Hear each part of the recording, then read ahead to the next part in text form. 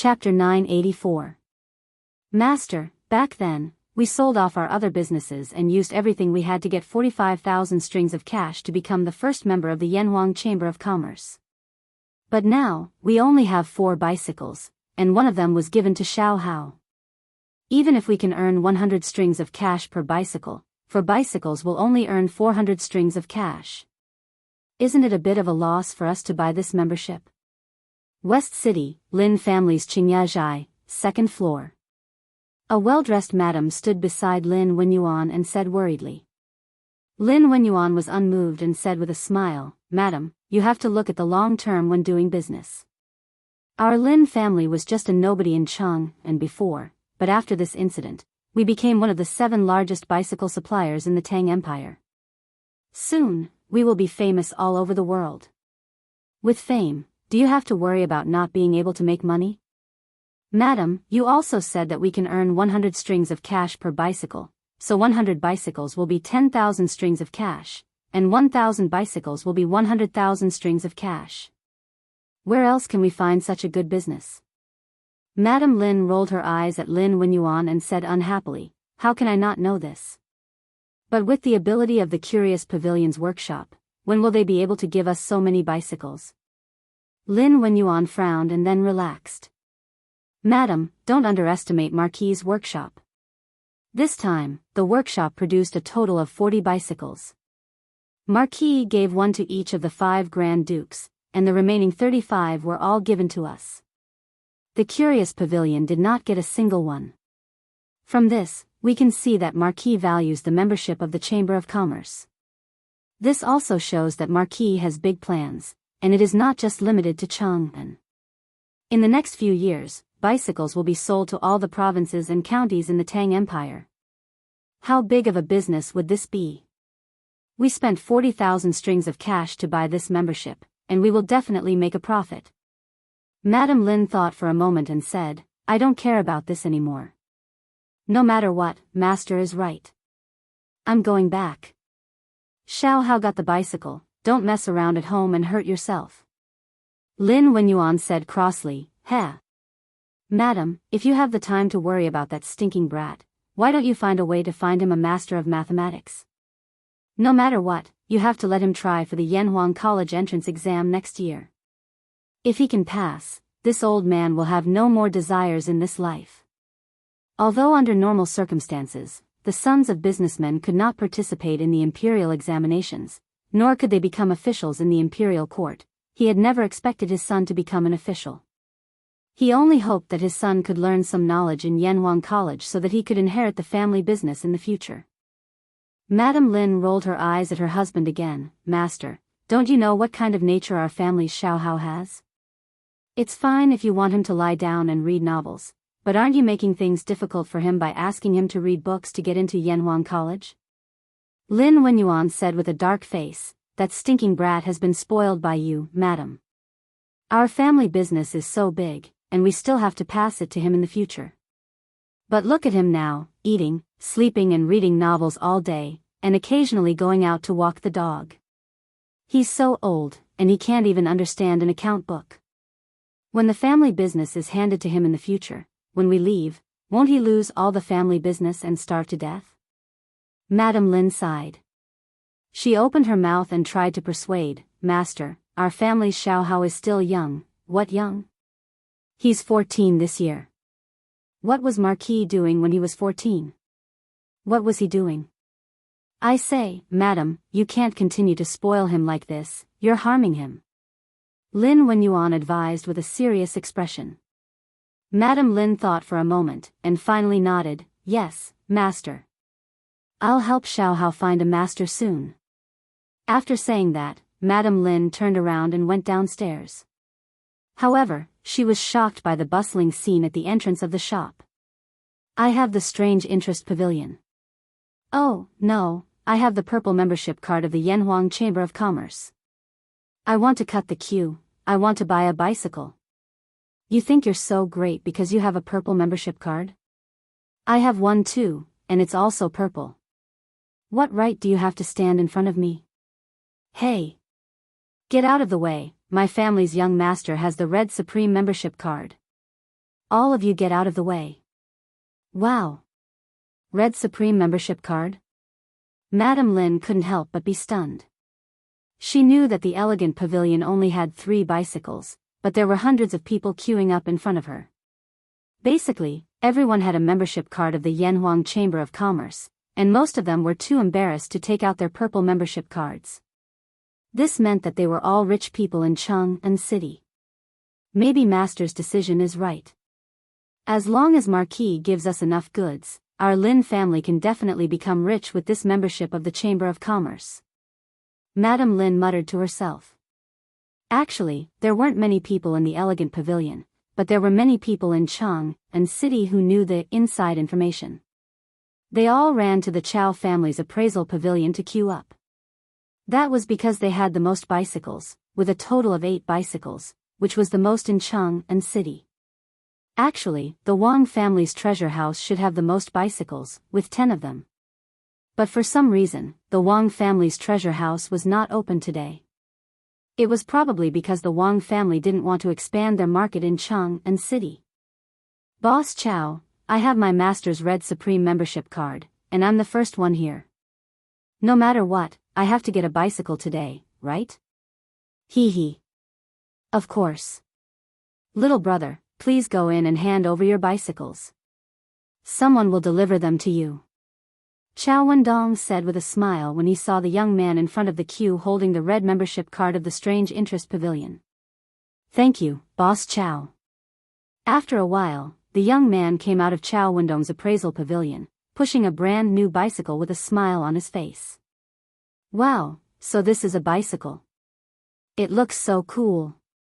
Tisk TSK, selling this bicycle for 400 strings of coins isn't expensive at all.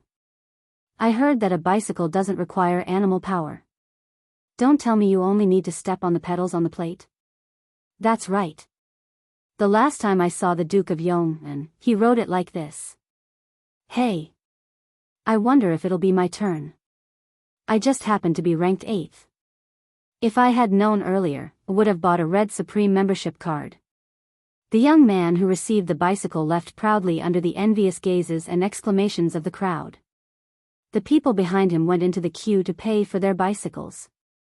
After the 7th person received his bicycle, Chow Xiaodong came out and clasped his hands to the crowd. He said apologetically, "Dear friends, I'm really sorry. All the bicycles in the appraisal pavilion are sold out today. Please come back another day. I'm really sorry." Hearing his words, the people in the queue couldn't stand it anymore. No, Boss Chow, you've only sold a few bicycles. How could they be sold out already? Yeah. I heard that your shop has 8 bicycles today. Where's the last one? Hurry up and give it to me. Chow Wendong smiled bitterly and said, "I'm really sorry. There were 8 bicycles originally, but I gave one to my son. Please come back another day when you have more bicycles." Chapter 985.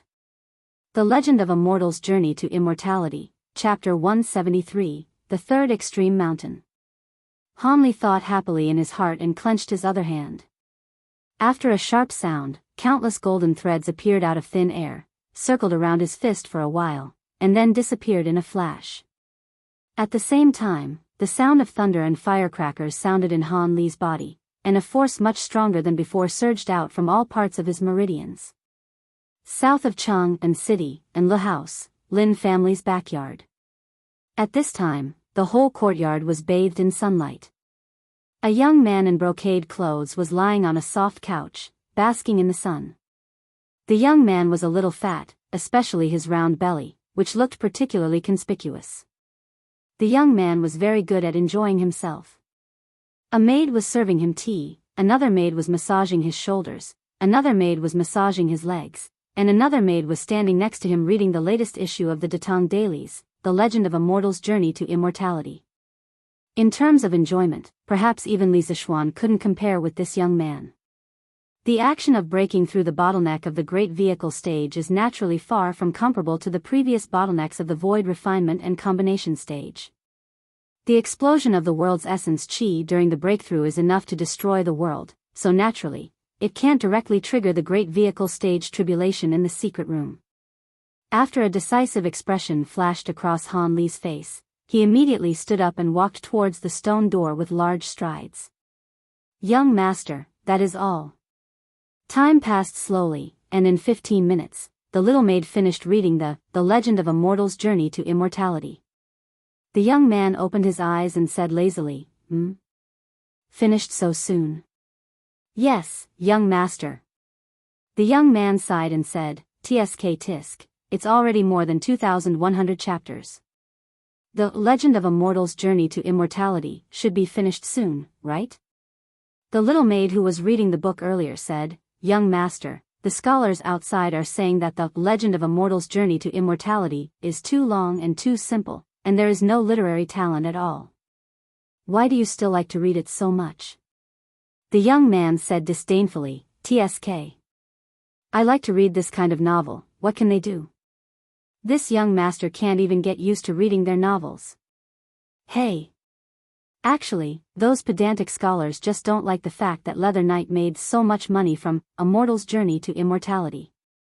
Just ignore them. If they have the ability, they can write a novel that is comparable to A Mortal's Journey to Immortality, and then come out and criticize it. Yes, that's right. There were already novels in the Tang dynasty, and there were quite a number of them. The history of the development of China's ancient novels was as follows. Before the Song dynasty, the classical short stories developed in a single line. During the Song and Yuan dynasties, classical short stories and vernacular short stories developed in a double line. Since the Ming dynasty, classical short stories, vernacular long stories and short stories developed in multiple lines, showing a colorful state. The Wei, Jin, Southern and Northern dynasties could be called childhood in ancient novels. At this time, there were also Zhi Ren and Zhi Guai novels, which were collectively called notebook novels. During this period, our country's novels were beginning to take shape, but these novels were not mature enough in terms of art. They were only rough sketches, and the characters they described could not be written with a complete image. Most of the stories they wrote were factual in nature, and lacked artistic fiction. The authors were just collecting anecdotes, not consciously creating novels.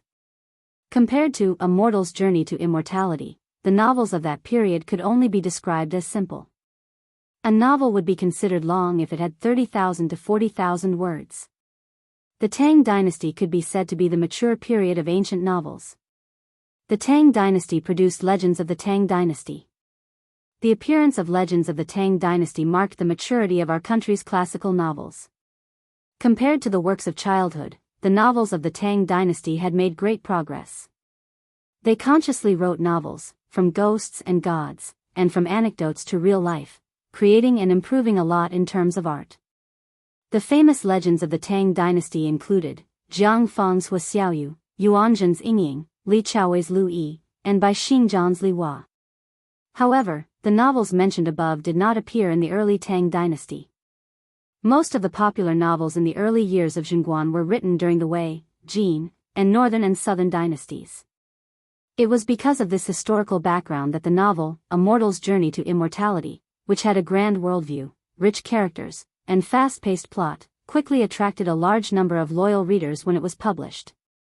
Those who complained that A Mortal's Journey to Immortality had no literary talent and no substance, who knew how many of them secretly read it?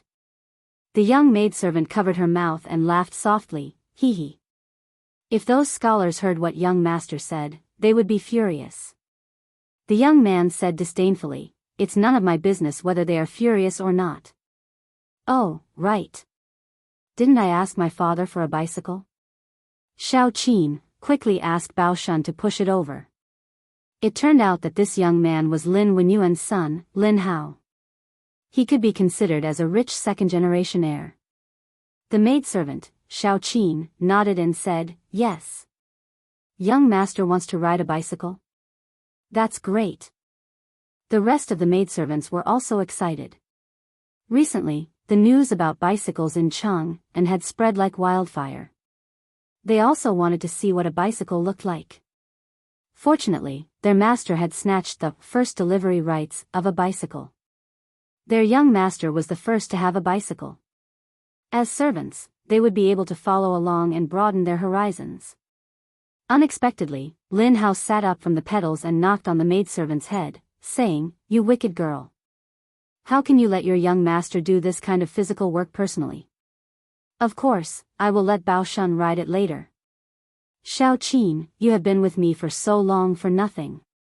"Ah. Young master." The maidservant, Xiao Qin, widened her eyes. She was thinking, young master, you let someone else ride the bicycle, then where is the fun in that? If this girl had transmigrated from the modern world, she would definitely not have such doubts, because she would understand that there was a type of bicycle called cloud riding. In the modern world, there was a group of people called otakus. Usually, they didn't want to make friends or fall in love, so they would do it through the internet cloud. If they didn't want to travel, they would use Google Earth or a game with a more outstanding style, such as the best car, Grand Theft Auto, to travel the world's famous rivers and mountains. However, Li Zixuan probably didn't expect that there would be such a real otaku like Lin Hao in the Tang dynasty. What ah? Hurry up and go. Lin Hao reprimanded, then lay down again. Oh.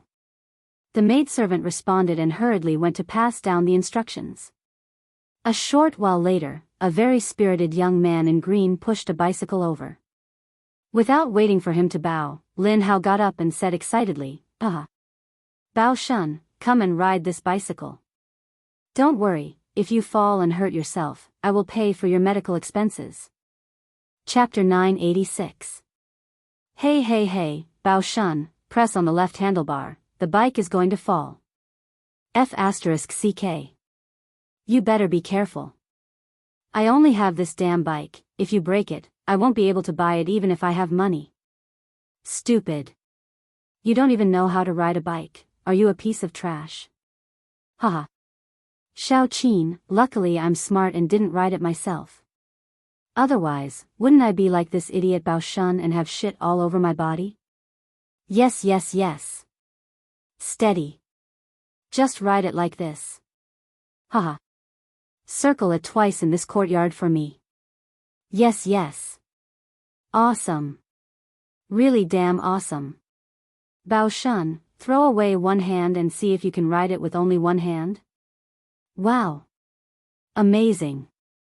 It really works. Let's see. In the backyard of the Lin family, under the instigation of Lin Hao, the servant Bao Shun began his journey of learning how to ride a bicycle.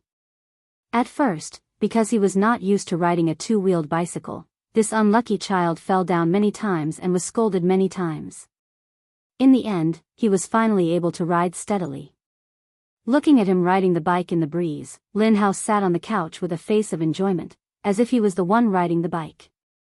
He really used the concept of riding in the clouds to the extreme, making the scalps of the four maidservants tingle. Cough cough. While they were laughing and chatting, a cold cough suddenly came from the side. Madam. The four little maidservants were the first to react from the joy brought to them by the bicycle. They bowed and said. It was Lin Wenyuan's wife who had returned from Shi City. Haha. Mother is back. Mother, come and sit. Xiao Hua, the weather is so cold, quickly pour a cup of hot water for my mother. Lin Hao noticed the movement beside him, turned around, and hurriedly stood up with a smile. Yes, young master. The maidservant who helped massage Lin Hao's legs before went to carry out the order.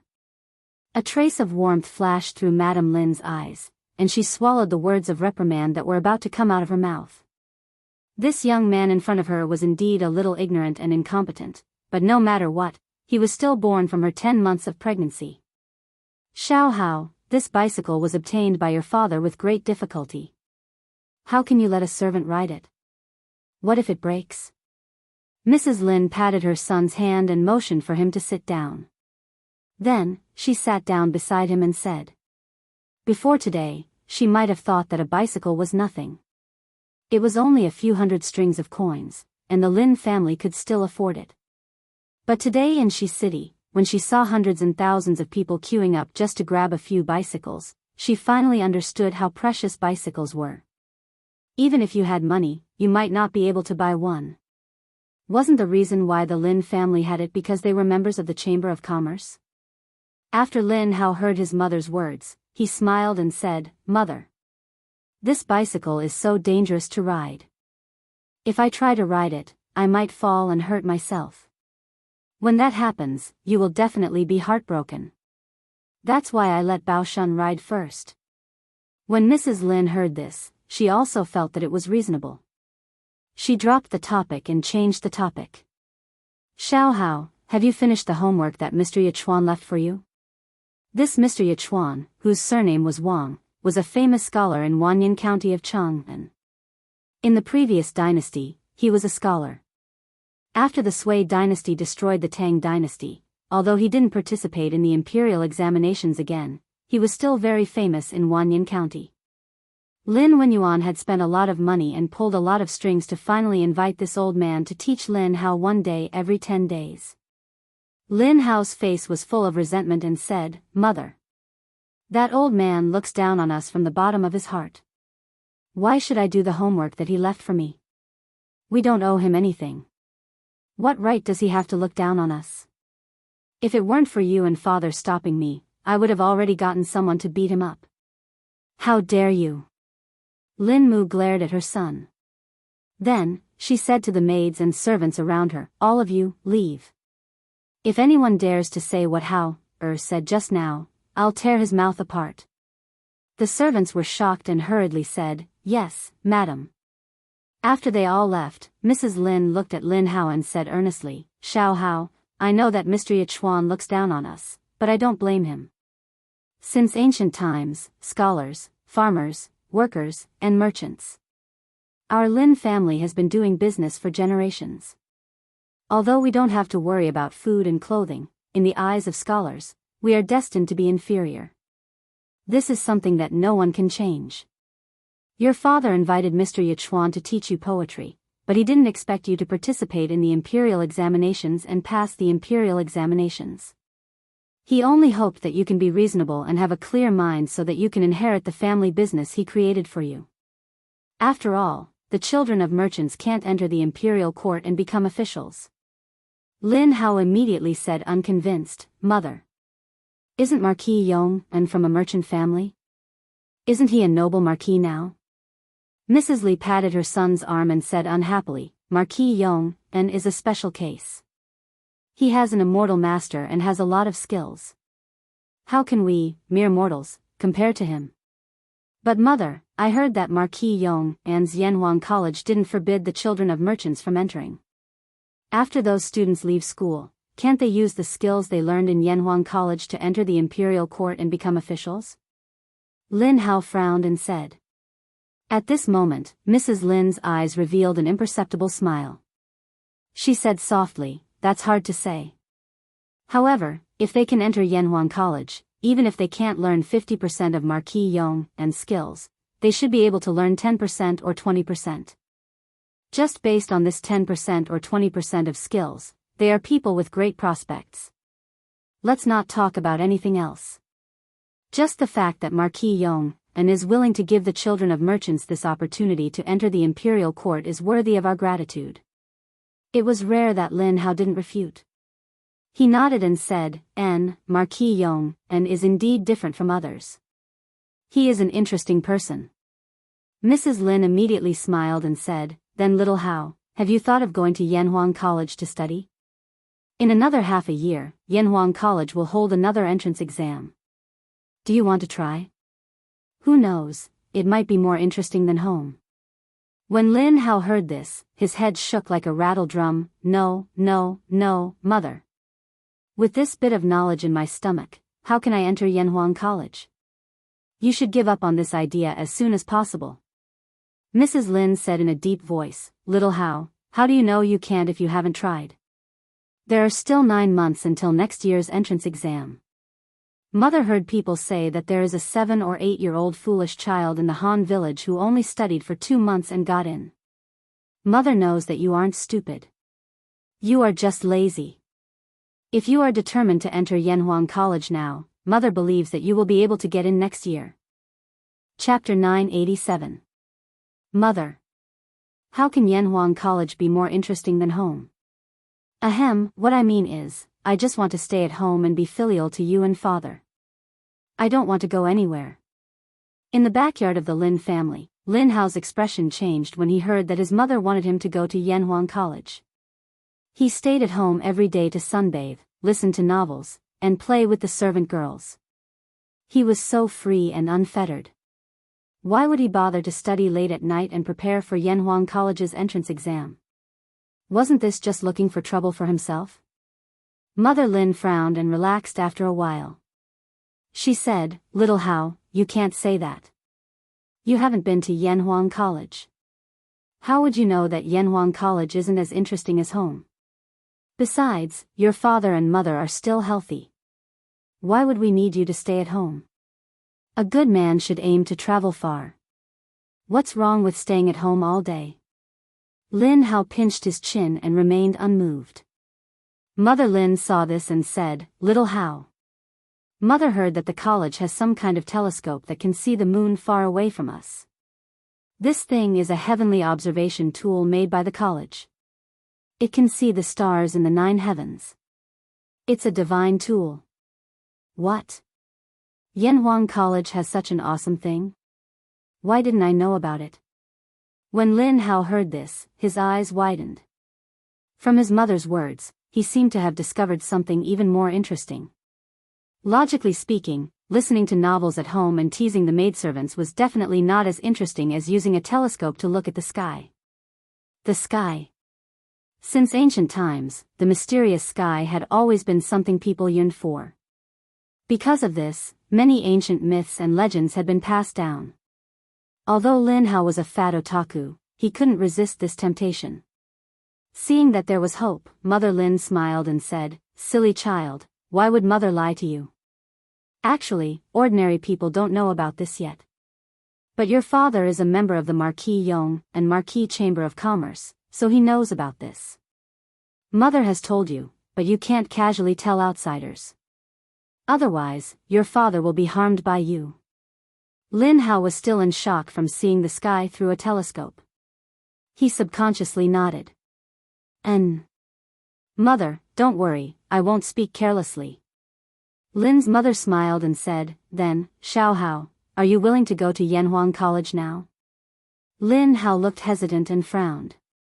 When Mama Lin saw this, she smiled and said, "Then I'll help you find a new mathematics teacher to tutor you.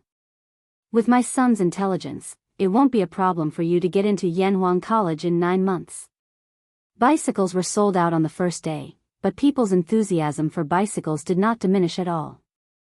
Instead, it became more and more intense. Bicyclists began to appear on the streets of Chang'an City. The convenience, magic, and speed of bicycles began to be known by more and more people. The tycoons of Chang'an were all eager to make a move. They waved their banknotes, or rather, copper coins, wanting to buy bicycles. However, the 7 first-run stores of bicycles announced on Datong Daily were all out of stock. They were still out of stock the next day, and still out of stock on the 3rd day. In a short period of time, bicycles became something that was truly priceless. It was rumored that there were already people who offered a high price of 800 strings of cash, hoping to buy a bicycle. "Shopkeeper's son, do you have any bicycles at Curious Pavilion? I'm willing to pay more." "Yes." "Shopkeeper's son, the price is negotiable. Do you have any bicycles here?" Some people who were looking for bicycles to no avail finally came to Curious Pavilion. They asked Sun Huayuan one after another. Sun Huayuan could only smile bitterly. "Dear customers, it's not that I don't want to sell you bicycles, but Curious Pavilion really is out of stock." "No, Mr. Sunday. In the past, all the new gadgets produced by the Strange Taste Pavilion were sold in the Strange Taste Pavilion. Why is there no stock this time?" "That's right. Why are Curious Pavilion's bicycles all distributed to other stores this time?" Many people were deeply surprised that Curious Pavilion wasn't part of the first batch of bicycles. Sun Huayuan explained, "This was arranged by my family's marquis.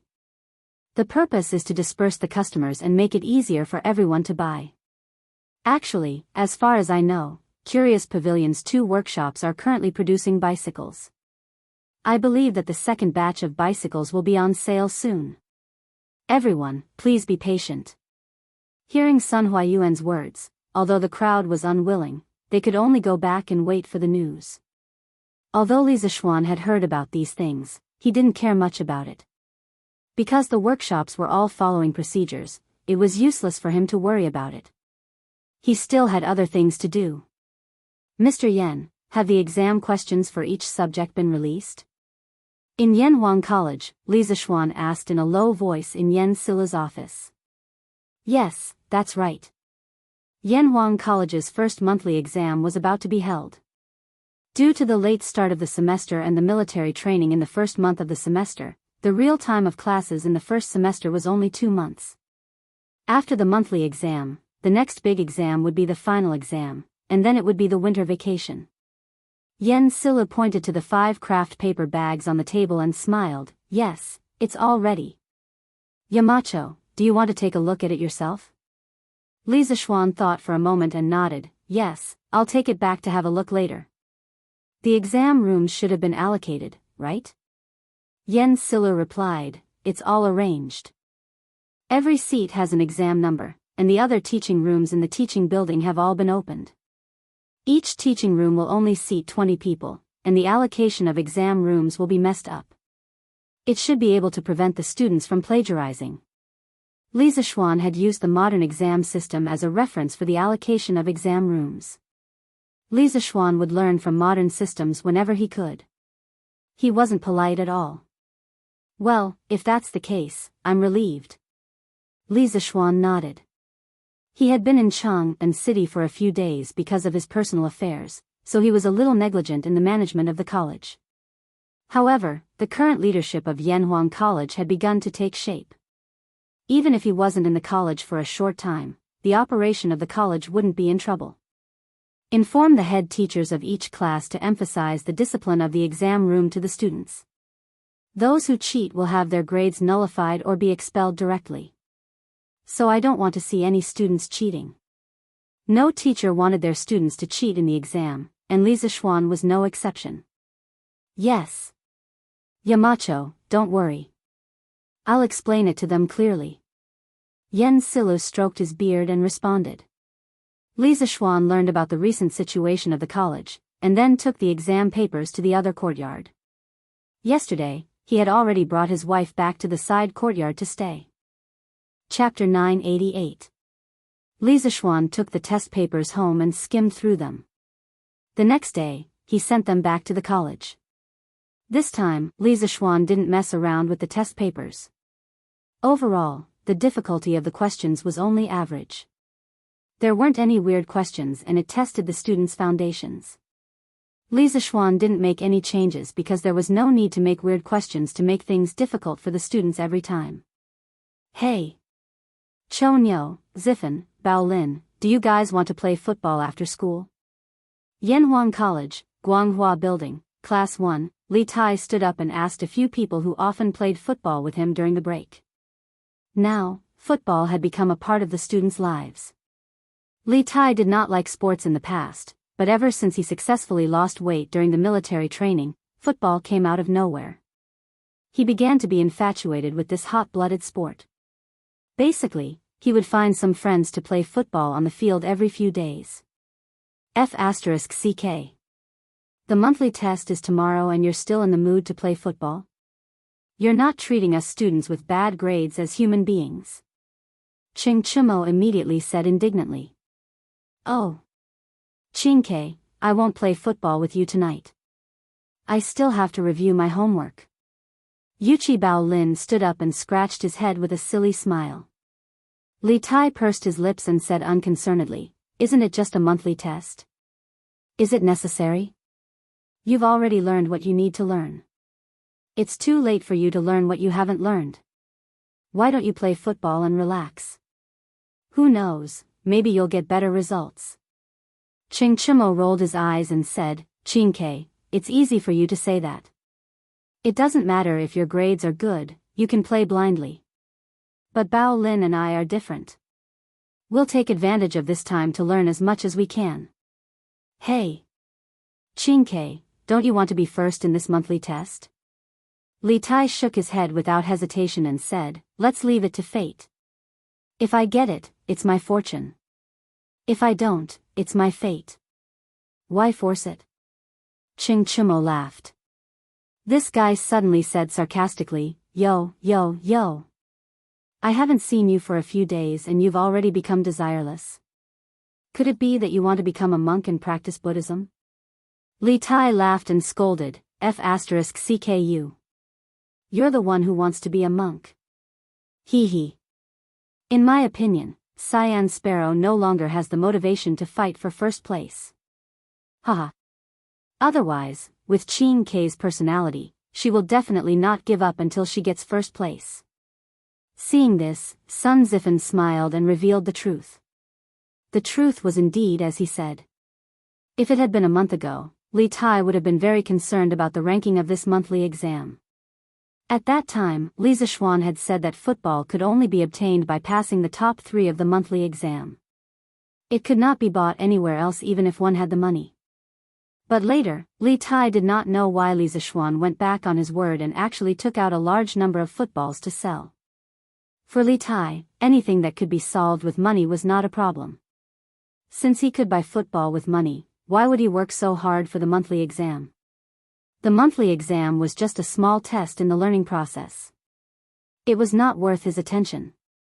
Hence, his very Buddha-like answer just now. Li Tai was seen through, but his expression did not change as he said, after the exam, I'll treat you to a meal at a small shop to celebrate.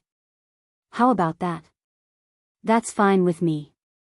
Then are you two going to play football in the afternoon? No. F***CK.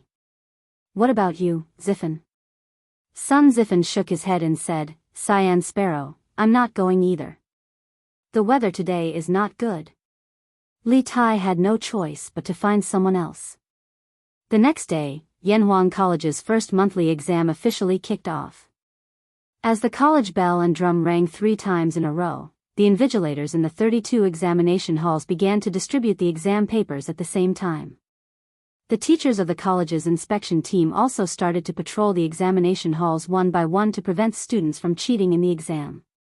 In fact, in terms of invigilation, Yanhuang College's monthly exam was almost as strict as the Tang Empire's imperial examination.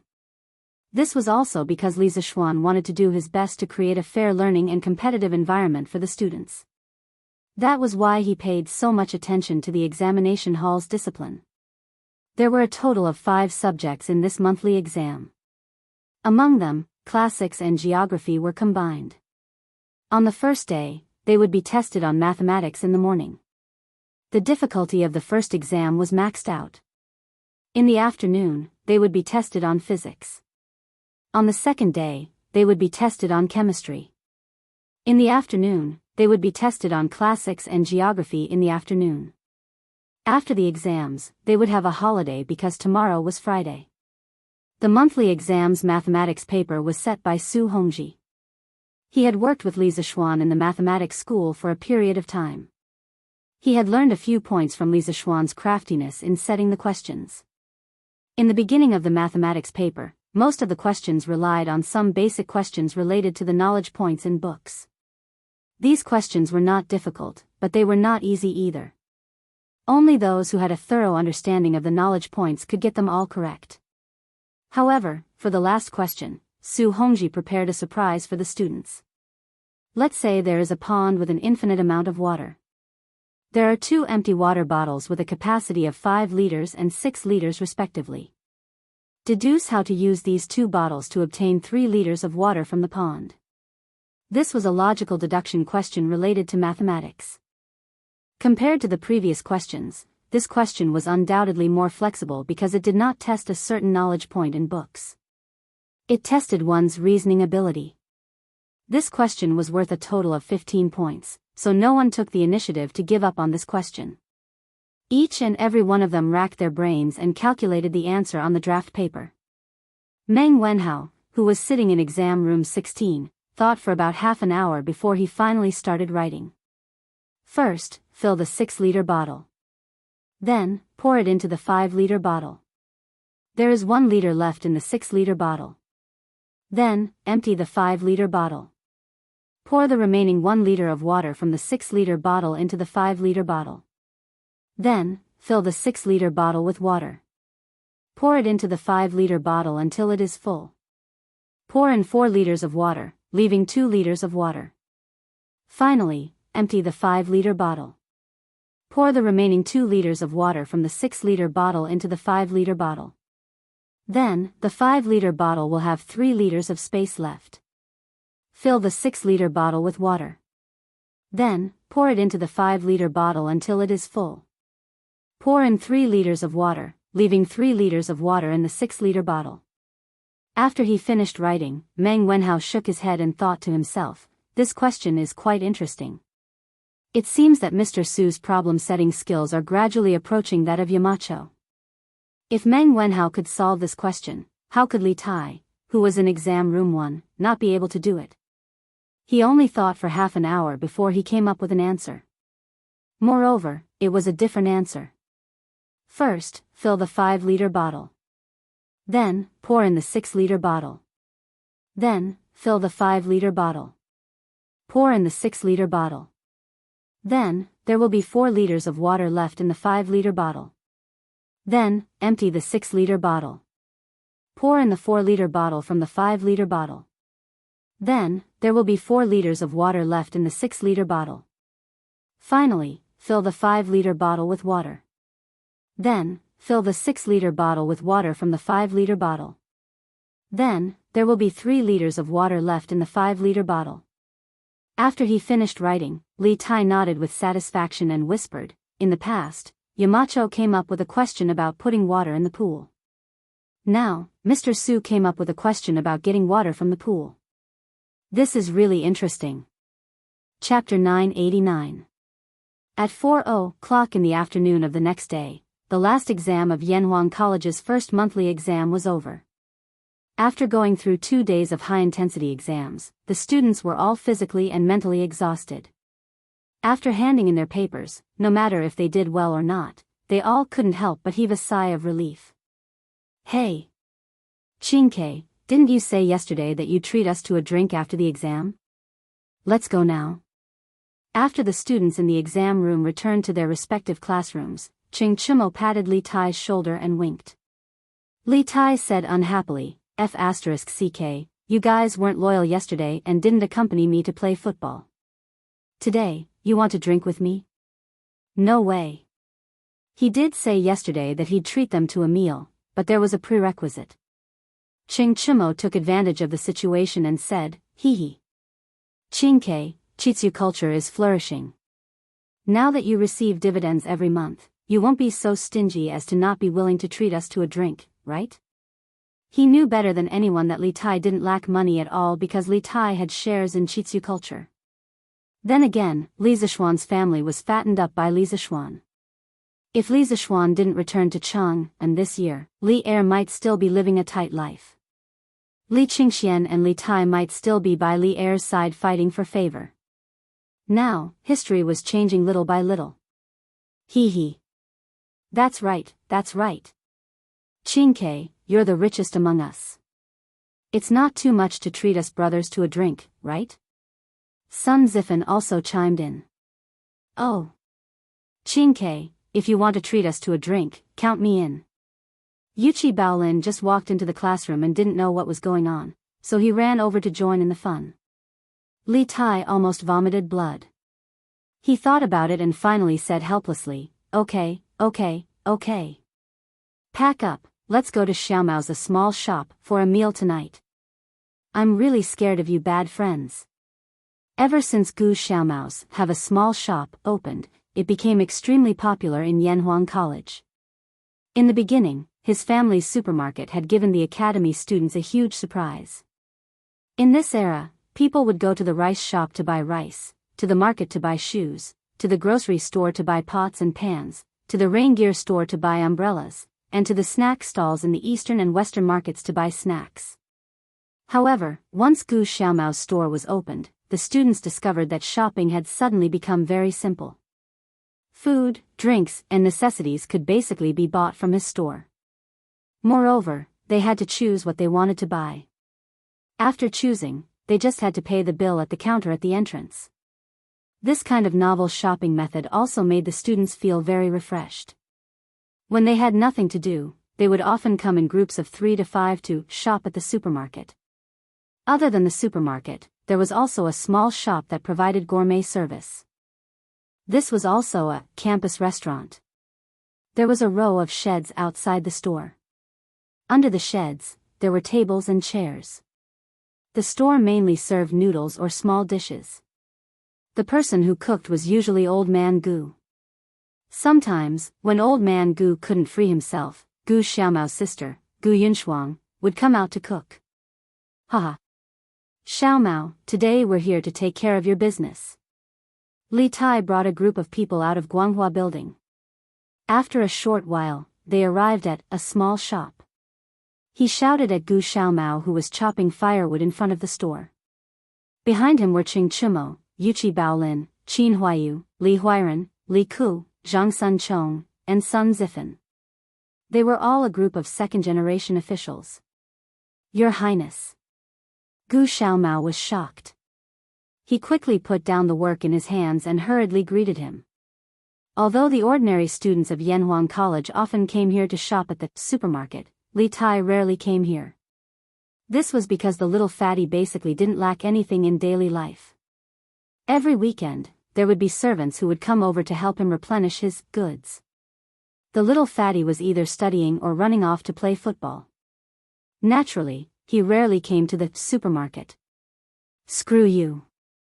How many times have I told you not to call me Your Highness? Just call me Qin. You just don't listen. Do you believe that I won't beat you up next time? Li Tai walked over and punched Gu Xiaomao's chest as he jokingly scolded him. When Yanhuang College was being built, one of them was the captain of the 8th team of the 1st Regiment, while the other was the vice-captain of the 8th team of the 1st Regiment. That construction life left a deep impression on Li Tai. At the same time, during that time, Gu Xiaomao took good care of Li Tai. Therefore, Li Tai treated Gu Xiaomao as a friend. He. This. Gu Xiaomao looked troubled. He really didn't dare to call Li Tai's name directly. Forget it. I won't make things difficult for you. Xiaomao, I'm inviting my friends over for drinks today. Make some good food and think of a way to get some girls. Li Tai saw this and helplessly patted Gu Xiaomao's shoulder. At the same time, he felt a little disappointed. Actually, he wanted to casually make friends like ordinary people. Hey! Everyone, please wait. The drinks and dishes will be here soon. Gu Xiaomao breathed a sigh of relief and immediately beamed with joy. Hey. We haven't eaten together in a long time. Xiaomao, why don't you come over for a drink later?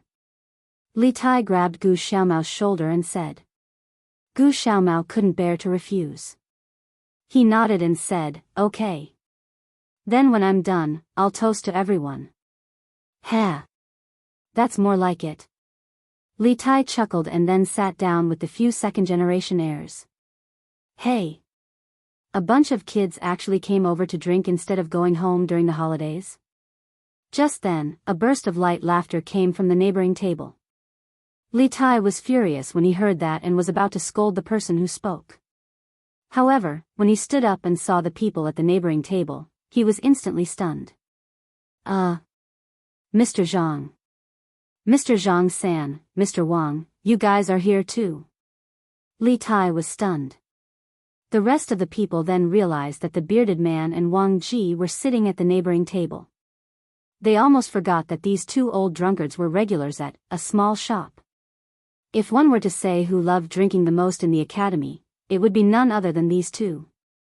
In the past, Wang Ji felt a little lonely in the academy by himself. However, after the bearded man was subdued by Li Zishuan and joined the academy, the two drunkards were immediately attracted to each other as if there was a magnet attached to their bodies. The powerless Wang Ji actually became good friends with the bearded man, the top expert in the world, just like that. The miraculous changes in the world were truly unpredictable. Greetings, Mr. Zhang-san, Mr. Wang. Qing Chimo, Sun Zifan, and Li Ku hurriedly went over and bowed to the bearded man and Wang Ji. As students, they went to the tavern to drink and ended up bumping into their teachers. Whoever met them would be King embarrassed. Chapter 990. Haha. You guys continue drinking. Just treat us two old men as if we don't exist. Have a small shop. Wang Ji looked at the embarrassed faces of Li Tai and the rest. He laughed, put down his glass, and said, but young people shouldn't drink too much. Just a little taste is enough. After all, strong alcohol is harmful to the body. The old man acted like a good teacher educating the younger generation. He completely forgot that he was an old drunkard. How could he have the right to advise others to drink less? Sir, you're right. We'll remember that. Li Tai cupped his hands and said politely. Go ahead. Wang Ji waved his hand and continued drinking. Li Tai sat down and looked at Li Ku, Zhang Sun Chong, and Qing Chimo. Although Wang Ji said that they didn't need to care about him and the bearded man, it was still awkward for two tables to eat at the same place. Ahem. Little Ku, how did you do in the monthly exam this time? In order to break the awkward atmosphere as soon as possible, Li Tai had no choice but to find something to talk about. Li Ku looked at his brother and replied, it should be okay. Most of the questions this time were things that the teachers had talked about before. It didn't feel as difficult as the entrance exam 2 months ago. Sun Zifan interrupted, hey. King of Han, you're right. The monthly exam questions this time were set by the teachers of the academy. The previous entrance exam questions were mostly set by the Yamacho. It's definitely more difficult. After all, not many people can understand the thinking of the Yamacho. Wang Ji, who was drinking at the next table, twitched his eyelids. The old drunkard seemed to have thought of something, and his face changed slightly. Ha! Sun Zifan, you're talking nonsense again. Why do I feel that the two exams are equally difficult? Qing Chimo rolled his eyes and slammed the table. Pfft! Everyone burst out laughing. Haha. Chon Yo, if there's an exam that you think is easy, then I think the person who set the exam should be kicked out of the academy by the Yamacho. Li Tai said with a strange smile. CK. Qing K, you're cursing people in a roundabout way again. Next time on the court, I'll definitely torture you. Qing Chimo immediately glared back at him. The dishes are here. The dishes are here. At this moment, Gu Xiaomao walked over with 2 plates of food and shouted. Yo! This is stir-frying. One of the 2 dishes was stir-fried pickled cabbage. There was pickled cabbage in the Tang dynasty. Due to the high price of salt and the lack of vegetables in winter, pickled cabbage was considered a relatively luxurious dish in winter, and the other dish was fried chicken with scallions. Seeing these 2 dishes, Li Tai raised his eyebrows and said with some surprise. Hey! My sister made this by imitating the dishes in the academy's cafeteria and using lard. Gu Xiaomao put down the plate, scratched his head, and said embarrassedly. The Drunken Immortal restaurant had been popular in Chang, and for almost a year, and there were many restaurants that imitated its dishes. Although the taste was not as authentic as the Drunken Immortal restaurant, the stir-frying was already accepted by many people. Yanhuang College's cafeteria also had many stir-frying dishes, and in order to reduce costs, they used lard. Then your sister is also quite good. Xiaomao, bring some wine. Li Tai chuckled. After a while, the dishes were all served, and the group that followed Li Tai could no longer hold back. TSK. I didn't expect that the taste of the dishes in our academy's cafeteria would be comparable to some of the restaurants in Chang'an. Amazing. Qing Chimo sniffed and took a deep breath. He looked as if he was drooling as he praised. Haha. True gold is not afraid of red fire, and good wine is not afraid of deep alleys. Ugly cow, the surface does not mean the interior is exquisite. A small place can also produce good food, At this moment, Wang Ji and the bearded guest at the next table had finished eating. The two drunkards stood up drunkenly. Wang Ji walked over and patted Ching Chumo on the shoulder. You guys go ahead and eat. This old man and Mr. Zhang San will leave first. Xiao Mao. Bill. Wang Ji said to Gu Xiao Mao while swaying. Hey. Brother Wang, this meal is on me, how can I let you pay for it? The bearded guest interrupted with a red face. Oh. Did Brother Zhang say that before? Why didn't I know? Wang Ji was probably a little drunk. The old man knocked his head and said, Okay. Brother Zhang, you go and pay the bill. Xiao Mao, how much is it in total? Mr. Wang, Mr. Zhang San, it's 2 strings of coins and 300 copper coins. Why don't you come back another day? Gu Xiao Mao calculated for a moment, looked at the 2 drunkards, and said worriedly. Actually, it was not that the food here was expensive. It was mainly because Wang Ji and the bearded guest came here to drink good wine. In the end, it was hard not to be expensive. But the 2 of them were drunk now, and it was impossible for them to have so much money on them. That was why he suggested this. Burp. Let me see. The bearded guest touched the money bag on him and found that there were only a few hundred copper coins.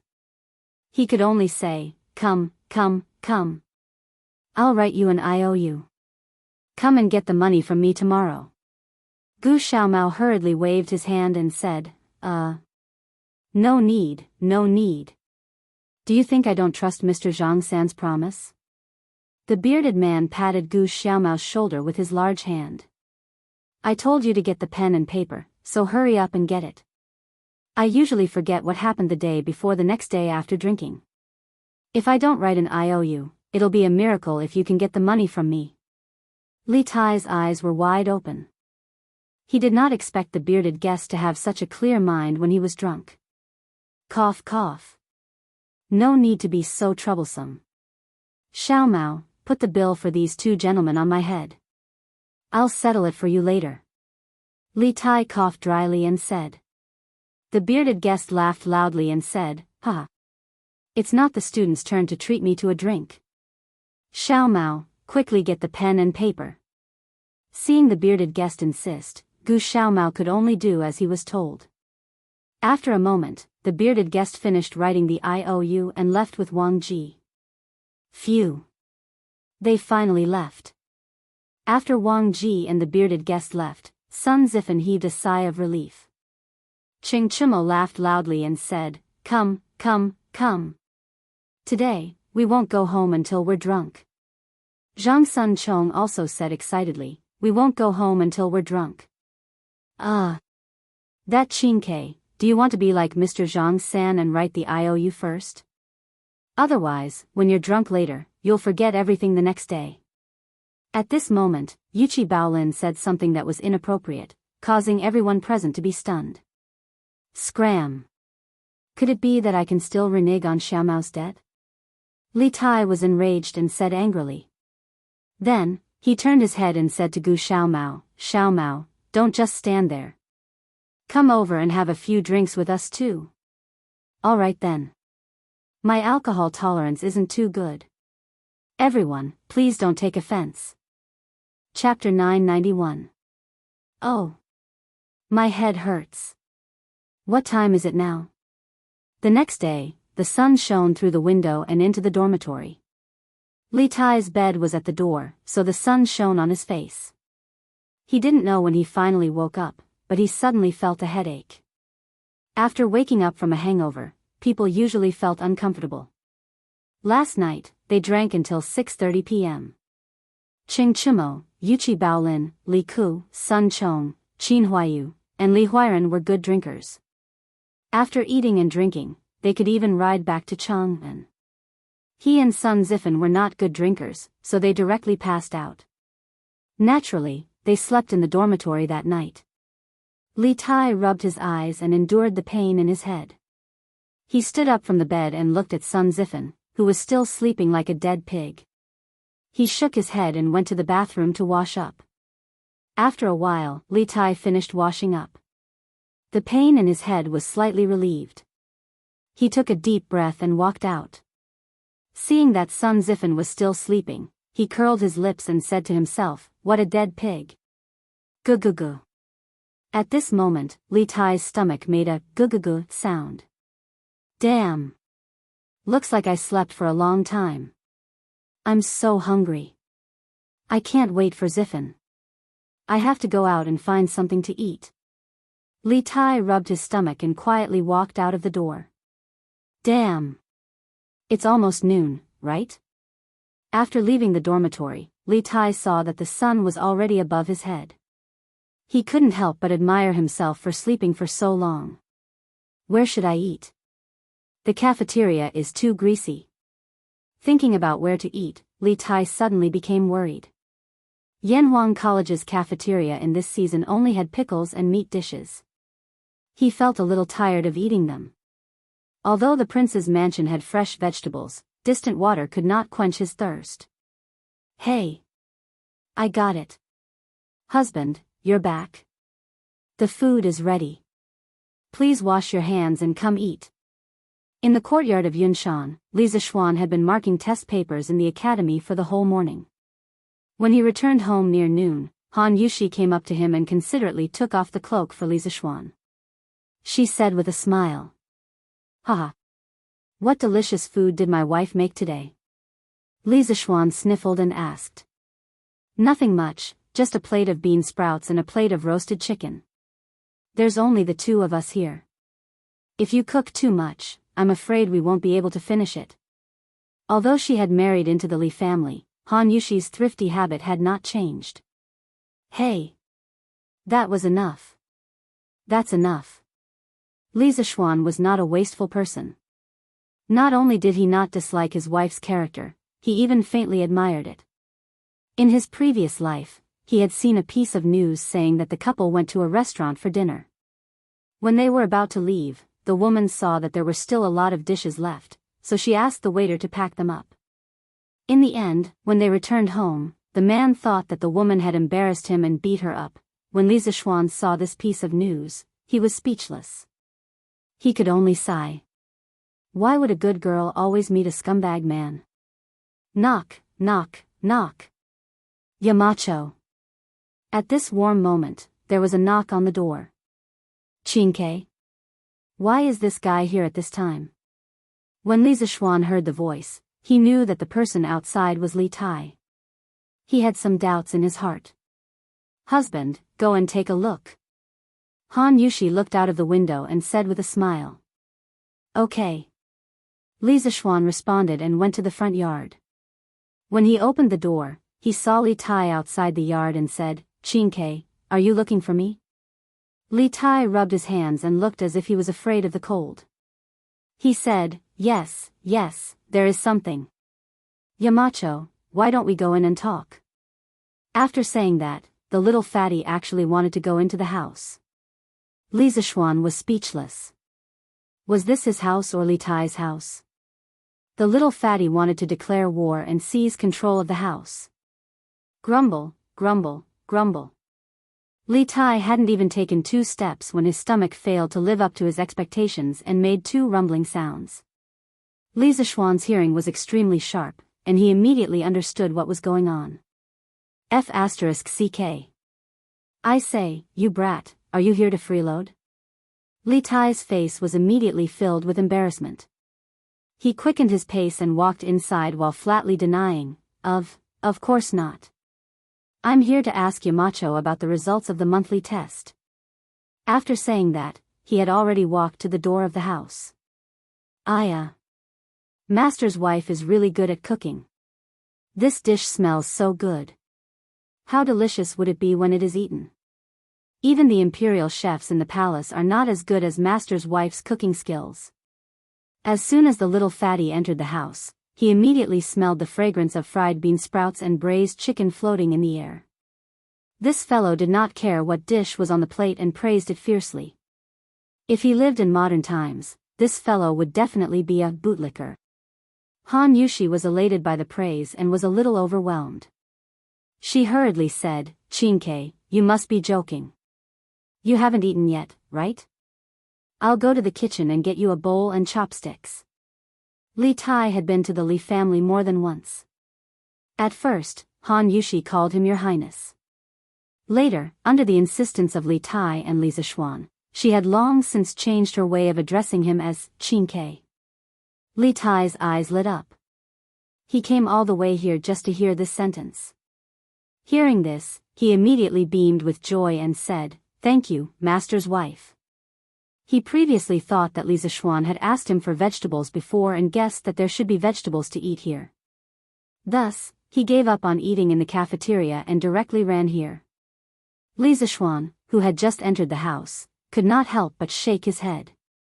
He thought to himself that this little fatty was becoming less and less arrogant as a dragon's descendant. He could actually do such a thing as freeloading.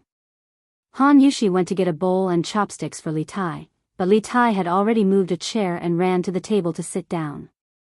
At this time, he saw that there were only 2 dishes on the table and could not help but be a little disappointed.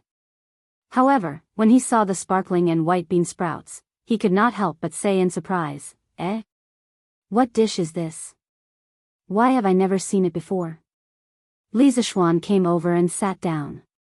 He picked up a bean sprout with his chopsticks and ate a mouthful of rice as he said unhappily, "This is bean sprout. It's taken from the sprouts of soybean seedlings and stir-fried." Li Tai's eyes lit up and said, "So it's vegetables. That's great. I want to try it."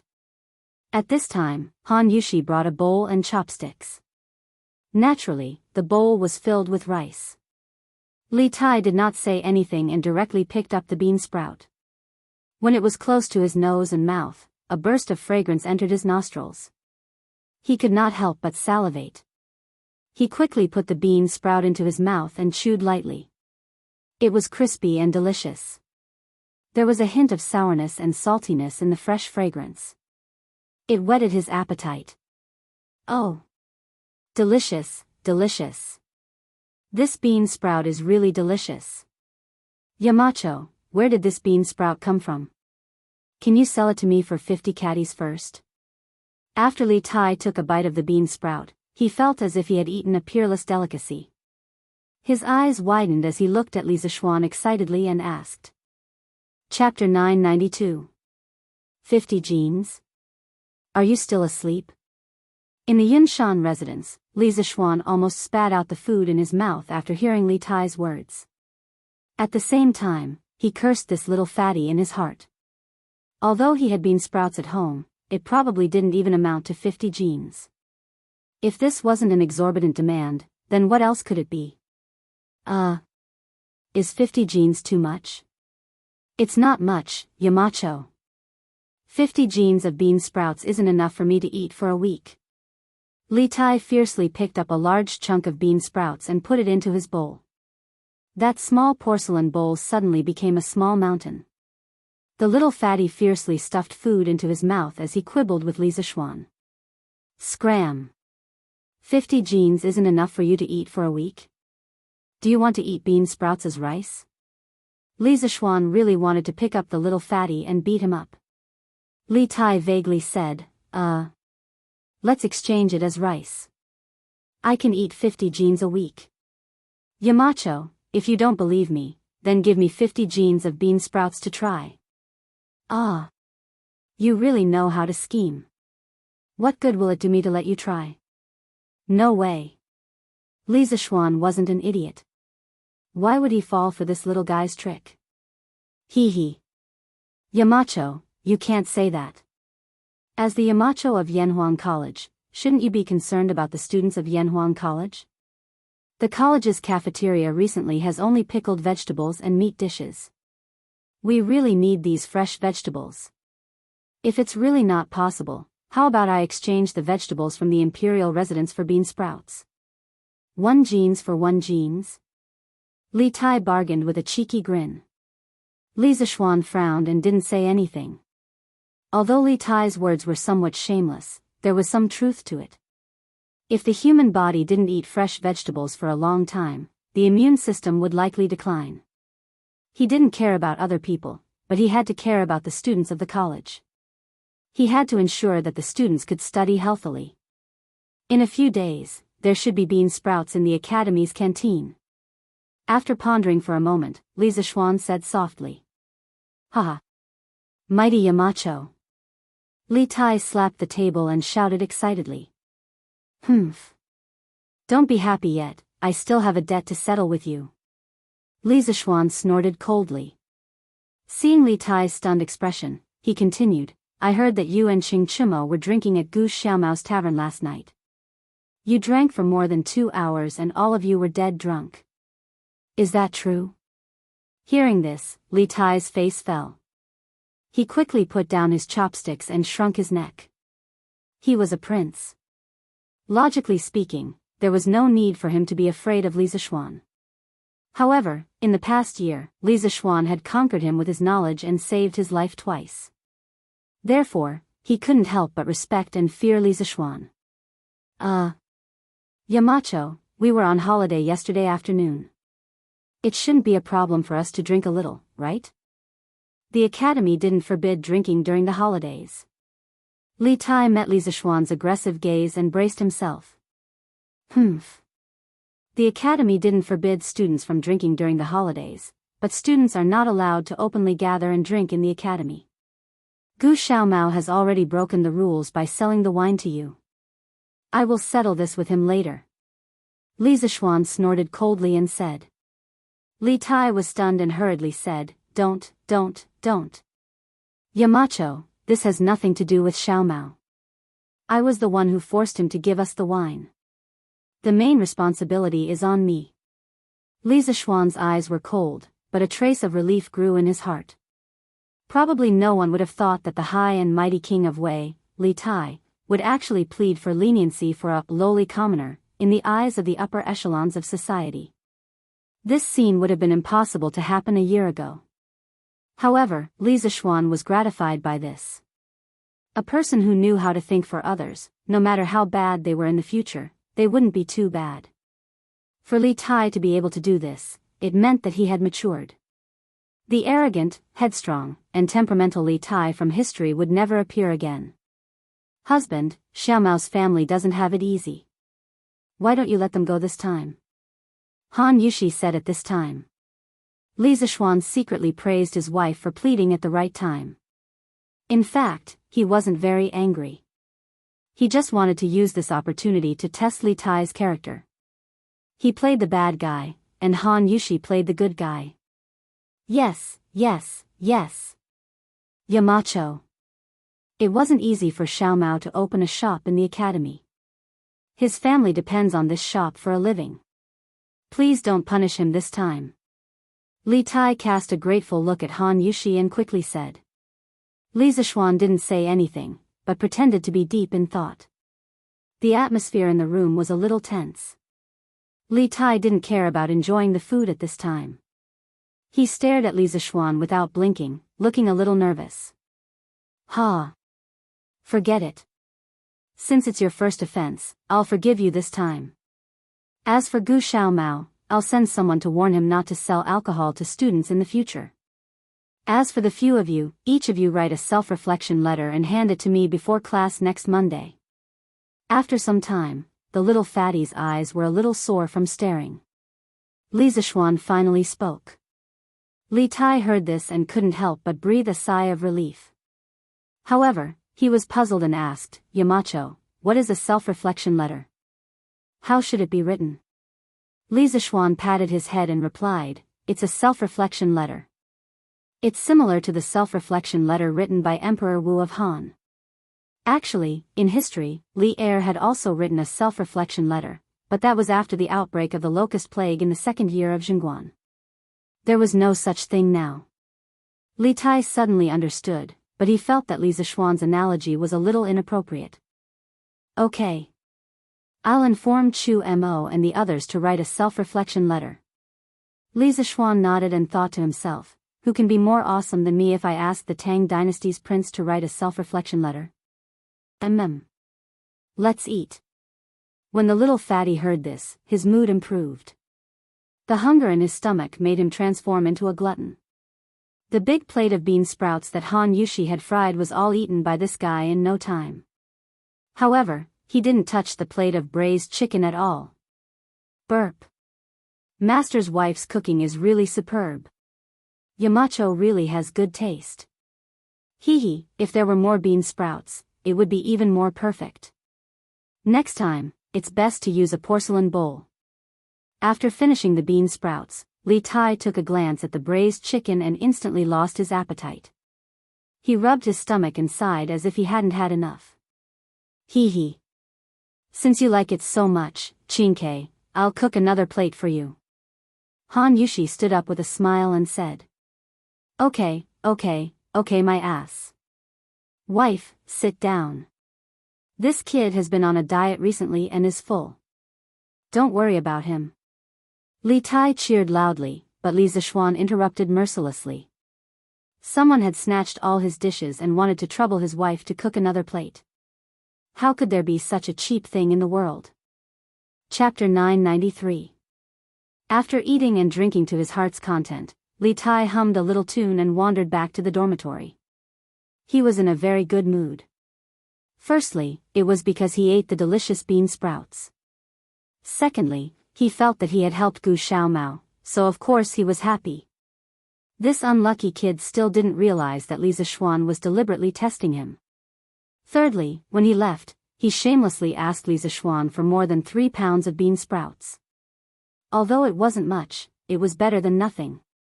When he returned to the dormitory, Li Tai saw that there was no one in the dormitory. After thinking for a while, he guessed that Sun Zifen should have gone to the cafeteria to eat. The little fatty smiled proudly and put the bag of bean sprouts he got from Li Zishuan on the bed. Then, he rubbed his stomach and lay on his bed contentedly. He planned to go back to Chang and directly after taking a nap. Soon, a wave of sleepiness hit him, and Li Tai fell asleep in a daze. Sigh. It's so uncomfortable. Everything I eat doesn't taste right. I don't know where Chinke went to eat at noon, but I didn't see him in the cafeteria. On the path of Yanhuang College, Sun Zifen, who had just come out of the cafeteria, muttered gloomily. Logically speaking, it was hard to have an appetite after waking up from a hangover. Don't tell me he's already back in Chang'an. F***ck. That's too much, he didn't even tell me when he went back to Chang'an. That's not right. Why is there a sound from inside? Sun Zifen muttered indignantly when he reached the dormitory door. Suddenly, he heard a snoring sound, which made him a little suspicious. Hoo. Sun Zifen took out the key from his sleeve and opened the door. Instantly, the snoring sound became louder. F***ck. This guy didn't go back to Chang'an. At least he has a conscience. Seeing Li Tai sleeping soundly on the bed at the door, Sun Zifen felt a little better. They should drink together and go home together. Yo! What's this? And it's wrapped so tightly. Sun Zifen was about to return to his own bed to sleep when he inadvertently caught a glimpse of a package of oiled paper at Li Tai's bedside. He didn't know what was wrapped in it, but it looked like there was a lot of things inside. Sun Zifen's curiosity was immediately piqued. Hey! Could it be the delicious food that Chinke brought back from the academy? Haha! What a good friend. Then I won't hold back. Sun Zifen was trying to gauge Li Tai with the greatest kindness. The corners of his mouth curled up into a smile, and his hand subconsciously reached out to grab the oiled paper package. Don't move. Without any warning, Li Tai suddenly sat up from the bed. Bang! At this time, Sun Zifen was bending over to pick up the package at the head of the bed. He was shocked by Li Tai and his head hit the beam of the upper bunk. Ouch! F***ck. So Chinke, you haven't slept yet. Sun Zifen cried out in pain and staggered 2 steps as he angrily said to Li Tai. F***ck.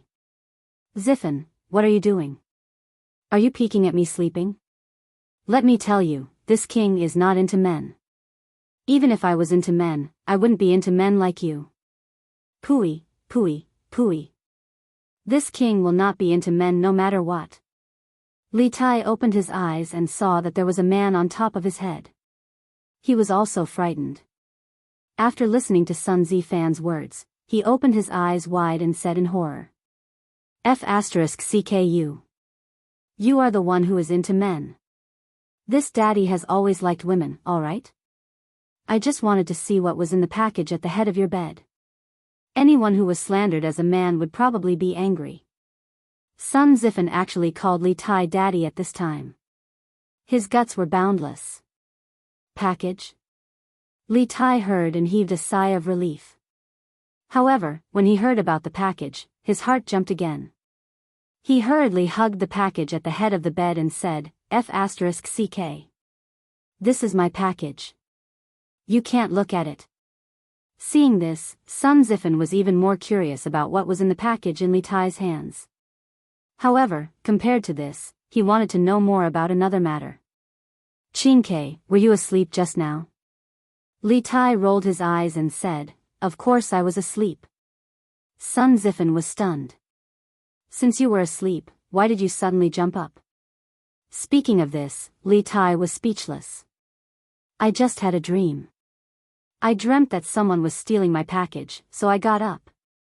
F***CK. Who are you lying to? If you don't want to say it, then forget it. Sun Zifen was furious. He felt like he had been played for a fool. Li Tai was too lazy to explain. TSK. Forget it if you don't believe me. After a while, Sun Zifen could not help but ask, Qingke, what's in the package? Why are you being so secretive? Li Tai hurriedly said, It's nothing. It's just some trinkets. Sun Zifen said in disbelief, Trinkets? What are you doing if it's a trinket? Quick, let me see what it is. After saying that, he went up to snatch it. F***CK. Stop it. It's really a trinket. It's definitely useless to you. Li Tai panicked and hurriedly hid the package behind his back. Sun Zifen was even more unconvinced. Hey. If you don't open it and let me see, then we'll just wait like this. If I don't sleep, you don't sleep either. Li Tai's fat face darkened. He could only accept his bad luck to have met such a shameless friend. He said in exasperation, F***CK. You win. Come here. I'll let you take a look. Let me say this first. You can only look, not touch. Yes, yes, yes. Of course. Sun Zifen agreed readily. Although Li Tai did not believe that Sun Zifen would do as he said, in order to avoid being pestered by this guy, he could only take out the package and open a small opening. Dozens of tender and white bean sprouts were immediately exposed. F***CK. I thought it was some kind of treasure. Isn't it just bean sprouts? Although the bean sprouts in the package were a little too white, no matter how white they were, weren't they still bean sprouts? After Sun Zifen saw it, he was instantly disappointed. Li Tai hurriedly wrapped the bean sprouts and said with a smile, I told you that this thing would definitely be useless to you. You didn't believe me. Sun Zifen waved his hand and immediately lost interest. He returned to his bed and was about to lie down to sleep when he suddenly remembered that there should not be so many bean sprouts in this season. Hence, he asked, Qingke, where did you get these bean sprouts? Also, why did you get these bean sprouts? Li Tai thought for a moment and began to make up a story. I got them from Yamacho. Yamacho asked me to take them back and plant them. He said that he wanted me to understand the principle of reaping what you sow. This is a profound knowledge. Reaping what you sow? Sun Zifen muttered a few words. Inexplicably, many doubts arose in his heart. But at this time, a wave of sleepiness hit him, causing his eyelids to start to droop. He could only go to sleep with doubts in his heart. However, a few days later, he would probably have the intention to kill Li Tai. What the F***CK do you mean by reaping what you sow? I really believed in your nonsense. Chapter 994. Wife, later on, ask Uncle Wang to purchase a batch of soybeans, the more the better. After purchasing them, mobilize all the servants in the residence to distribute bean sprouts. When the time comes, send a portion to the academy and another portion to the Drunken Immortal restaurant. Li Zishuan said to Han Yushi when he left the Yunshan residence in the afternoon. Yes. Husband wants to start a bean sprouts business? Han Yushi responded and asked again. Yes. Since we plan to introduce bean sprouts to the academy's cafeteria, why not take out a portion to sell in Chang'an City? If we don't make money, what are we if not fools? Li Zishuan smiled and said. Actually, at the very beginning, he didn't plan to sell the bean sprouts. His purpose of making bean sprouts was to give his family a change of taste so that they could eat vegetables in this season. However, what Li Tai said earlier made a bit of sense. He was the Yamacho of Yanhuang College, and the students in the academy were all his students. He couldn't leave something good for himself and not share it. Therefore, when Li Tai left, Li Zishuan had already made up his mind to introduce bean sprouts to the academy's cafeteria. Since there were bean sprouts in the cafeteria, how could there be no drunken immortal restaurant? After all, no one would complain about having too much money. Oh, if you ask all the servants in the residence to help distribute bean sprouts, aren't you afraid that our method will be leaked? Han Yushi blinked and suddenly thought of a problem and quickly asked. Now, the bean sprouts in the Li family were all personally prepared by her, Xiao He, and Xiao Shi, so naturally, there wouldn't be any leaks. However, if there were more people involved, then it would be hard to say. When Li Zishuan heard this, his eyes narrowed slightly and he said coldly, if it's leaked, then so be it. It's not something valuable. Even if our family doesn't have this income, we won't collapse. Wife, just ask Uncle Wang to do as I say. Han Yushi's eyes showed some doubts, but she finally nodded and said, don't worry, husband. I will tell Uncle Wang. Yes. Then I'll go to the academy. After saying that, Li Zishuan left the room. Feiji, for the time being, you don't have to stay by my side and protect me. Go back to Chang'an and keep an eye on the mansion. See if there are any servants acting strangely or colluding with outsiders. If there is, don't alert them. Wait for me to go back and deal with it. On the way, Li Zishuan suddenly instructed Pang Feiji, who was beside him. Pang Feiji was startled. After a while, he regained his senses. His expression changed as he said in a low voice, Marquis suspects that there is a spy in the residence. Li Zishuan smiled and said casually, no. I'm just trying to see if there's a spy in our residence. Han Yushi's words earlier had indeed given him a warning. Since ancient times, benefits had moved people's hearts. With his current identity and status, he could ignore the benefits brought by bean sprouts, but what about the others? Would others not care as much as he did? If there was no spy, then he would use the bean sprouts to make money. If there was a spy, then he would not lose out. He could use the bean sprouts to clean up the disloyal servants in the residence. This could prevent more losses in the future. In short, you can make a killing, but I will definitely not lose out. Pang Feiji was a little confused. He did not quite understand what Li Zishuan meant. Li Zishuan smiled and said, you don't have to worry about anything else. Just do as I say. Yes. Marquis. I'll return to Chang'an tomorrow. Pang Feiji bowed and cupped his fists. Add oil. Add more salt. It's too little, add more. Add bean sprouts. Stir fry. Add onions, add onions.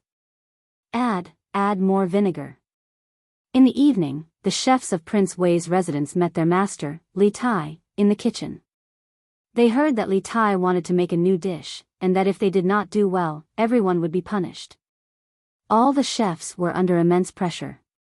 They raised their spirits and carried out Li Tai's orders meticulously. How did Li Tai know how to stir-fry bean sprouts? He heard it from Han Yushi in the afternoon. Now, the little fatty was applying what he had learned. He personally demonstrated what it meant to cook with one's mouth. Your Highness, can we take the wok out? The chef who was in charge of cooking felt that it was about time, so he carefully turned his head and asked.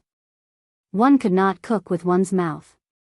Without the help of these experienced chefs, Li Tai would not be able to stir-fry a plate of fragrant bean sprouts based on the information given by Han Yushi. Most of the time, Li Tai would only talk about the general process. the specific details would still depend on the experience of the chefs. Yes. You can take the wok out.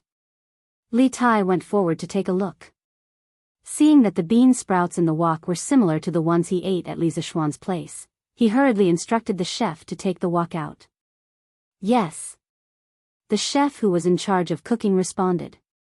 Then, he picked up the wok and poured the bean sprouts into a porcelain plate that was prepared beforehand. The tender white sprouts were wrapped in oil droplets. Reflecting the light of the setting sun that shone in through the window, it looked even more appetizing.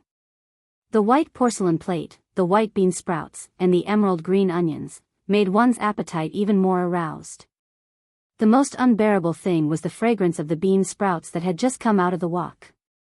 The fragrance of such fresh vegetables was extremely rare in winter. Yes. Not bad. There will be rewards for all of you. In a while, all of you can go and get your rewards from Officer Wu. Li Tai went forward and sniffed. He was in a good mood and said to everyone in the kitchen. Thank you, Your Highness. Everyone heaved a sigh of relief and hurriedly bowed to thank him. Li Tai was about to instruct the servants to bring the dishes to the main hall when he suddenly paused inexplicably, as if he had thought of something.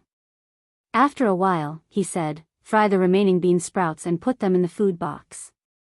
This prince is going to the palace. Yes, Your Highness. The people in the kitchen bowed and answered. A quarter of an hour later, Li Tai carried an exquisite wooden food box and rode a carriage toward the palace. Reporting to Your Majesty, Prince Wei requests an audience. West Court of the Imperial Palace, Empress Jiangxuan's bedroom. Li Er was eating with Empress Jiangxun when the palace maid outside the door suddenly came in and bowed. Qingke? Let him in.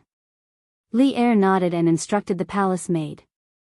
Then, he looked at Empress Jiangxun and said with a smile, "Oh. How strange. This boy actually thought of his father and mother? Your Majesty, what are you saying? Back then, you agreed to let Qingke study at Yanhuang College. Now that Qingke is busy with her studies and doesn't often enter the palace, Your Majesty is blaming her."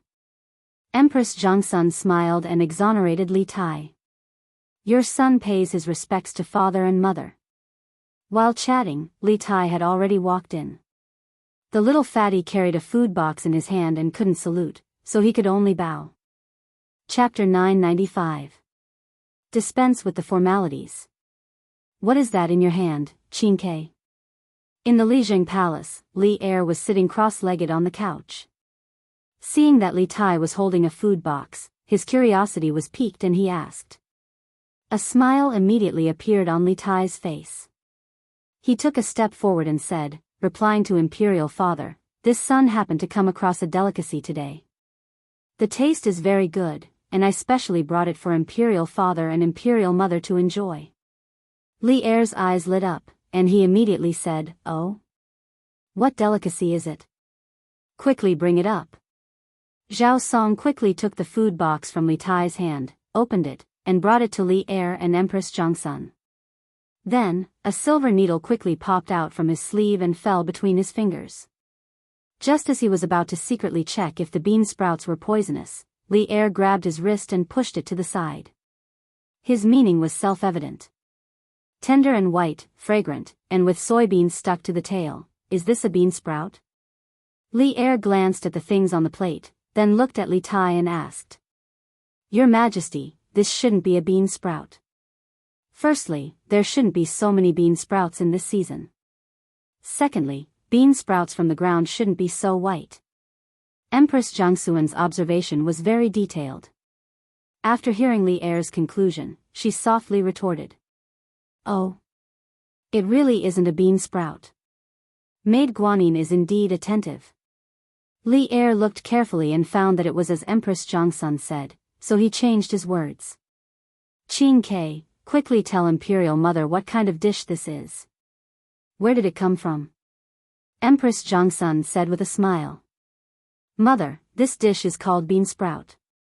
It is raised with clear water and changed the water daily. When the stem is an inch long, it is stir-fried in a pot to obtain this delicacy. Li Tai stepped forward and answered. I see. Empress Jiangsun was enlightened.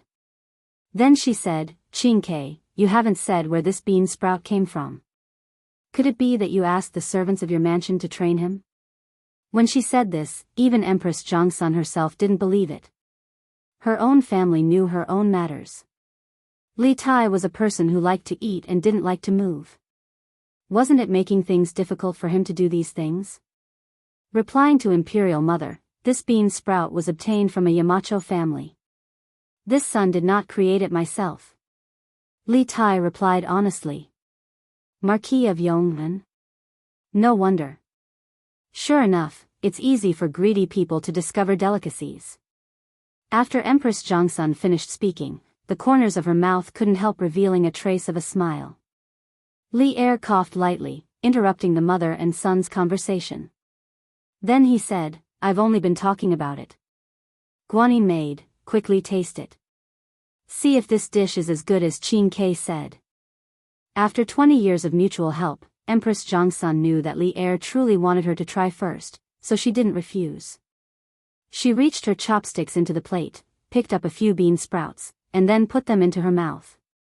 Her eyes seemed to brighten a bit. How is it? Li Er asked. Yes. It was fragrant and juicy, crispy and sweet, with a hint of sourness. It was very appetizing. Your Majesty, please try it too. Empress Jiangsun smiled and said. Li Er nodded, picked up a bean sprout with his chopsticks, and put it into his mouth. Yes. Not bad, not bad.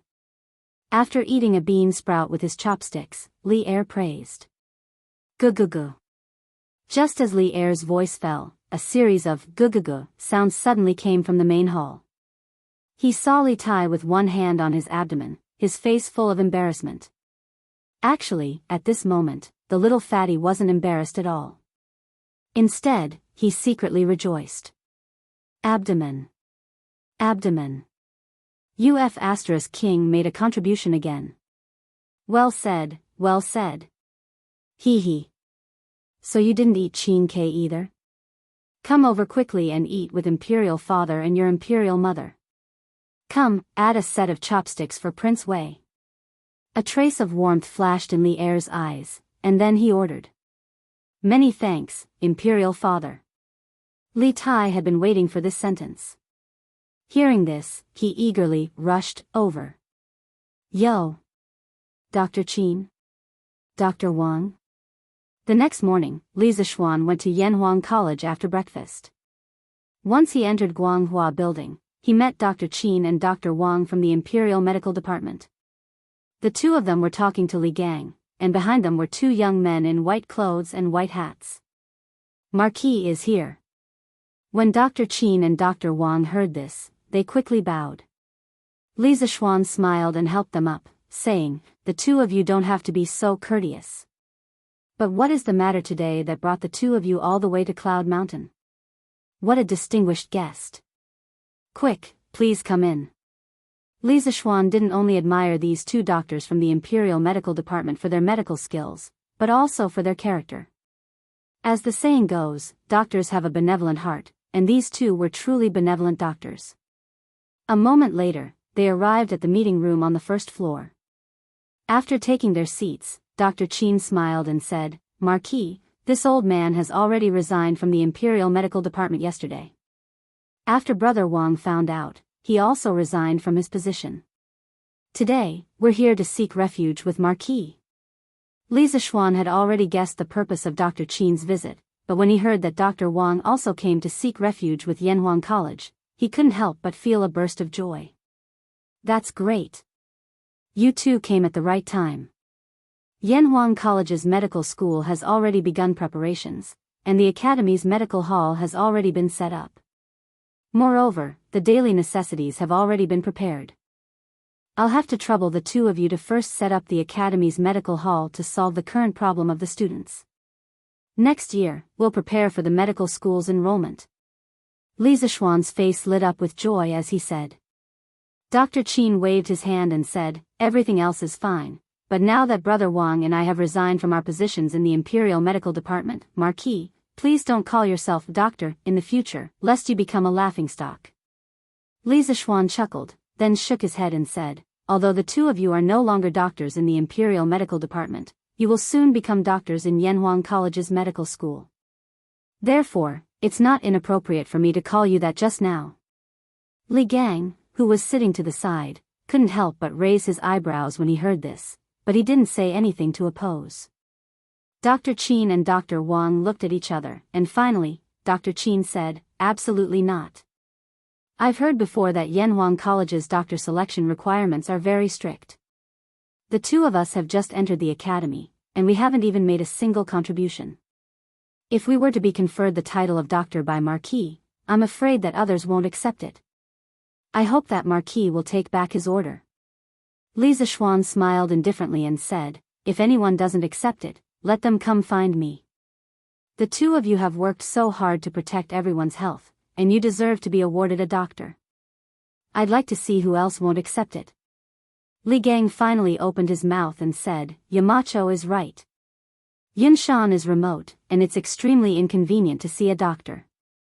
If a student is sick, they have to be sent to Chang'an City. Therefore, the Academy's medical hall is very necessary. The two of you should also be worthy of the title of Doctor of the Academy. Chapter 996. Thank you for your trust, Marquis and Mr. Li. In the conference room, the two doctors from the Imperial Medical Department cupped their hands and said to Li Zishuan and Li Gang. Li Zishuan waved his hand and said, you don't have to thank me. As long as the two of you can help run the Academy's medical center, it will be the best reward for me. Later, I will give you a copy of the medical center's regulations. In the future, all the medical centers in the Tang dynasty will follow the Academy's medical center. Dr. Qin said solemnly, Marquis, don't worry. The two of us will do our best. Li Zishuan smiled and looked at the two young people behind Dr. Qin and Dr. Wang. He asked, the two doctors haven't introduced them to us yet. Dr. Wang hurriedly said, oh. Look at our memory. Marquis, they are my and brother Qin's students in the Imperial Medical Department. He is Zhou Zichang and Gao Guangwen. When they knew that brother Qin and I were leaving the Imperial Medical Department, they dropped out of the Imperial Medical Department and followed us here.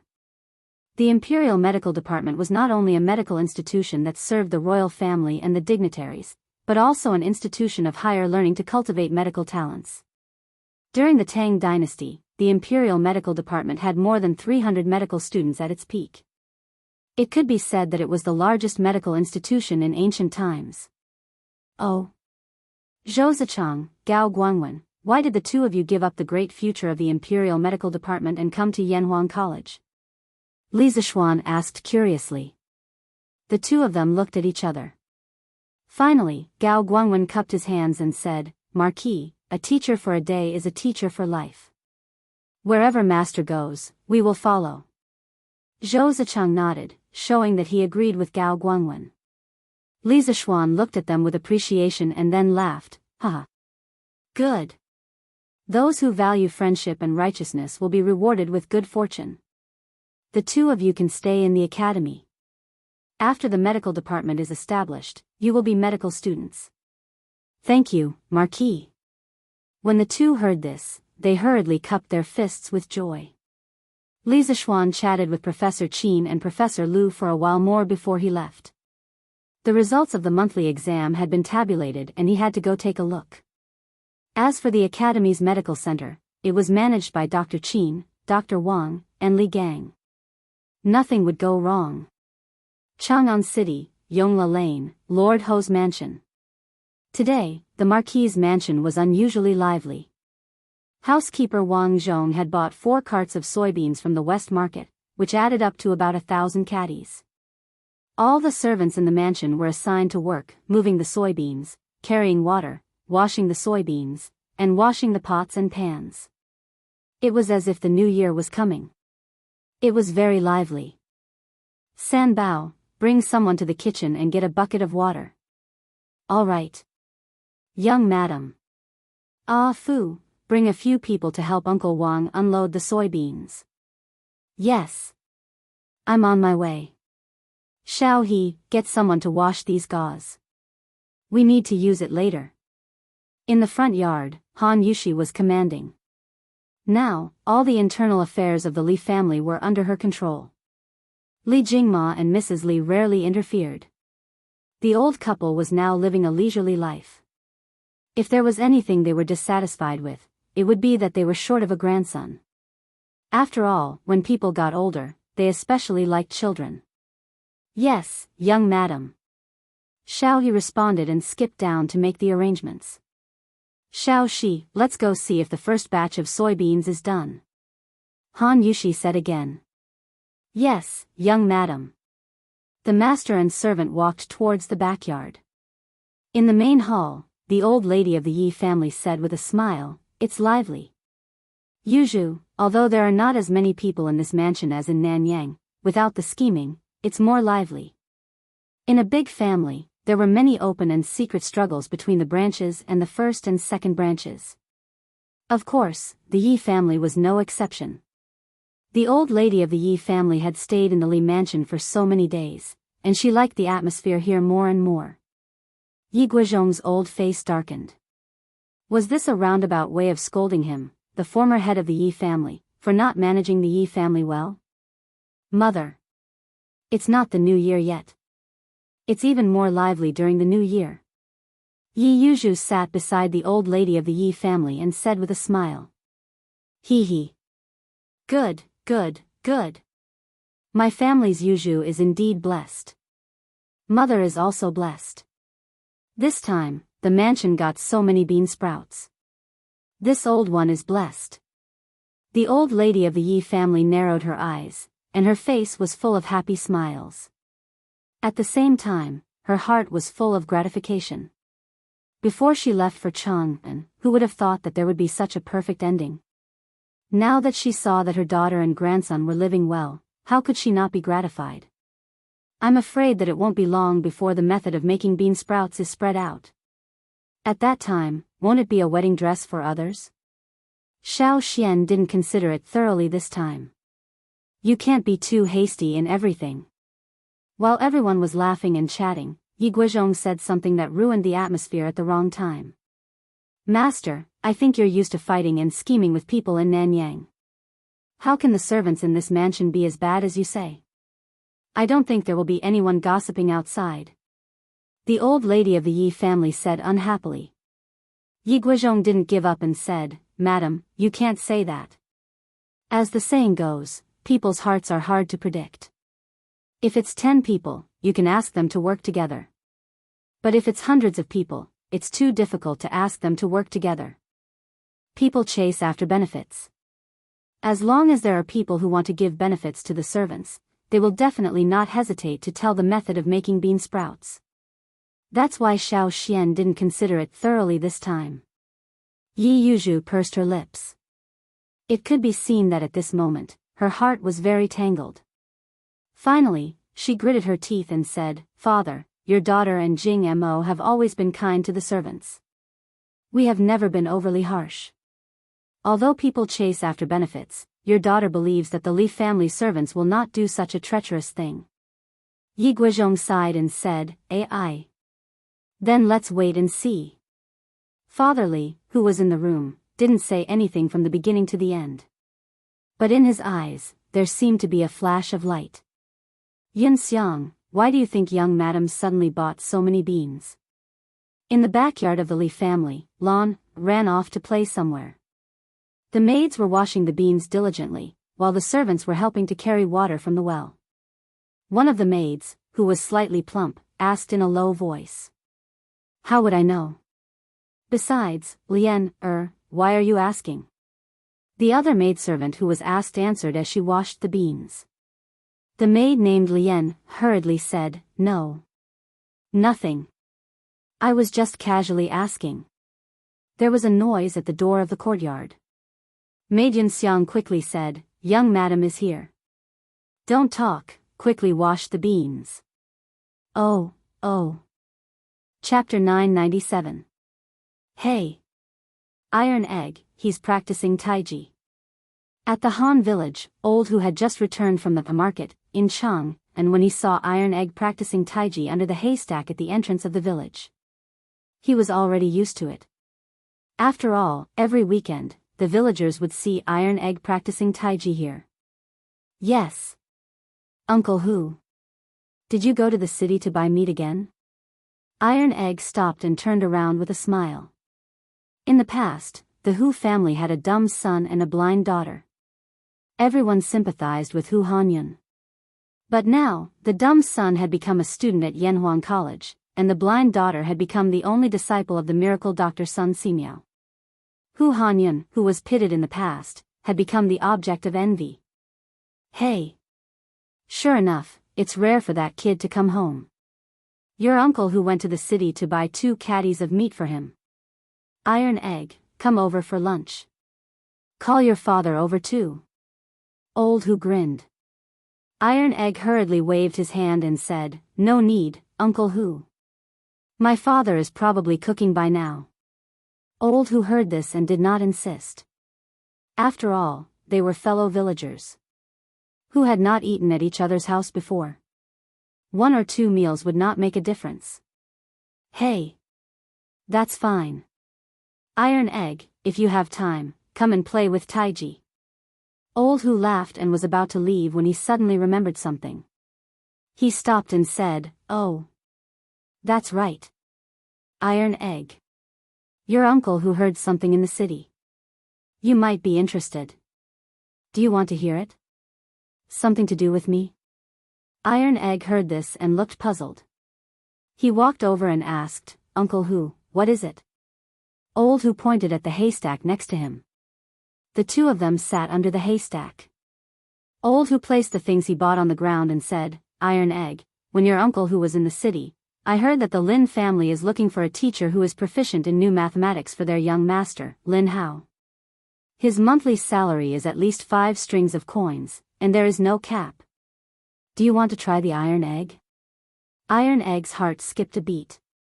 The monthly salary was at least 5 strings of coins, which was a very, very good job. No one would believe him if he said that he was not tempted. After all, not everyone had a mine at home. Although Li Zishuan was his rich brother-in-law, Li Zishuan's wealth did not mean that he was rich. Most of the time, it was more comfortable to spend one's own money. However, he was still a little hesitant. Uncle Hu, I'm just a student at Yanhuang College. How can I be someone else's teacher? Aren't you making fun of me? Hu Hanyun repeatedly waved his hands and said, Hey, hey, hey. It's not like that. The steward of the Lin family even said that as long as you're familiar with the first volume of the new mathematics book written by young master, they'll welcome you, even if you're a student. As long as you can guide their young master from time to time, it'll be fine.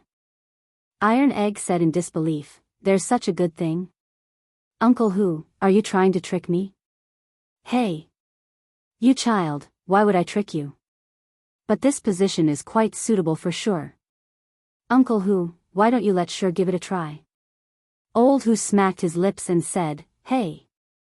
Of course, your Uncle Hu wants that kid to give it a try, but at least your Uncle Hu knows his own limits.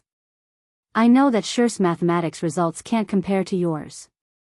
If he were to teach someone else, it would be a waste of their time. Besides, Tai Dan, can you guess why old Master Lin wants to hire a fortune teller to tutor his son? Iron Egg thought for a moment, and suddenly his eyes lit up. He said, Could it be that the young master of the Lin family wants to enter Yanhuang College? Under normal circumstances, no parents would be willing to spend so much effort to find someone to teach their son the new type of mathematics. After all, in this era, it was mainstream to enter the government through the study of classics. Now, the old master of the Lin family not only wanted to find a mathematics teacher for his son, but also a teacher who was proficient in the new type of mathematics. The only possible explanation was that the old master of the Lin family wanted his son to enter the Yanhuang Academy. Hu Hanyun gave him a thumbs up and chuckled. Smart. Iron Egg, there are still 8 to 9 months before Yanhuang College's entrance exam next year. At this time, many people in Jianghu have already started preparing. The Lin family is just one of them. During Yanhuang College's entrance exam this year, your mathematics results were much better than mine, so it's better for you to go. Iron Egg lowered his head and thought for a moment. After a while, he raised his head and said, "Thank you, Uncle Hu. I'll discuss it with my father when I go back later." Next. Hanli. South of Chang and City, Happy Lane, Lin family's front yard. A man in gray who looked like a butler stood at the door and shouted at the group outside. "Yes, that's right, Bruiser really did come." "What? Hanli?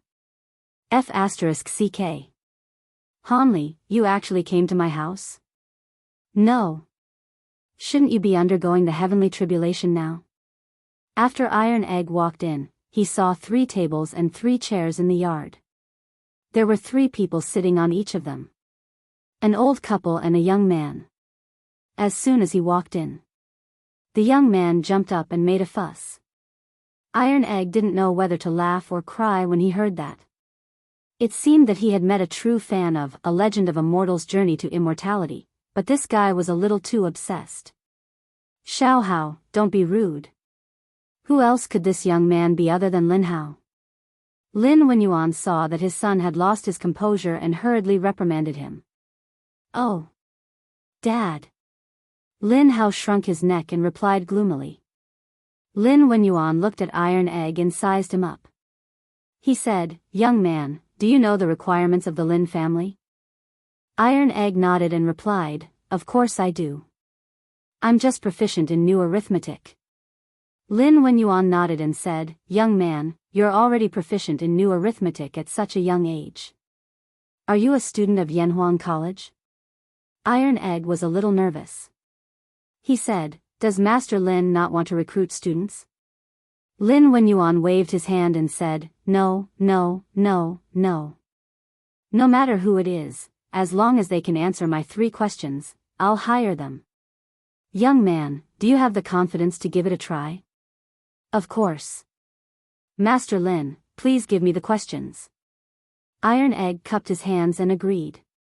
Lin Wenyuan clapped his hands and praised, "Haha. Good. Young man, you're very straightforward. Then I'll give you the questions. Please listen carefully. The first question is, today, there is an object but its number is unknown. 3 by 3 is 2, 5 by 5 is 3, 7 by 7 is 2. How many is the object?" This was an ancient arithmetic question from Sun Tzu Arithmetical Classic. The translation of this question was, "There is a batch of objects, but I don't know how many there are. If you count 3 by 3, there will be 2 left. If you count 5 by 5, there will be 3 left. If you count 7 by 7, there will be 2 left." Question: how many objects are there in this batch? Although it was an ancient arithmetic question, it was still quite difficult for most people. However, for those who had learned new arithmetic, it was a piece of cake. "Master Lin, I have the answer." In less than 10 minutes, Iron Egg had calculated the correct answer in his heart. Chapter 998. Oh. No wonder you're from Yanhuang College. You got the answer so quickly. Please tell me. Lin Wenyuan's eyes lit up, and the smile on his face became even more enthusiastic. Iron Egg smiled confidently and replied, "I calculated the answer. It's 23. Is that correct?" Lin Hao saw that Iron Egg, who was about the same age as him, could solve such a complicated math problem so quickly without using a pen and paper. He couldn't help but pat the table and say excitedly, "Damn. Awesome. Hanli. You got the answer so quickly. No wonder you're the legendary old demon Han. You're so strong, and you're so smart." In the legends of a mortal's journey to immortality, Hanli was known as Old Devil Han because he was vicious and merciless towards his enemies, held grudges, and had many tricks up his sleeve. He was someone who refused to suffer losses. Iron Egg's face was calm, but Lin Wenyuan's face darkened. He reprimanded, "Sit down." Yes, Dad." Lin Hao quickly put away the arrogance and excitement on his face and sat down obediently.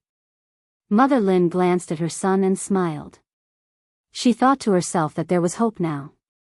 Her son might be able to pick up his interest in studying because of Tai Dan. Seeing that his unfilial son was obedient, Lin Wenyuan looked at Iron Egg and praised, "You're absolutely correct. I was going to ask someone to prepare a pen and paper for you to calculate, but I didn't expect you to get the answer just by calculating in your head. You're a genius, young master." Iron Egg smiled and said, "Master Lin, please ask the next question." Lin Wenyuan looked at Iron Egg with appreciation and continued, "Good. Young master, please listen to the second question. Han Xian points out the number of soldiers in a group. There are 2 soldiers in a group of 3, 3 soldiers in a group of 5, and 4 soldiers in a group of 7. Question: how many soldiers are there in this group?" This was a famous ancient math problem, borrowed from the story of Han Xian's troops. Since ancient times, it had stumped countless people. Iron Egg repeated the question twice in his mind, and his face turned solemn. The problem was to find a positive number, so that 3 divided the remainder 2, 5 divided the remainder 3, and 7 divided the remainder 4. Moreover, it was hoped that the obtained number would be as small as possible. However, there was a relatively stupid method, which was to experiment and analyze. By constantly inserting data and increasing conditions step by step, the answer could be deduced. For example, let's start with the condition that the remainder is 2 by 3. The number that satisfies this condition is 3n plus 2, where n is a non-negative integer. In order to make 3n plus 2 satisfy the condition of dividing by 5 and leaving 3, we can substitute n with 1, 2, 3, respectively. When n equals 2, 3n plus 2 is equal to 8, and 8 divided by 5 leaves 3. It can be seen that 8 satisfies the 2 conditions of dividing by 3 and dividing by 5. The last condition was to divide 4 by 7. 8 does not meet this condition. We have to get a number based on 8 that satisfies all 3 conditions. So on and so forth, we will eventually find the correct answer. However, the disadvantage of this method was obvious, which was that it wasted a lot of time. Come, prepare the ink, paper, and inkstone for young Master Han. Lin Wenyuan saw that Iron Egg was frowning and did not speak, so he ordered the servants to get the ink and paper. Iron Egg said at this moment, "No need, Master Lin, I have already found the correct answer."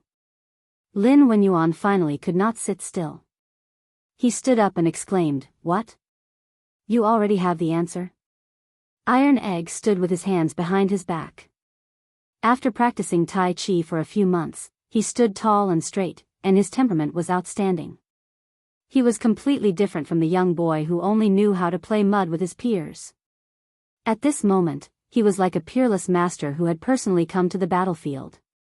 His clothes fluttered in the wind, and he was detached from the world. Yes. According to my calculations, there are at least 53 soldiers in this group. Master Lin, is my answer correct? Iron Egg slowly said the answer to everyone's expectations. Lin Wenyuan's breath was a little short. He said in disbelief, "How is that possible? How can you calculate the answer in such a short time? Little Lang Jun, tell this old man the truth. Have you ever solved this problem in private before?" Iron Egg shook his head and said, "No. How is that possible? Young master, can you tell me how you solved the problem?"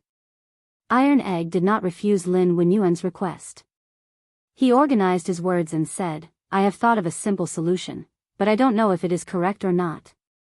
First, 3 times 5 times 7 equals 105, 70 is a multiple of 5 and 7, and dividing 3 by 1 is the remainder, 21 is a multiple of 3 and 7, and dividing 5 by 1 is the remainder, 15 is a multiple of 3 and 5, and dividing 7 by 1 is the remainder, 70 times 2 is a multiple of 5 and 7, and dividing 3 by 2 is the remainder, 21 times 3 is a multiple of 3 and 7, and dividing 5 by 3 is the remainder, 15 times 4 is a multiple of 3 and 5, and dividing 7 by 4 is the remainder, 70 times 2 plus 21 times 3 plus 15 times 4 is equal to 263 is equal to 2 times 105 plus 53, 53 divided by 3 is the remainder, 53 divided by 5 is the remainder, 53 divided by 7 is the remainder, 53 divided by 7 is the remainder, therefore, there are at least 53 soldiers.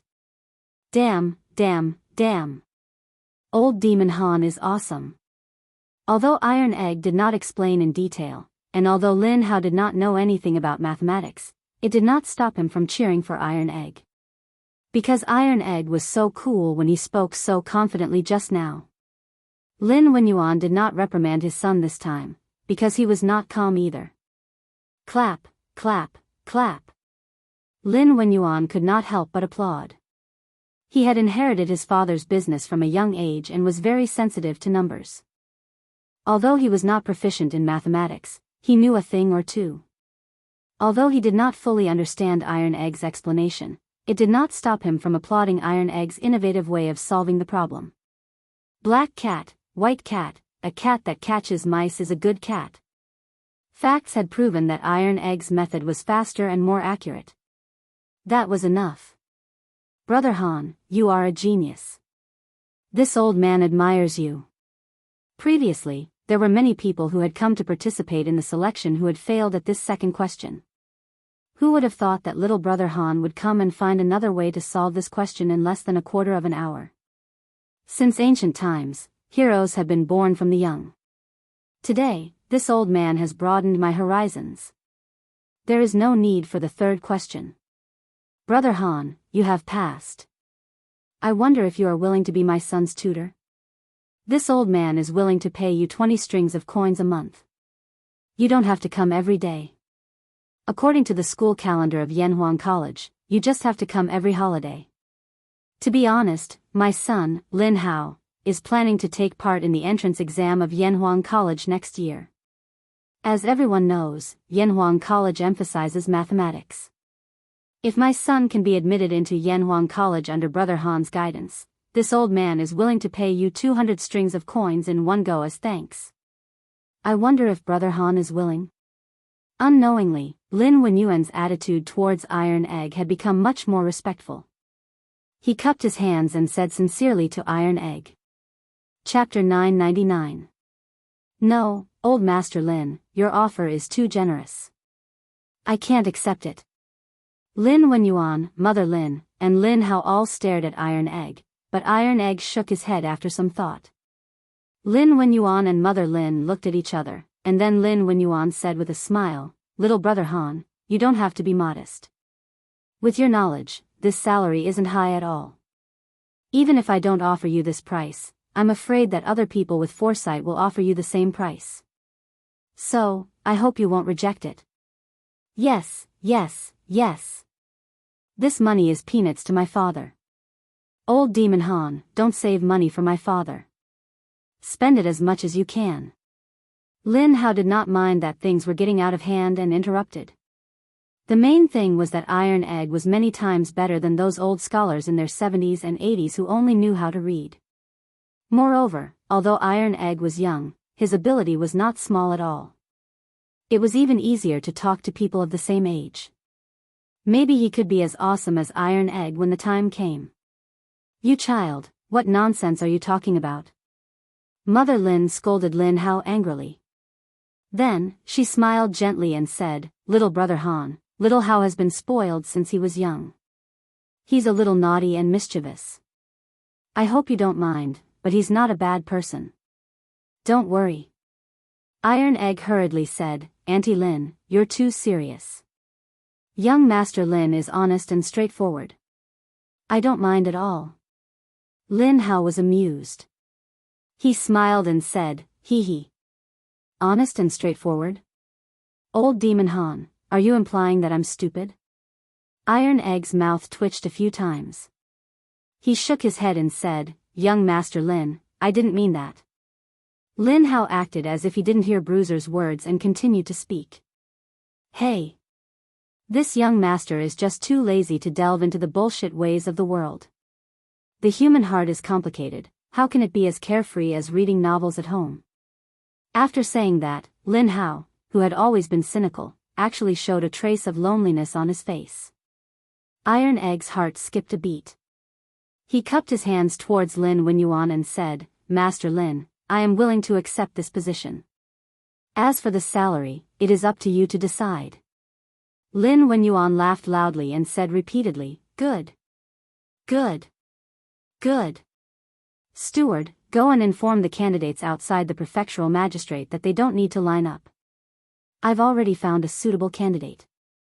Give each of them a gift as my apology. Yes. Master. The middle-aged man who brought the iron egg in bowed and replied. Haha. Today should be Yanhuang College's weekend. Han Xiao, why don't you start teaching my son today? Lin Wenyuan chuckled. Han Xiao? Today, the way Lin Wenyuan addressed Iron Egg changed again and again, becoming more and more respectful. However, Iron Egg still frowned and said awkwardly, this. Master Lin, I didn't prepare any teaching materials when I came. Why don't I teach young Master Lin another day? Lin Wenyuan waved his hand and said, no need, no need. The Lin Mansion already has the new mathematics teaching materials compiled by the Marquis of Yong'an. Han Xiao can start teaching now.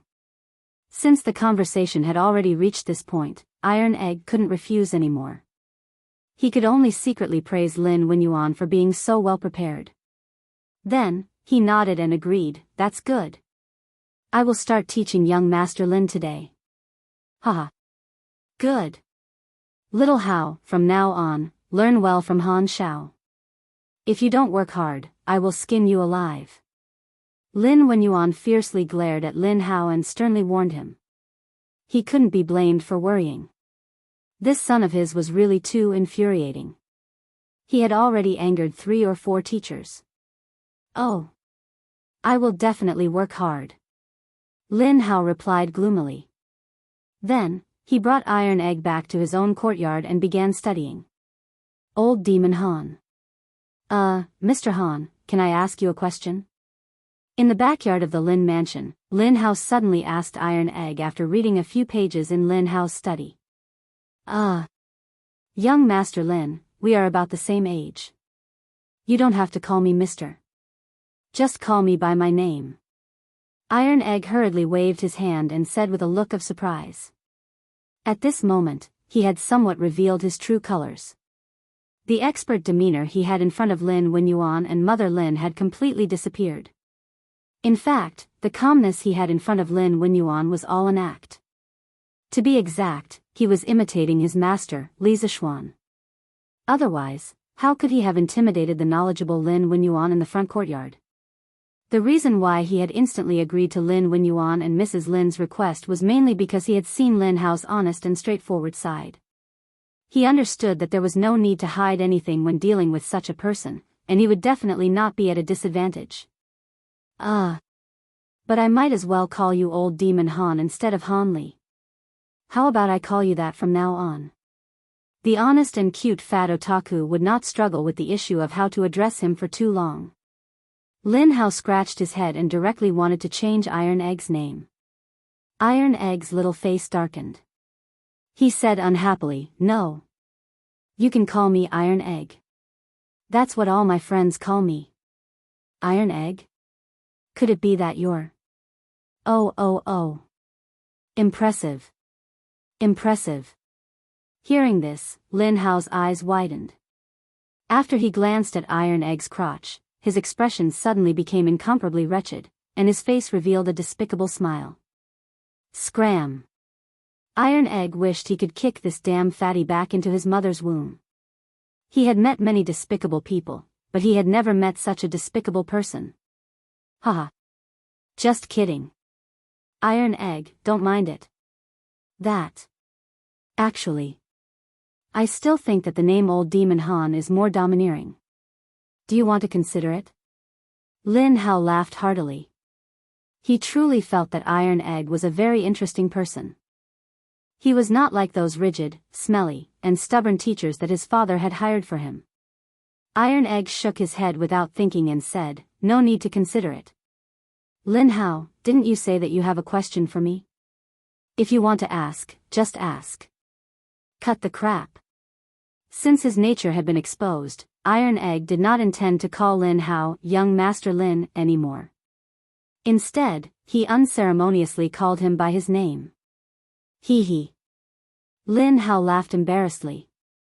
Then, he moved closer and asked carefully, Iron Egg, do you know Leather Knight? Leather Knight? Who is that? Iron Egg heard this and subconsciously felt that the name was very familiar.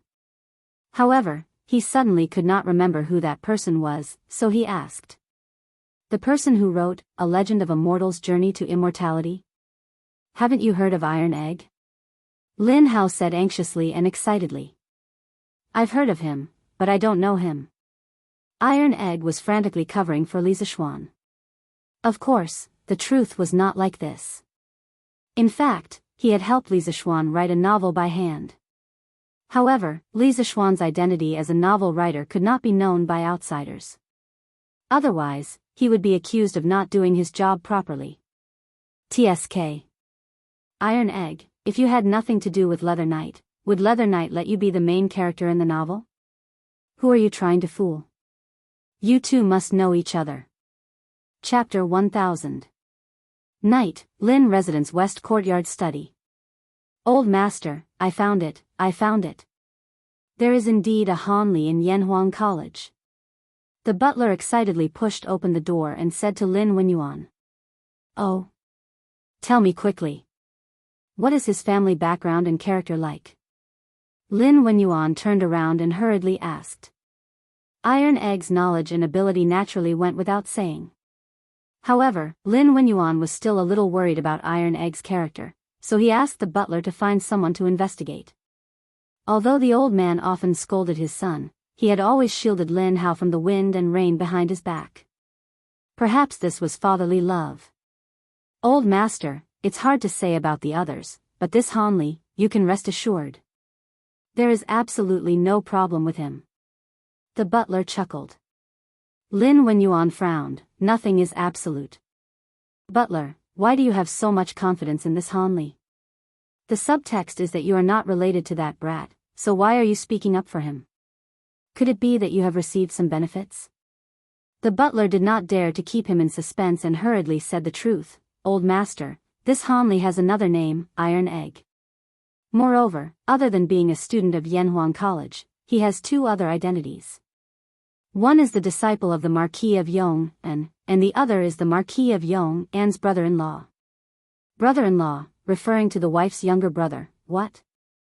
Lin Wenyuan's expression suddenly changed, and then became ecstatic. He said in disbelief, there is actually such a coincidence. Because of the Yanhuang Chamber of Commerce, Lin Wenyuan had specially gathered a lot of information about Li Zixuan. He knew that Li Zixuan had a disciple called Iron Egg, but he did not know that Iron Egg's real name was Hanli. Actually, he could not be blamed. Because usually, people called Iron Egg, and very few people knew Iron Egg's real name. It was normal that he did not know that Hanli was Iron Egg. Kiki. When this old servant heard this news, I was also shocked. Hanli's mathematics results, whether it was in the Imperial College or Yanhuang College, have always been among the best. With his help, what is there to worry about young master's mathematics results? Young master is really lucky this time. The butler's eyebrows were knitted together as he spoke to Lin Wenyuan. Lin Wenyuan's face was flushed red, and it was obvious that he was very happy. After a pause, he said in a low voice, pass down the order. In the future, when Han Shao comes to our residence, no one is to be negligent. Give him whatever he wants. His orders are my orders. If there is anyone who is disrespectful to Han Shao, you don't have to explain to me. Just chase them out of the Lin family. Do you understand? The butler's heart trembled, and he cupped his hands respectfully. This old servant understands. Lin Wenyuan nodded. He put his hands behind his back and paced in front of the desk. He said, pass down the order to the accounts office. Give Han Shao a monthly salary of 50 strings of coins. The butler was shocked. He hesitated for a moment and said, Old Master, this old servant doesn't think Han Shao is a greedy person. We previously agreed on a monthly salary of 20 strings of coins. If we suddenly increase it to 50 strings of coins, I don't think he will accept it. Lin Wenyuan frowned. He also felt that the old butler's words made sense. After thinking for a moment, he said, let the accounts office think of a way. If Han Shao accepts it, this old man will reward him handsomely. If he doesn't, then forget it. But there is one thing. No matter what, you must not provoke him into disgust. The butler was speechless. Who would rack their brains to give money to someone like this? The world was really big, and there were all kinds of strange things. Yes, old master. The next day, Monday, the cold wind blew. Although there was no rain or snow, the wind in this season was like a knife on one's face. *CK. The weather is getting colder and colder. I really want to stay in bed forever. Outside the entrance of Yanhuang College, Li Tai walked in while rubbing his hands and cursing. At this time, he could not help but touch his stomach. That's right, he was starting to miss the fat on his body.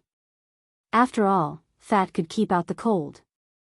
The old him was not so afraid of the cold. Hee. Qingke, you can come to school with a blanket. Ching Chumo said mischievously. *CK off. Li Tai kicked Ching Chumo, but the latter easily dodged. Then, he said unhappily, Cho Nyo, have you written your self-reflection?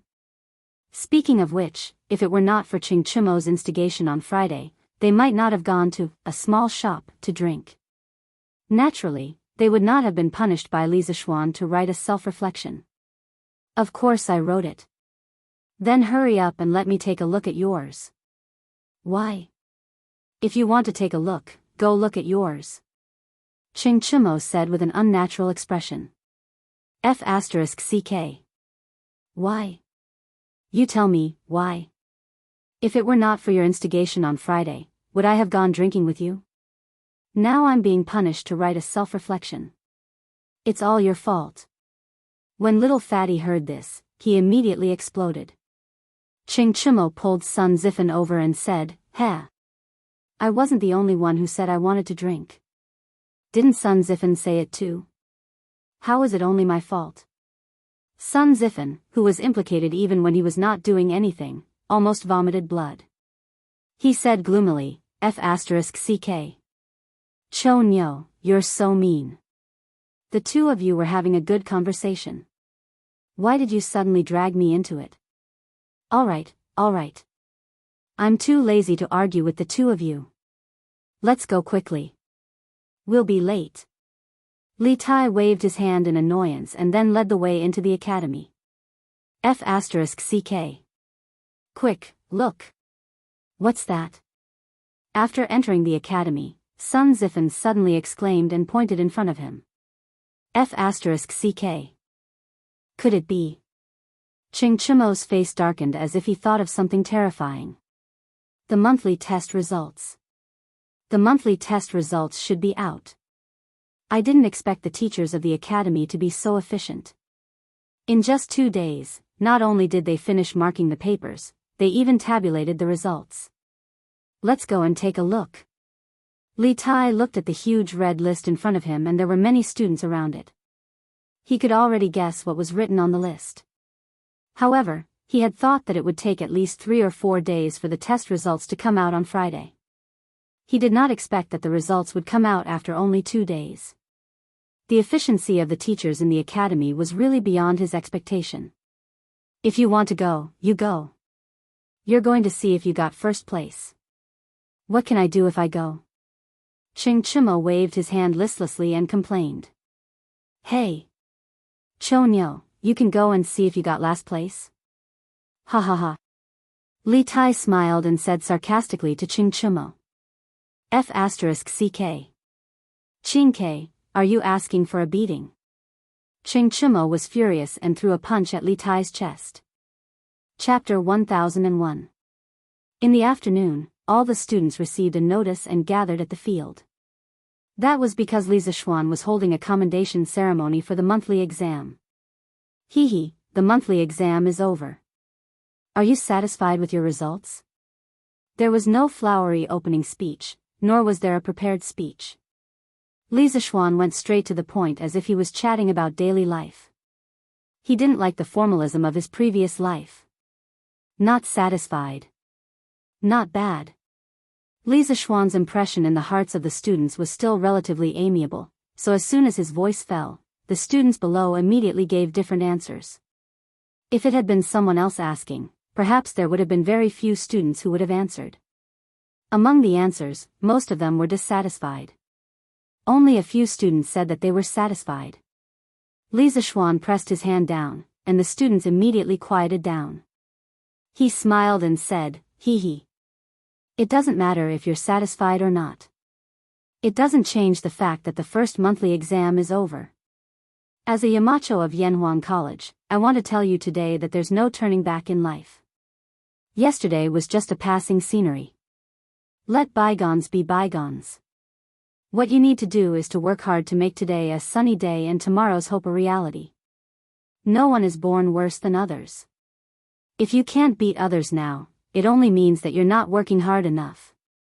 As long as you're willing to work hard, the first place in this monthly exam may be trampled under your feet next time. Do you still have confidence?" Yes.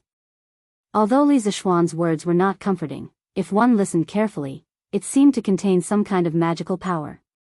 It filled one's body with strength, and some even had goosebumps. Perhaps this was the power of chicken soup for the soul. Therefore, after he finished speaking, more than 600 students immediately roared in unison. Li Zishuan pursed his lips and pretended to be disdainful. He said, Sorry, I don't feel your confidence at all with such soft voices. Tell me loudly, do you still have confidence?" "Yes." 600 people roared in unison. Their voices were more than twice as loud as before. Instantly, the sound waves shook the heavens. Below the rostrum, Li Gang, Yen Silu, and the others couldn't help but nod secretly when they saw this scene. In the morning class, they found that many students were listless. They understood that many students were not in the mood because they didn't do well in the monthly test. In private, they had also discussed possible solutions, but they did not expect Li Zishuan to stir up the fighting spirit of the students with just a few words. With this kind of ability and this kind of grand prestige in the hearts of the students, they couldn't even be envious. Good. Next up was the monthly tests award ceremony. Students, please give a round of applause. Let's welcome Mr. Li Gang to present the prizes to the top 10 students. Seeing this, Li Zishuan nodded in satisfaction. Smack, smack, smack. Li Gang slowly walked up to the rostrum. The students below the stage cooperated very well and gave a warm round of applause. Looking at the young but vigorous faces below, Li Gang felt as if he had become several decades younger. At this moment, he took a piece of paper from Li Zishuan and began to read. The first place of this monthly test is Jia Jian of Year 1 Class 2. He is rewarded with a football and 50 strings of copper coins. Second place is Li Tai of Year 1 Class 1. He is rewarded with a football and 30 strings of copper coins. Third place is Meng Wenhao of Year 1 Class 1. He is rewarded with a football and 10 strings of copper coins. Fourth place is Li Yan of Year 1 Class 2. He is rewarded with 70 strings of copper coins. Ninth place is Zhong Jinxing of Year 1 Class 12. He is rewarded with 20 strings of copper coins. 10th place is Di Jishuan of Year 1 Class 2. He is rewarded with 10 strings of copper coins. Let's invite the students I just read to come up to the stage to receive their prizes. Li Gang was already 80 years old this year. He was not as young and strong as Li Zishuan. Moreover, he did not practice martial arts, so his voice could not reach every corner below the stage. However, the impact was not great.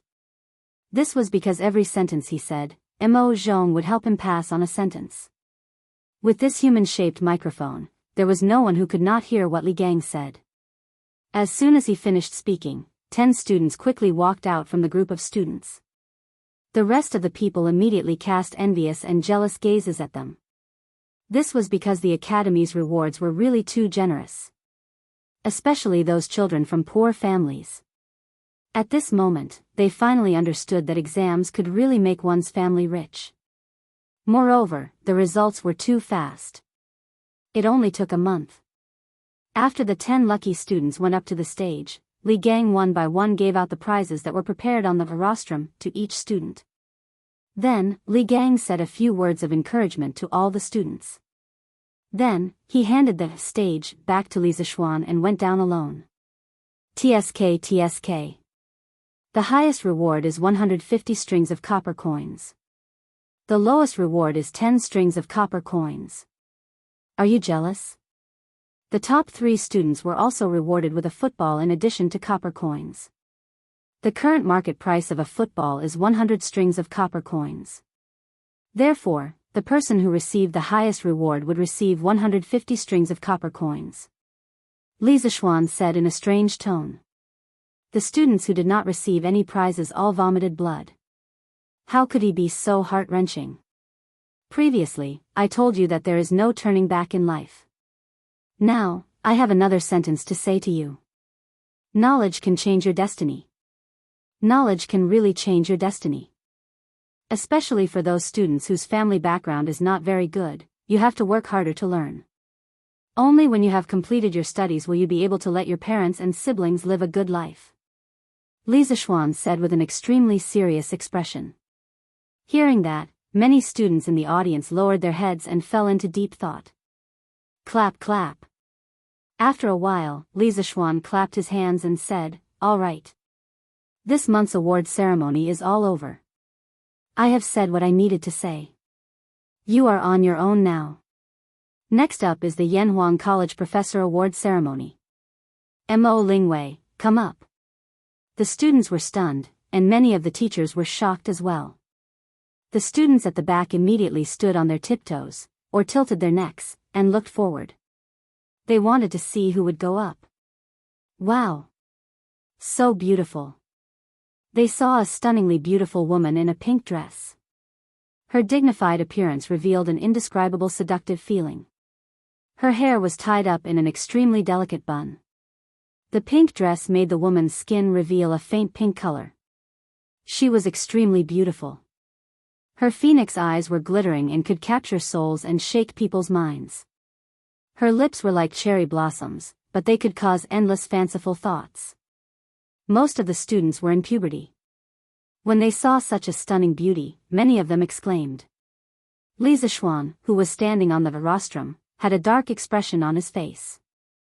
This was because Mo Lingwei had obviously dressed up in advance. He said in his heart, "Big sister, this is the Academy Professor Award Ceremony.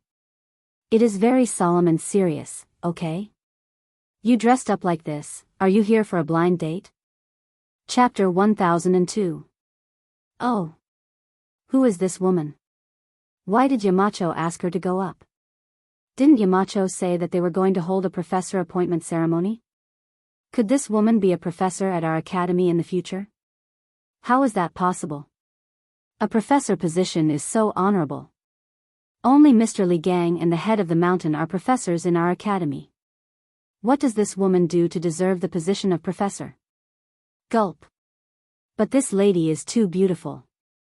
Since when did our academy have a female teacher? I just don't know which class this woman teaches. I have to go and listen. Mo Lingwei, who was dressed up, caused a huge commotion among the students. The average age of this batch of students was about 13 years old. 13 years old was the age when hormones were secreted. Usually, the academy was full of men. It was hard not to be excited when they suddenly saw a beauty. Of course, the students thought of the professor appointment ceremony that Li Zishuan had just mentioned and exclaimed in disbelief. How could a woman be a professor at the academy? When did a professor at Yanhuang College become so worthless? F***CK. Isn't this Mo Lingwei? Is she going to become a professor at the academy? In class 1, Li Tai widened his eyes and said in shock. Others had not seen Mo Lingwei before, but how could he not? Not only had he seen her before, but he also knew that Mo Lingwei was from the Mo family. Haha. Qingke, listen to the voices around you. I really want to see the expression on Xiaoning's face now. Qing Chumo said with a naughty smile. Haha. What other expression can he have? His nose is probably crooked from anger. Yan Xiaoning's expression was unknown, but Mo Huai's old face was as black as the bottom of a pot. When Wang Ji saw this, he joked, "Hey. Old Mo, your Ling Wei's title is now higher than yours. As her father, you have to work hard." Haha. TSK TSK. It's said that daughters follow their fathers. I didn't expect old Mo to have such a beautiful daughter. The curly-bearded guest said in a strange tone. He and Mo Zhong were the top fighters in the academy, so it was not a big deal for them to get to know each other better. My daughter is insensible, please don't make fun of her. When this old man returns, I will definitely discipline him strictly. Mo Zhong wasn't in a good mood, so he didn't say much. After a few perfunctory words, he turned around and left with a dark face. Although Li Zishuan had already discussed the matter of Mo Lingwei joining Yanhuang College, he was very dissatisfied with his daughter's attire on such a solemn occasion. Pa pa pa. Seeing Mo Lingwei step onto the rostrum, the students below the stage spontaneously applauded. The applause seemed to be much louder than before. What a bunch of little brats who forget their friends for the sake of lust. Li Zishuan grumbled in his heart. Ahem. Ink girl, it's such a cold day, and you're still wearing such thin clothes. Aren't you cold? After complaining about the students below the stage, Li Zishuan looked at Mo Lingwei, who was wearing a pink dress in front of him. His expression didn't change as he spoke to Mo Lingwei in an extremely low voice. He only knew that there were many girls in the modern world who didn't care about the temperature in winter. He didn't expect that there would be such girls in ancient times. Yamacho, this is a woman's matter. You don't understand. Besides, you can't call me Ink Girl anymore. You should call me Professor Mo. Mo Lingwei raised her chin and said with a little bit of pride. Li Zishuan was instantly speechless. He hadn't even started to give her the title of professor, and this girl was already putting on airs. When she became an official professor, wouldn't this girl's tail be raised to the sky? Ahem. After coughing twice, Li Zishuan ignored Mo Lingwei. He turned around and said to the students below the stage, "Many of you might be wondering if I made a mistake. Why did I invite a woman up here? Some of you might be wondering how a woman can be a professor of the academy. Haha. I can tell you clearly that I didn't make a mistake. Ink Girl is definitely worthy of being a professor of the academy. Many of you might not know her, but you all know the astronomical telescope in the atrium of Guanghua Building, right?" Buzz. After hearing Li Zishuan's words, the students below the stage began to whisper among themselves. Most of them had used an astronomical telescope before. Astronomical telescope? This girl can't be related to the astronomical telescope, right? Oh my god. It can't be, right? I thought that the astronomical telescope was made by Yamacho. If the astronomical telescope is really related to this girl, then it makes sense for her to be a professor. Then this girl is too amazing. Ahem. Quiet down. After allowing the students to talk for a while, Li Zishuan pressed his hands down and signaled for them to be quiet. Then, he continued, "You guessed right. The astronomical telescope in Guanghua Building was built by Ink Girl. Yanhuang College is a place to educate, broaden the knowledge of the people, and promote engineering. Here, as long as you are talented and capable, you will be put to good use. It doesn't matter if you don't know how to flatter, or be tactful. Here, we only talk about talent, and Yanhuang College is only about talent." Ink Girl used her talent and knowledge to do hundreds of experiments in the workshop over the past few months. Finally, she created this peerless divine tool for the Tang Empire. The astronomical telescope has broken through the limits of ordinary people's vision, and even mortals can observe the stars in the sky. Tell me, is she worthy of being a professor? She is. She is. She is. This time, it wasn't just the students who were in their puberty. Even the teachers of the academy were shouting together. Because of Li Zishuan's speech, the future of the Yanhuang Academy's talent promotion policy had been completely set. Only talent, no flattery, no worldly wisdom, and no flattery. Yanhuang College was truly a pure academic holy land. Hearing the hundreds of people cheering for her, Mo Lingwei couldn't help but feel a surge of emotion. Thinking back to the hard work she had done in the past few months, she really wanted to say that she didn't regret it. She had fallen in love with this college. Because this college was different. Unparalleled in the world. Good. Then I, Li Zishuan, in the name of Yanhuang College's Yamacho, officially invite Mo Lingwei to be a special professor of Yanhuang College. In the future, she will be in charge of Yanhuang College's experiments, but not in charge of teaching. I hope that she will continue to work hard and bring glory to Yanhuang College. Li Zishuan straightened his clothes and took a dark golden fish talisman from Mo Zhong's hand. His expression was incomparably solemn, and every word was sonorous and powerful, like an eternal oath. His voice was clearly transmitted to the ears of everyone present. After he finished speaking, he handed the fish talisman to Mo Lingwei with both hands. Infected by this solemn atmosphere, Mo Lingwei's expression also became solemn. She took the fish talisman with both hands, then turned around and held it in front of her.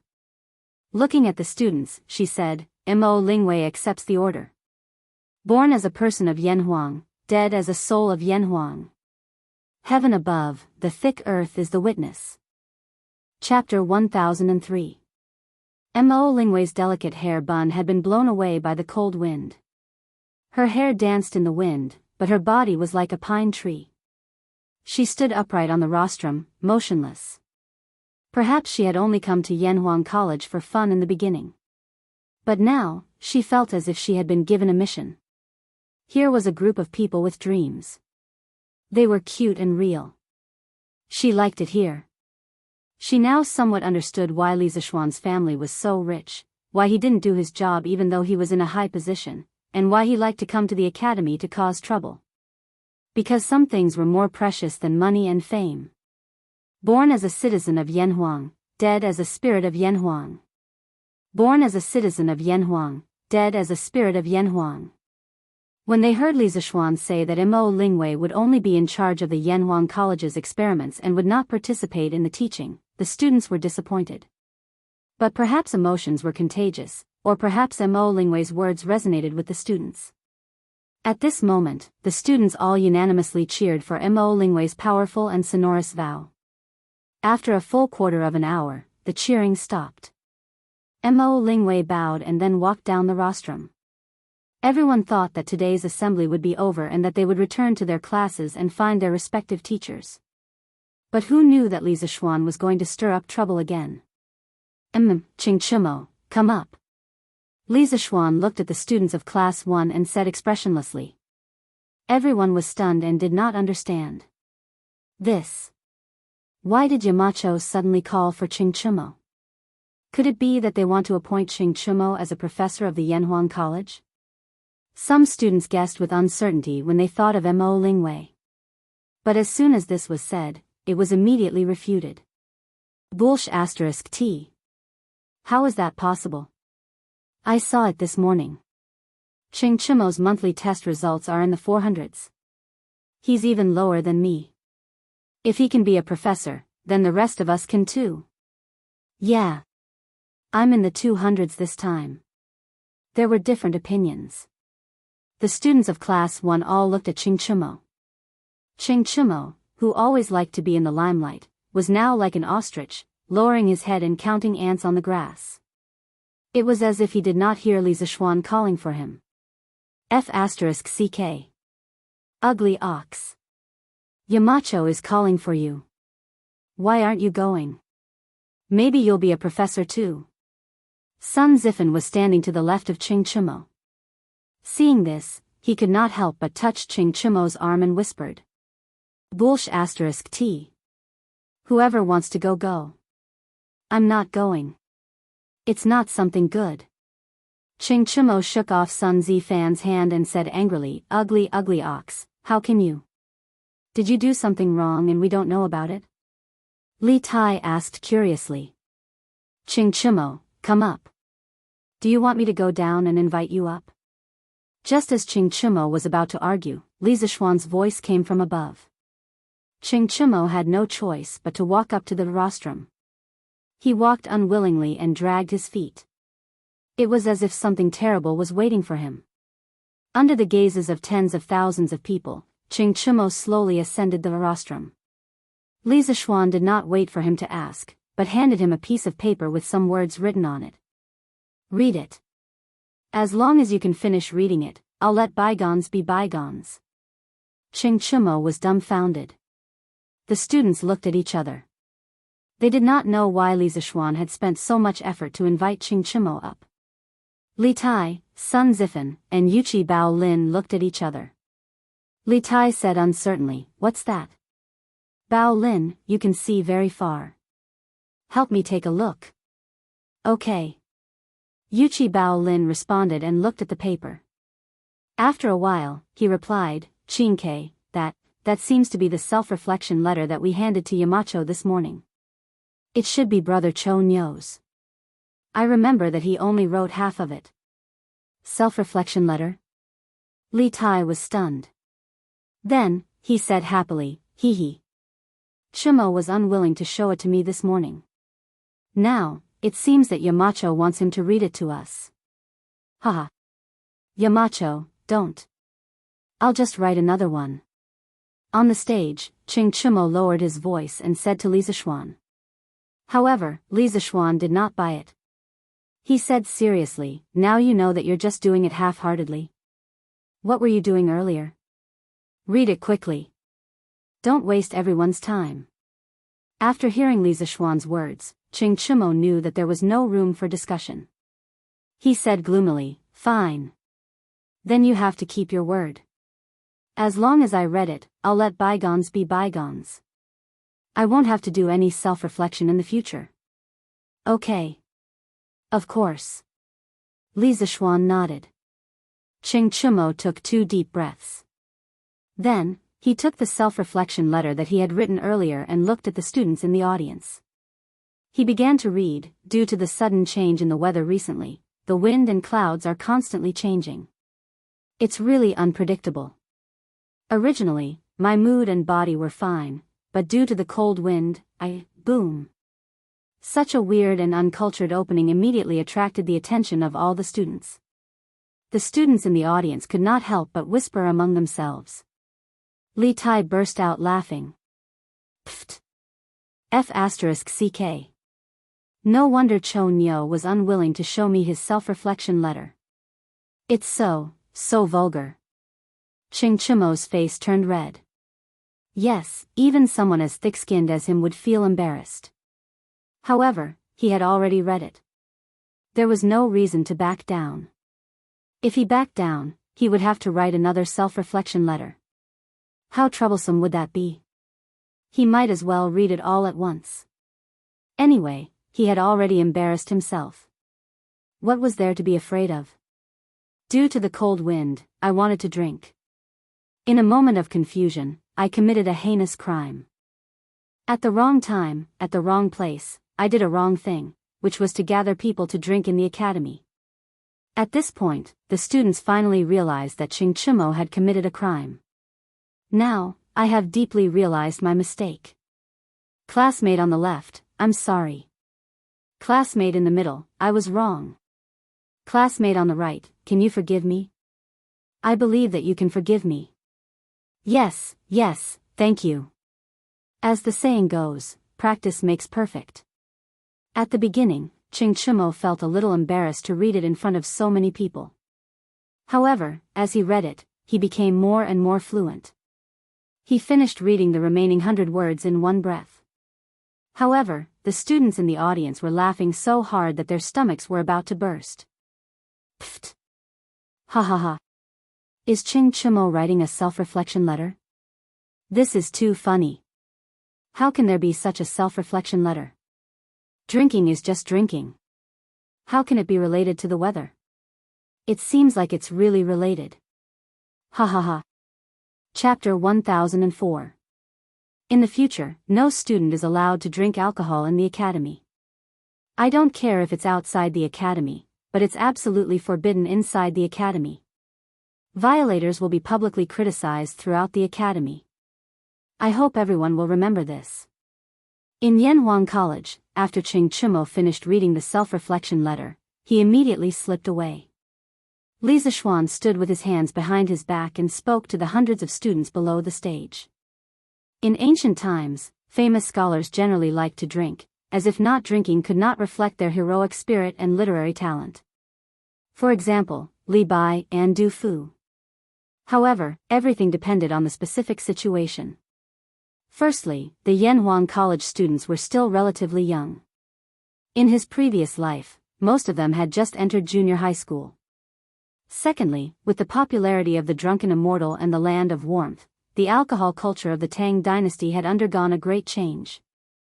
More and more people liked to drink strong alcohol like the drunken immortal. Li Bai was known as the immortal of wine that would not get drunk after 1,000 cups, but that was because he had never encountered the drunken immortal. The students were still in their puberty period. Drinking too much of this type of alcohol would only harm their bodies and not do them any good. Furthermore, the academy was a sacred place for learning. In modern times, no school encouraged students to drink alcohol on campus. The students' hearts tightened. Even Xing Chumo, who was close to Li Zishuan, was punished for drinking. It seemed that Li Zishuan was serious. They all secretly thought that they could not drink in the academy in the future. All right. Dismissed. Students from each class, please leave in an orderly manner. After saying all that needed to be said, Li Zishuan announced the end of the meeting. The 600 students from the 16 classes left the field in an orderly manner. Yamacho, have you seen my father? After leaving the rostrum, Mo Lingwei walked over and asked. Li Zishuan had a strange expression and replied, I just saw Mr. Mo leave early. I think he should be in the teaching building now. However, I suggest that Ink Girl look for Mr. Mo later if there's nothing urgent. Mo Lingwei was not stupid. She rolled her eyes and wrinkled her nose. Oh. Yamacho has a point. Then I'll go back and change first. I'm freezing to death. After saying that, the girl waved at Li Zishuan. Then, she hugged her shoulders, curled up into a ball from the cold, and quickly walked out of the field. Li Zishuan was speechless. Women were indeed creatures that were hard to understand. Volume 11, The Descent of a True Immortal, Chapter 2446, Ascending to the Immortal Realm. Daoist Xie nodded in response. This is merely an unfulfilled wish of my former master, and he'll only be able to fulfill it after you ascend, Daoist Xie replied. At this moment, the five-colored cloud in the sky grew larger and larger, and an indescribably heavy aura emanated from it. In the south of Chang'an, in the reclining lane. Lin Mansion. On this day, Lin Hao was lying in the courtyard, basking in the sun while enjoying the massage from the maidservants. At the same time, he was also listening to the maidservants reading him the latest issue of A Record of a Mortal's Journey to Immortality. After an unknown period of time, Hanli slowly opened his eyes in a cool breeze, and the face of a handsome young man appeared in front of him. The man smiled at him, revealing a set of white teeth. My name is Gao Sheng, and I welcome you to the Northern Frost Immortal Realm. Lin Hao's eyes narrowed as he was enjoying the grotesque and variegated world of cultivation. Suddenly, he heard the servant girl say the words, complete, and he couldn't help but be startled. After a long while, he muttered with a complicated expression, it's finished? He was introverted by nature and did not like to interact with others. Before this year, his biggest dream was to stay at home. However, there was only one form of entertainment at home, and it was inevitable that he would feel bored if he stayed at home for too long. However, the most he would do was go fishing and boating. He would never go to places with a lot of people. In March and April of this year, Li Zishuan launched Datong Daily. The newspaper recorded new things every day to pass the time. However, it was only to pass the time. It was far from being interesting. What was really interesting was that the Dahua Jianghu section at the back of Datong Daily. At first, this section only had A Record of a Mortal's Journey to Immortality. However, this novel alone was enough to support the entire section. The huge world structure and the magnificent scenes attracted Lin Hao almost from the beginning. Perhaps it was because he had never read this type of novel before, but he could not deny the greatness of Immortal. Other than cultivation, fighting monsters, and Leveling Up, Immortal, was also a novel that went straight to the heart. Immortal, immortal, immortal. From the beginning to the end, he never forgot his own pursuit. For people who pursued immortality, feelings were nothing. Everything was natural, and there was no need to force things. There was no ambition to instigate any fights, and there was no need to complain. Silently working hard was the true essence of being immortal. This was very immersive. That's right, Lin Hao only read it for 3 days, and he already thought of himself as the main character of the novel. The most important thing was the terrifying speed at which Immortal was updated. 10, 20 chapters were released a day, and Lin Hao was very satisfied with it. Therefore, from the moment Immortal was released, he started to completely stay at home. At that time, although Immortal was the only novel in the entire Dahua Jianghu section, the number of updates, Immortal, had completely made up for the lack of novels in this section. Later on, with the popularity of Immortal, it attracted a large number of romantic fans, and the number of novels in the Dahua Jianghu section increased. In the end, this section became an independent book, and completely broke away from Datong Daily's news section. Lin Hao was even more enthusiastic about staying at home. Going out was impossible for him. There was food, drinks, and novels at home, so why should he go out? In the blink of an eye, nearly a year had passed, and Immortal had actually ended.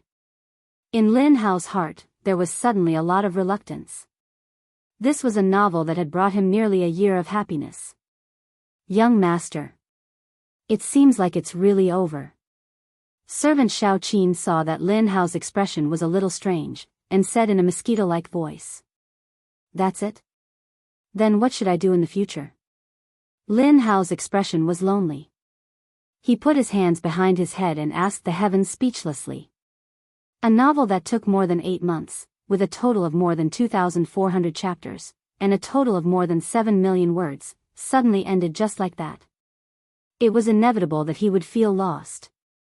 Young master, there are other novels. For example, Zhang Xiaohua's Journey to Immortality. Young master, do you want to listen to it? The servant suggested with a little heartache.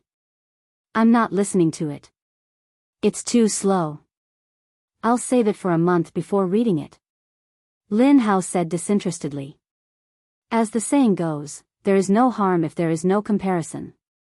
Although there were more than 50 novels in the Datong Daily, Dahua Jianghu, that were being updated at the same time, compared to Immortal's speed of more than 10 chapters per day, the rest were really just trash. This made Lin Hao feel very dull. Chapter 1005. Young master, when I went to Shi City to help Madam buy something, I overheard some people talking about something very interesting. Xiao Shi, who was massaging Lin Hao's shoulders, suddenly said with a smile when she saw that her young master was in low spirits. Oh. Tell me about it. How is it interesting? Lin Hao opened his eyes and asked with great interest. Xiao Shi thought for a moment and then began to act out vividly. Young master, one of the 2 young men was called Su Liang, and the other was called Wan Hong. When I was buying things, they were bragging.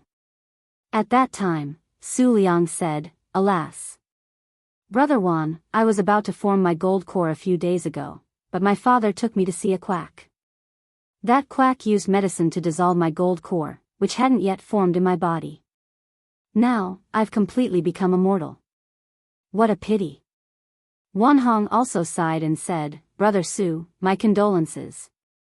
You're nothing, but a few days ago, the young lady next door had the strength of a nascent soul cultivator, but she was beaten to the bottom in 1 day. Compared to that, she's the one with the greatest misfortune. Hearing this, Lin Hao couldn't lie down anymore. He stood up and asked curiously, Xiao Shi, are those 2 immortal cultivators? There are actually nascent soul cultivators in Chang'an City? As a senior fan of Mortal, he naturally knew the immortal cultivation realm in the book like the back of his hand, so when he heard Xiao Shi mention the words gold core and nascent soul, he became inexplicably excited. Pfft! Unexpectedly, the maidservant Xiao Shi giggled and continued, That's not it. Young master. At that time, I had the same thought as you, but at that time, another young man came and said, Hey. Su Liang, I heard that you had stone rain a while ago. How are you now? In ancient times, all kinds of calculi were called stone showers. Different from modern high-tech methods, when ancient people got calculi, if the calculi were not big, they could expel the calculi from the body through 3 methods: exercise, drinking water, and traditional Chinese medicine. In the courtyard, Lin Hao was stunned for a full 3 to 4 breaths of time before he burst into laughter. Pfft. Haha. So this guy got Shi Lin and actually said he was about to form his gold core. What a joke. Ha ha ha. The other 3 servant girls couldn't help but cover their mouths and chuckle. The previously depressing atmosphere in the courtyard immediately lightened up. Xiao Shi, that guy called Wan Hong, what's going on with the little girl who's about to reach the nascent soul stage? After laughing for a long time, Lin Hao laughed until his stomach hurt. Only then did he gradually stop laughing. He thought of another person and asked. At this time, he also guessed that the nascent soul stage lady that Wan Hong spoke of was probably just a joke. Xiao Shi said with a smile, "Young master, please listen to Xiao Shi." After Su Liang saw that his secret was exposed, he quickly left with his tail between his legs. Coincidentally, at this time, a couple came out of a nearby medicine shop with a baby in their arms. Someone in the crowd shouted, "Wan Hong, isn't the little girl next to you Master Zhu's wife? I heard that his wife just gave birth to a big fat boy a few days ago. When did his wife become a nascent soul cultivator?" Pfft. Haha. Interesting, interesting. It turned out that the young lady was pregnant. Haha. This Wan Hong is too funny. He actually said that a pregnant woman is a nascent soul expert. I'm dying of laughter. Ha ha ha. I can't laugh anymore. Ha ha. After listening to the maidservant Xiao Shi's words, Lin Hao couldn't help but burst into laughter again. The maidservants also laughed until they were trembling. For a moment, the courtyard was bustling with noise and excitement. After a long time, Lin Hao's face regained its calmness. He got up and rubbed the maidservant Xiao Shi's head. He sighed and said, "Okay. I'm in a much better mood now. Thank you, Xiao Shi. It's good that the legend of a mortal's journey to immortality is over. It's time for me to review my homework." The maidservant Xiao Shi said shyly, "Young master is so hardworking. If master and old madam know, they will definitely be very happy." Haha. Lin Hao shook his head and smiled inexplicably. Then he said, "Go take 1,000 strings of cash to the Datong Daily editorial office and reward Leather Knight. Take it as a thank you to him for his The Legend of a Mortal's Journey to Immortality for half a year." Ah. 1,000 strings of cash. Young master, if master finds out. Xiao Shi said with her mouth wide open in shock. The rest of the maidservants were also in disbelief. 1,000 strings of cash was enough for a family of 6 to live for several lifetimes. This is all my pocket money. Even if my father finds out, what can he say? Go quickly. Lin Hao rolled his eyes and said unhappily. As the only son of the Lin family, he had been doted on since he was young. How could he lack money? Yes. Young master. In the new workshop of the Strange Interest Pavilion, in the editorial office of Datong Daily. When Li Zixuan moved the workshop here, in order to facilitate Ma Zhou's teaching activities in Yanhuang College, he moved the editorial office of Datong Daily over as well. In this way, Ma Zhou could take on 2 jobs at the same time. Today, the editorial office of the new workshop welcomed many people. These people were the staff of the various Datong Daily offices in Cheng and City. The eldest son of the Chao family in Cheng, and Xiao Shi, rewards The Legend of a Mortal's Journey to Immortality Leather Knight 3,000 strings of cash. The eldest son of the Murong family in Cheng, and Murong Jun, rewards The Legend of a Mortal's Journey to Immortality Leather Knight 1,000 strings of cash. The eldest son of the Wang family in Taiyuan, Wang Renbiao, rewards The Legend of a Mortal's Journey to Immortality Leather Knight 10,000 strings of cash. Ever since the first carriage full of copper coins drove into the workshop, the page boys' singing never stopped. Previously, in order to make it easier for readers to reward their favorite novels, the editorial office of Datong Daily had specially set up offices in Jianghu and even more than 300 states and counties across the country to accept rewards and give fan badges to the recipients. Normally, every 10 days, the various offices would send the rewards they received to the editorial office of Datong Daily in the workshop. However, today was different. With the completion of The Mortal, the hundreds of thousands of readers who had accumulated in the past 8 months suddenly went crazy. They lined up to the Datong Daily office to reward The Mortal. The rewards ranged from a few hundred copper coins to tens of thousands of strings of cash. The warehouses of the major offices in Jianghu and city where the copper coins were stored were immediately filled to the brim. For safety reasons, the various offices hurriedly sent people to the new workshop in Plum Village to deliver the copper coins. On the cement road from Plum Village to Jianghu and city, one after another, money trucks appeared in an endless stream. Fortunately, the road from Jianghu and city to Plum Village had already been repaired.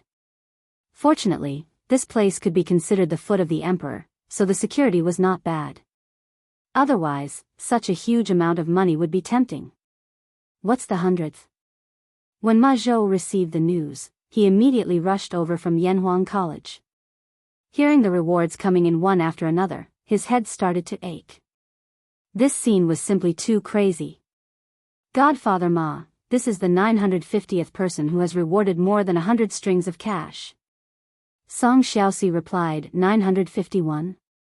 Oh my God, are there going to be 1,000 league leaders today? Ma Zhou was not someone who had not seen the world.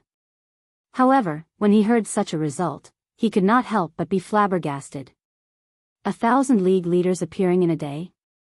Wasn't this too crazy? The income that The Mortal brought to the editorial office of Datong Daily was actually several times more than the total income of the other 50-plus novels combined. How could anyone live with this? Chapter 1006. The ending of The Mortal triggered a huge tipping chain effect. Datong Daily's offices in Jianghu and city were overcrowded with people. Thousands of copper coins were being pulled in continuously. The shopkeepers of the other shops were envious. Because the income of this office in a day was equivalent to 10 or even 100 years of their income. TSK. It really made one's eyes red with envy.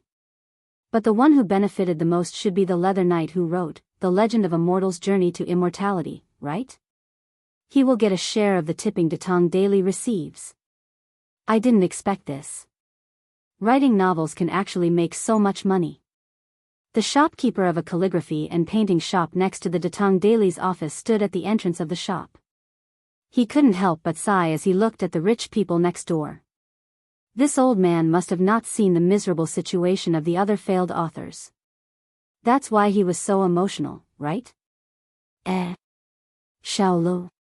Why did you come out from there? The shopkeeper's eyes suddenly widened. He saw his shop assistant coming out of the office. He quickly went forward to grab the assistant and asked. Shopkeeper, I saw that it was quite lively here, so I went to take a look, the assistant said hurriedly. Just to take a look? The shopkeeper was old and experienced. How could he not see that the assistant was lying? I really just went to take a look, nonsense. Tell me. How much did you tip them? The shopkeeper was so angry that he kicked him. The manservant subconsciously dodged, but he didn't expect that a light blue badge would fall out from his sleeve. The shopkeeper bent down and nimbly picked it up. After looking at it carefully, he suddenly said in a bad mood, "You're too young. You're too young. You stinking brat. Just a while ago, you were complaining to me that you were poor and that your mother was sick. Now, you actually went to tip The Legend of a Mortal's Journey to Immortality. How much did you tip? Apprentice? If I remember correctly, you need to tip 500 copper coins in order to get the apprentice badge, right? You're really something." After saying this, the shopkeeper kicked the manservant 2 more times in exasperation. "Shopkeeper, I didn't lie to you. My mother was indeed sick before, but she has already recovered. These 500 copper coins were saved by this little one over the past half a year of frugality. I feel that a record of a mortal's journey to immortality is well written. Now that it's finished, I have to do something. The manservant rubbed his buttocks and argued. The shopkeeper frowned. A moment later, he slapped the back of the manservant's head and said, "Bastard. Why didn't you tell this old man that you wanted to give a reward? Go and tell the accountant to withdraw 10 strings of coins. Help this old man reward the legend of a mortal's journey to immortality." The manservant was stunned, and then he replied with a smile, Hey. I'll go right away." A moment later, the manservant came out with a large bag of copper coins. Suddenly, he hesitated for a moment and said, "Shopkeeper, are you only giving 10 strings of coins? I feel that with your status, you should at least reward him with an alliance master." He had yet to see what the guild leader badge looked like. It was a good opportunity to broaden his horizons. Scram! The shopkeeper's face darkened as he roared. This was only a miniature version of Immortal's fans, but it also showed how popular Immortal was among the masses. From the commoners at the bottom to the officials and dignitaries at the top, there would always be people who would laugh and be moved by Immortal. Now that Immortal had finished, it was like a fuse that completely ignited the love of Immortal in their hearts. Naturally, the rewards would come flooding in. In the afternoon, Li Zixuan found out about the crazy rewards caused by the ending of Immortal. In fact, he hadn't paid attention to this novel for a long time. This was because he had already finished writing the rest of the novel more than a month ago. At Datong Daily, the daily updates were the drafts that he had submitted in advance. Marquis. The reward income from this day's rewards is probably tens of thousands of strings of coins. Aren't we making too much money? Ma Zhou exclaimed to Li Zixuan as he held a report in his hand. At the beginning, the business under Li Zixuan's name was Datong Daily. Later on, when Datong Daily started to accept advertisements from commoners' shops, they recovered some of their losses. Every month, they could earn at least a few thousand strings of coins. But now, the income from the bragging world section had completely exploded, and the profits were so shocking that Ma Zhou couldn't help but admire Li Zixuan's foresight.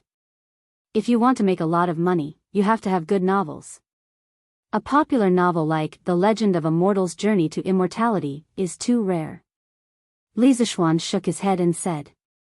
It was undeniable that The Mortal had some shortcomings, but it was also a great novel. Now, there were dozens of novels imitating the Immortal's Journey to Immortality in a Datong Daily, bragging world. This was the best proof.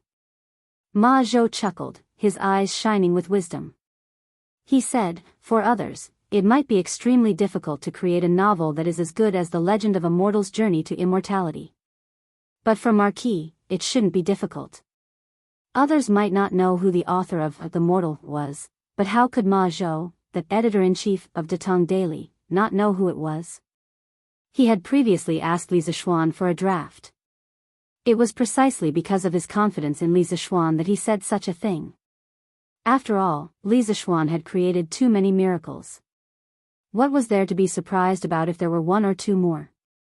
Li Zixuan heard that and smiled without saying anything. Ma Zhou couldn't help but ask, when does Marquis plan to write the next novel? Li Zixuan thought for a while and said, I don't plan to write it in the near future. Maybe next year.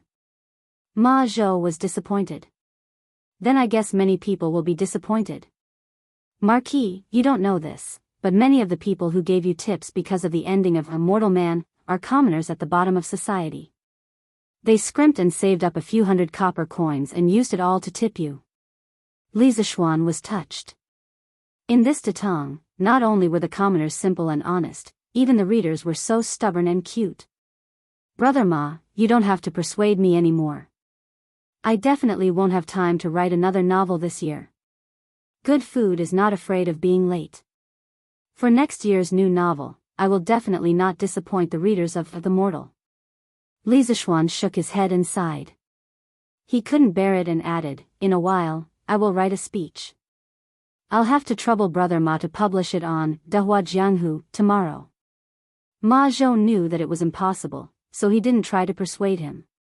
Besides, there was only a month left in the year. He didn't have much time left. Hence, he cupped his hands and replied, "Yes, Marquis." Chapter 1007. The next day. Damn! Look, look! Something big happened. Early in the morning, cries and screams could be heard on the streets of Chang'an. What can happen? You're making a fuss over nothing. Something big really happened. Brother Chu, come and take a look. Look here. Let me see. Ouch. Holy sh*t. Are my eyes playing tricks on me? The first few pages of Datong Daily's Dahua pugilistic world were filled with lines of red text. According to the rules, anyone who tipped more than 100 strings of cash could enter the next day's tipping list. The tipping list is printed in red ink. A deluge of extravagant flowers, moving me to tears. You deserve this reward for your talent. Li Zishuan from Chang'an's Yongla Lane has tipped Leather Knight 10,000 strings of cash. This book is too well written. Let's reward him and hope that the following chapters will be more exciting. Back then, when Li Zishuan had just started writing Mortal, he had praised himself and rewarded himself with 1,000 strings of cash. Now that Mortal had ended, this fellow had decided to finish what he started. So what if he was thick-skinned? A deluge of extravagant flowers, moving me to tears. You deserve this reward for your talent. Wang Renbiao from Taiyuan's Wang family has tipped Leather Knight 10,000 strings of cash. This book is too well written. Let's reward him and hope that the following chapters will be more exciting. A deluge of extravagant flowers, moving me to tears. You deserve this reward for your talent. Chao Shi from Chang'an's Chao family has tipped Leather Knight 3,000 strings of cash. This book is too well written. Let's reward him and hope that the following chapters will be more exciting. 10,000 strings of cash, 3,000 strings of cash, 2,000 strings of cash, 1,000 strings of cash. What came into view were all these shocking numbers. At this moment, money was no longer called money. It was just a number that shocked people to the point of numbness. What the heck? There were a total of 10 pages. How much money does it add up to? Gulp. I'm afraid there are more than 1,000 people on the list. That means there were more than 1,000 people who tipped A Legend of a Mortal's Journey to Immortality yesterday. More than 1,000 league leaders appeared in a day. That's at least 100,000 strings of cash. That's crazy. Are there really so many people tipping? Of course. I even tipped him 100 copper coins yesterday. At that time, there were a lot of people who tipped him. The news of A Record of a Mortal's Journey to Immortality, collecting thousands of Alliance members spread like wildfire among the crowd. Chang'an City and some of the counties near Chang'an City immediately boiled over. In the streets and alleys, in the restaurants and tea houses, there were basically people talking about yesterday's grand occasion. Many people proudly took out their Mortal badges, indicating that they were also part of the reward army yesterday. From this, one could see how popular Mortal was. However, compared to the huge amount of rewards, the Mortal section in Tang Dynasty Daily, Bragging World was even more touching. Final thoughts. I heard that the streets and alleys of Chang'an City were emptied yesterday. Countless people tipped swordsmen, ranging from dozens of copper coins to tens of thousands of strings of cash. Swordsmen were moved to tears. The Legend of a Mortal's Journey to Immortality was completed in March and finished in November. It took more than 8 months to complete, with a total of more than 7 million words. During this period of time, I would like to thank everyone for their continuous support. Swordsman will return in March next year. Please look forward to it. Seeing this final thoughts, many people could not help but recall the various things that happened when they first started reading Mortal. Their hearts were very touched at first. However, the last sentence of Swordsman will return in March next year made many people curse. F***ck. What does that mean? It means that Leather Knight will not write another book until March next year? Isn't that too much of a scam? There are still about 4 months until March next year. How am I going to survive these 4 months? Writing for 8 months and resting for 4 months. This guy is too much of a playboy, right? I don't agree. Who knows where that Pai Xiajua guy lives? I'll bring some people to tie him up and lock him in a small house to write novels for me every day. If he doesn't write 20 chapters a day, he's not allowed to go anywhere. Li Zishuan probably did not expect that the Tang dynasty would have such a ferocious reader. Yes, yes, yes. This is a good suggestion. Tie him up. Yes. Tie him up. Tie him up. But no one knows where he lives. A certain person's suggestion received a lot of responses. However, the cruel reality made everyone fall silent. Let's go to the workshop of the Curious Pavilion. Find the people from Datong Daily. They definitely know who Leather Knight is and where he lives. Yes. Let's go to the workshop of the Curious Pavilion. I know where he lives. I'll lead the way. In an instant, dozens of irritable readers rushed towards the new workshop of the Curious Pavilion. However, these people were too naive. The author of The Legend of a Mortal's Journey to Immortality was the big boss of the Curious Pavilion. How could the staff of Datong Daily tell them the real information? What's more, the new workshop of the Curious Pavilion was also guarded by a group of imperial guards sent by Li Er. A few dozen people would not be able to break through the door of the workshop. In the end, Ma Zhou comforted them for a long time and promised that he would keep urging Leather Knight to release his new book as soon as possible. Only then did the irritable readers disperse. Looking at the backs of these people, Ma Zhou wiped the cold sweat off his forehead. Of course, what he said just now was a lie. Once Li Zishuan decided on something, it was very difficult to change his mind. He definitely would not ask for a rebuff by urging him to release his novel. At this time, he really wished that he never knew that Li Zishuan was Leather Knight. Because many times, it was harder to keep a secret than to know a secret. A bunch of ignorant and unruly commoners. They don't want to read the writings of sages and scholars, and they want to fight over reading that vulgar novel. Sure enough, the world is ignorant. Rottenwood cannot be carved. Of course, not everyone was a die-hard fan of The Legend of a Mortal's Journey to Immortality. There was no lack of voices criticizing The Legend of a Mortal in Chang'an City, such as the Imperial College and the Hongwen School. But first, the number of people who liked The Legend of a Mortal obviously had an absolute advantage. Second, Datong Daily was run by Li Zishuan, and Li Er also participated in it. Although scholars had character, no one was willing to go through so much trouble for such a small matter. It was not worth it. What the eye doesn't see, the heart doesn't grieve over. This was the most common method used by those arrogant scholars. But there were many things that you could ignore, but you could not change its greatness. For example, the huge fan base of The Legend of a Mortal's Journey to Immortality showed that it was an irreplaceable novel. Next March. That's great. That means that these 4 months are our chance. At noon in Yanhuang College, the 3 people from Jianghu Academy had eaten lunch and were reading the newspaper on a stone bench in the woods of the academy. After seeing the acceptance speech of The Legend of a Mortal, Liao Feichen's eyes lit up and he said excitedly. Chapter 1008.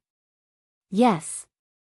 Without the popular novel, A Legend of a Mortal's Journey to Immortality, we can indeed give it a try. Who knows, we might be able to reach a higher level. In Yanhuang College, Chen Tianhua nodded after hearing his good friend's words. Both he and Liao Feichen had serialized novels in Tang Dynasty Daily. His novel was Zhang Xiaohua's Journey to Immortality, and it was about 900,000 words long. Liao Feichen's novel was called The Long Road to Immortality, and it was slightly slower, but it was also about 800,000 words long. Even though they had been admitted to Yanhuang College a few months ago, they still insisted on writing novels in their free time.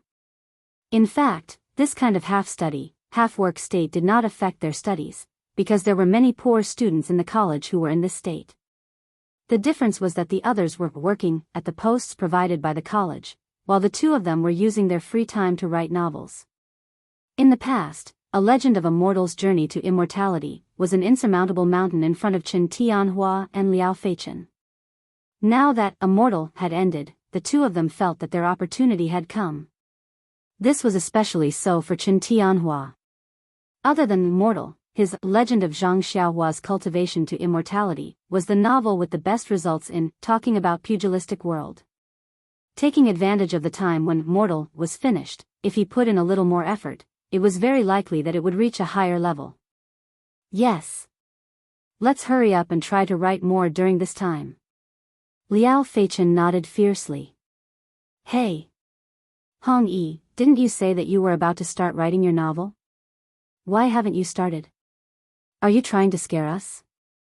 Chen Tianhua suddenly thought of something and turned his head to ask. What I said earlier was true, I wasn't lying to you. I've already thought of the plot framework for this novel, and I can start writing at any time. Hua Hongyi said with an embarrassed expression. The other two obviously did not believe him. Chen Tianhua said, Hong Yi, then tell us, when do you plan to publish your novel? When the time comes, Feichen and I will definitely support you. Yes. That's right, I'll definitely support you. We definitely can't afford the title of Alliance Master, but we can still afford the title of Disciple. Liao Feichen echoed. Hua Hongyi rolled his eyes. After thinking for a moment, he said, although the framework of the plot has been conceived, the specific details still need to be considered. Next March, I'll publish the book next March. Poof. What?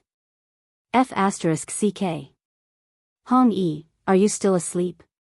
Why do you want to publish your book in March of next year? Aren't you courting death? Liao Feichen almost vomited blood when he heard that Hua Hongyi was going to publish the book in March next year. He stared at his old friend as if he was looking at a madman. How is that courting death? Feichen, didn't you want to say that Leather Knight will also release a book next March? Hua Hongyi shook his head and said nonchalantly, if he wants to publish books, then so be it. Who said that we can't publish books together with him? What's more, didn't you and Tianhua publish books together with Pai Xiajua back then? Chen Tianhua said gloomily, Hong Yi, how can it be the same? Back then, when novels were just becoming popular, who would have thought that Leather Knight's Mortal Cultivation would be so popular? Yes. The next time I publish a book, I definitely won't publish with that person. Liao Feichen also shook his head. Hua Hongyi, on the other hand, was somewhat disapproving.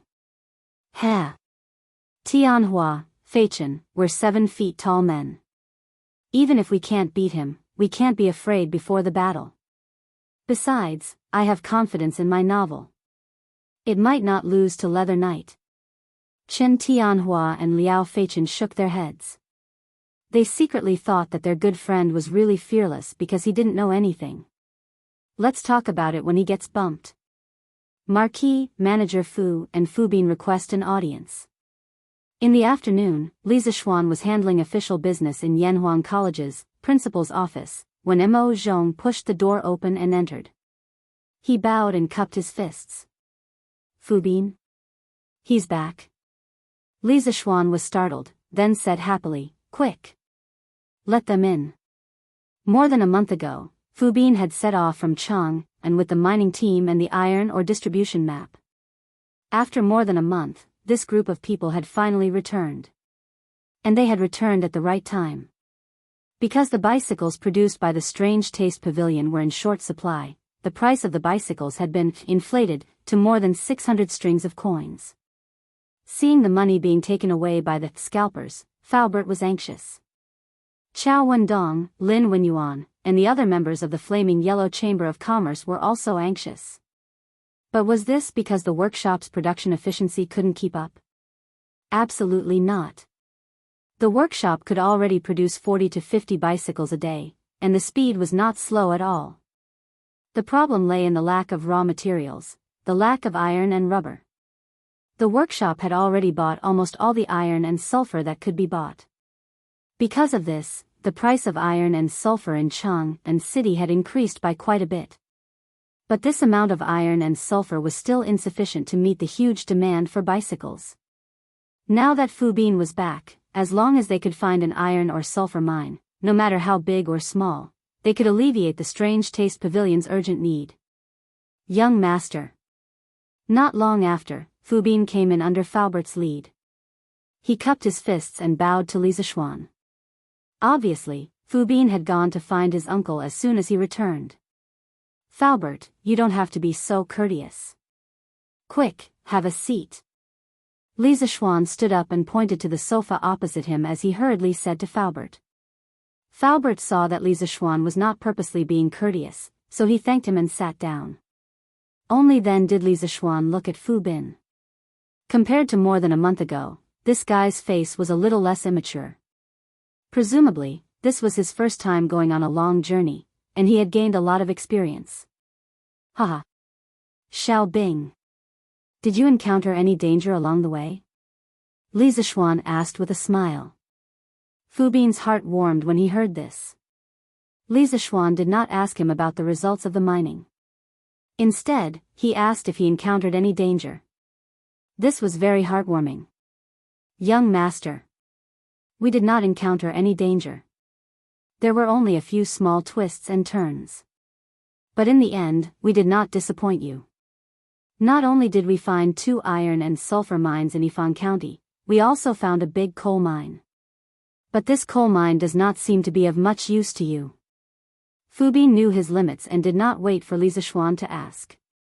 He took the initiative to tell Li Zixuan the results of this trip. When Li Zixuan heard that Fu Bin had found 2 iron and sulfur mines in Yifan County, he was shocked. He had only marked a few rough locations on the map. He did not expect such a small place like Yifan County to have so many mines.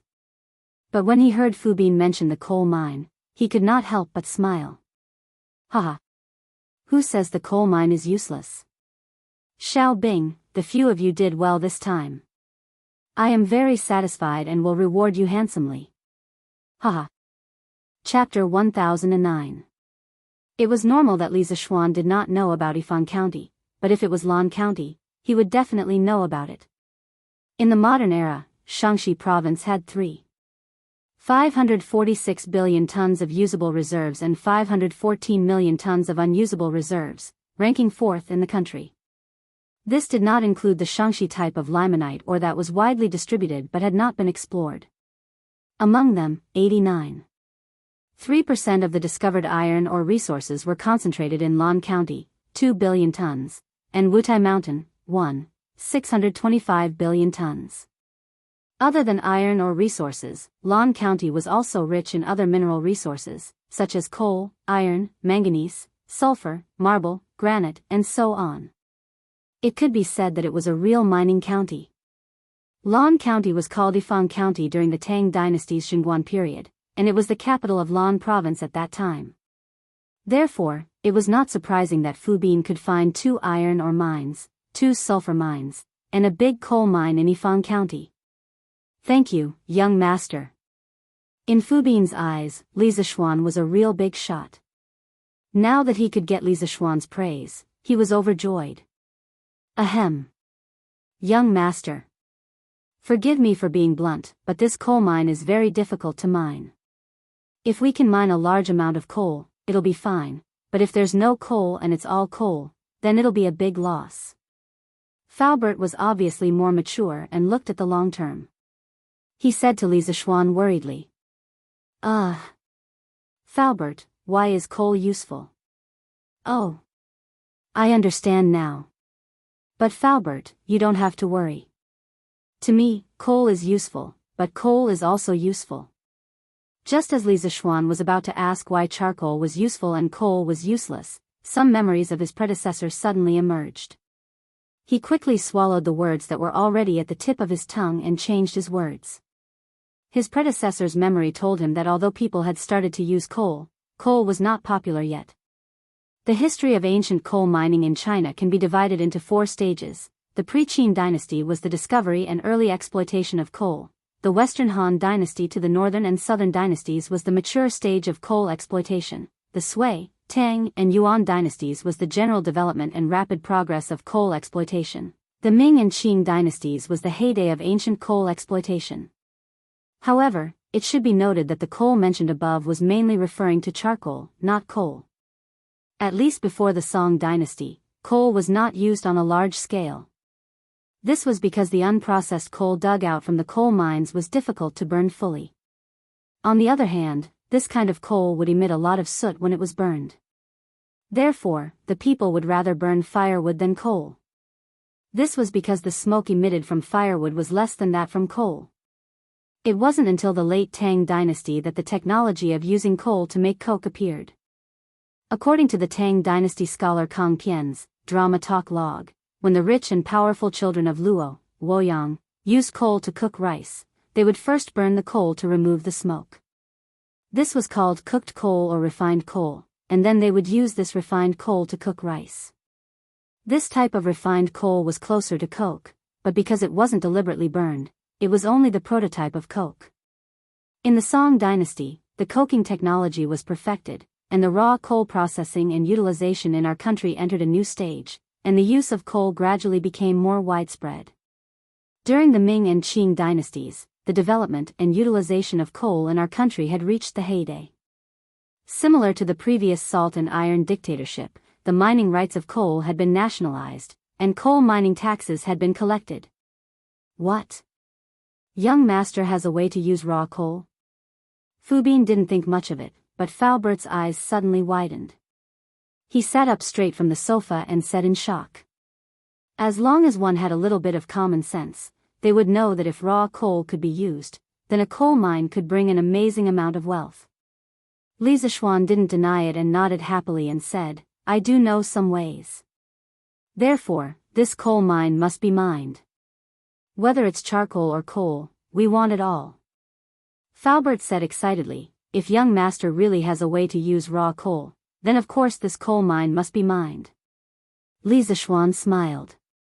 He muttered to himself for a while, then looked at Fu Bin and asked, Xiaobing, previously you said that you met with some problems in Yifang County. What exactly happened? Fu Bin scratched his head and replied, Young master, it's like this. When we first arrived at Yifang County, we were targeted by a few local ruffians. Those ruffians heard our accent and knew that we came from Chang'an, so they wanted to collect toll from us. Biyao Zi was furious, so he gathered his brothers and beat up those ruffians. Originally, it was nothing much, but who knew that those ruffians were related to the county magistrate's son? That county magistrate's son didn't know what was right and wrong, so he ordered the bailiffs to arrest us and put us in jail. Luckily, Biao Zi's martial arts were much better than those bailiffs, so he took advantage of the chaos to escape. 2 days later, the county magistrate interrogated us. Actually, it was just a formality.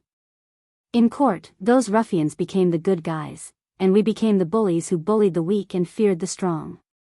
The county magistrate and deputy county magistrate didn't even give us a chance to defend ourselves and wanted to send us to a mine in the county to do hard labor. Luckily, Biao Zi arrived in time and brought along the Lan province's provincial governor's office. Those 2 days, he was carrying young master's warrant and went to the Lan province's provincial governor's office to get reinforcements. At that time, the Lan province's provincial governor was not in the government office, so the county magistrate came over. What happened after that was logical. The county magistrate of Yifang County did not teach his son well and allowed his son to keep evil slaves, disrupting the law and order. He was removed from his position and investigated by the Lan province's provincial governor. Even the deputy county magistrate was not spared. After this incident, we no longer met any obstacles when we were looking for our veins in Yifang County. After hearing what Fu Bin said, Li Zishuan curiously said, Hey! There's such a thing? This Lan province's provincial governor is not bad. Xiaobing, thank you for your hard work. Humph. Marquis, you don't need to sympathize with this kid. When you are outside, you should wear normal clothes to keep a low profile. Are you afraid that others will not know you are from Chang'an? There are so many people going to Yifang County. Why didn't those ruffians look for other people?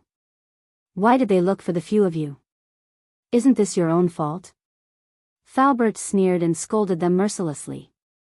Fu Bin's face was immediately filled with embarrassment. Clearly, Uncle Fu's words had hit his sore spot. Li Zishuan looked at Fu Bin and laughed. Falbert, you can't say that. This person was walking on the streets and was knocked down by someone. Can you blame that person for not going out today? Xiao Bing and the rest did not break the law and were bullied by the ruffians. How can they not retaliate? Before they left, I had told them not to create trouble, but they cannot be afraid of trouble. I feel that they had done well this time.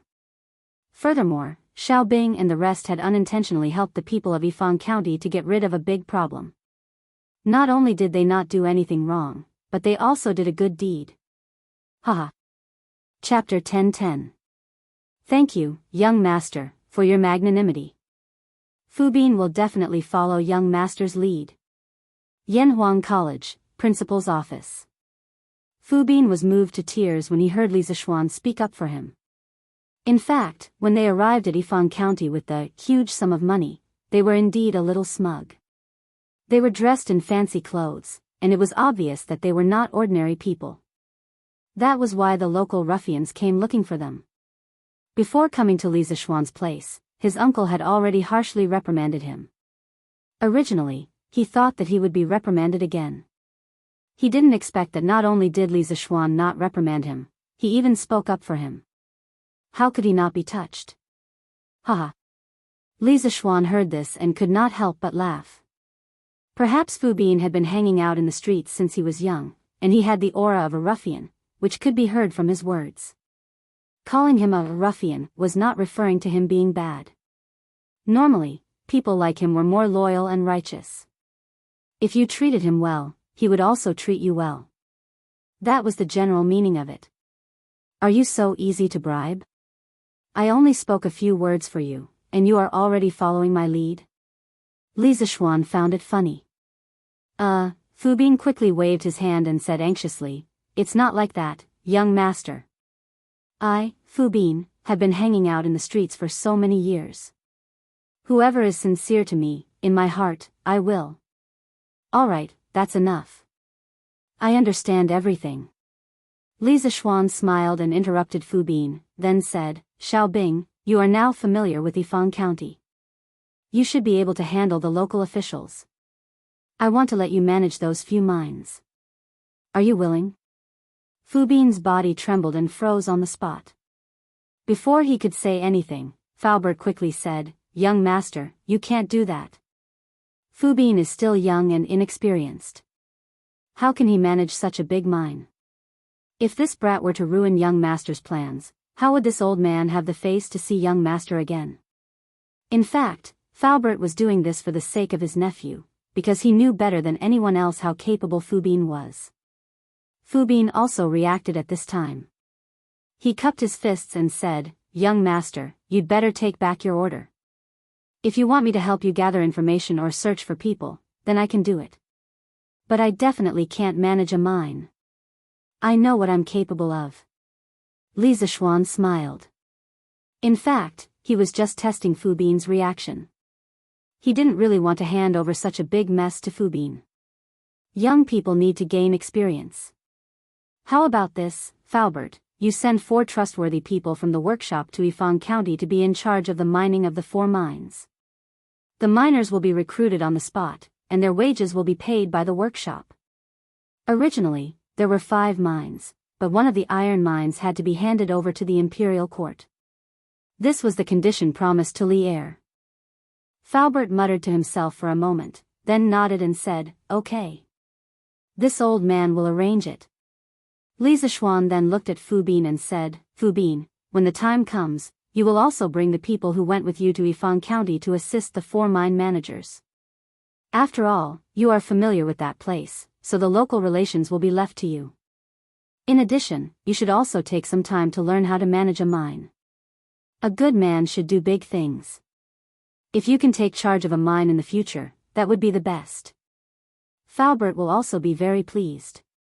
Sending Fu Bin over was not only to let him manage the relations with the local government, but also to secretly monitor the 4 mine managers to see if they were embezzling anything.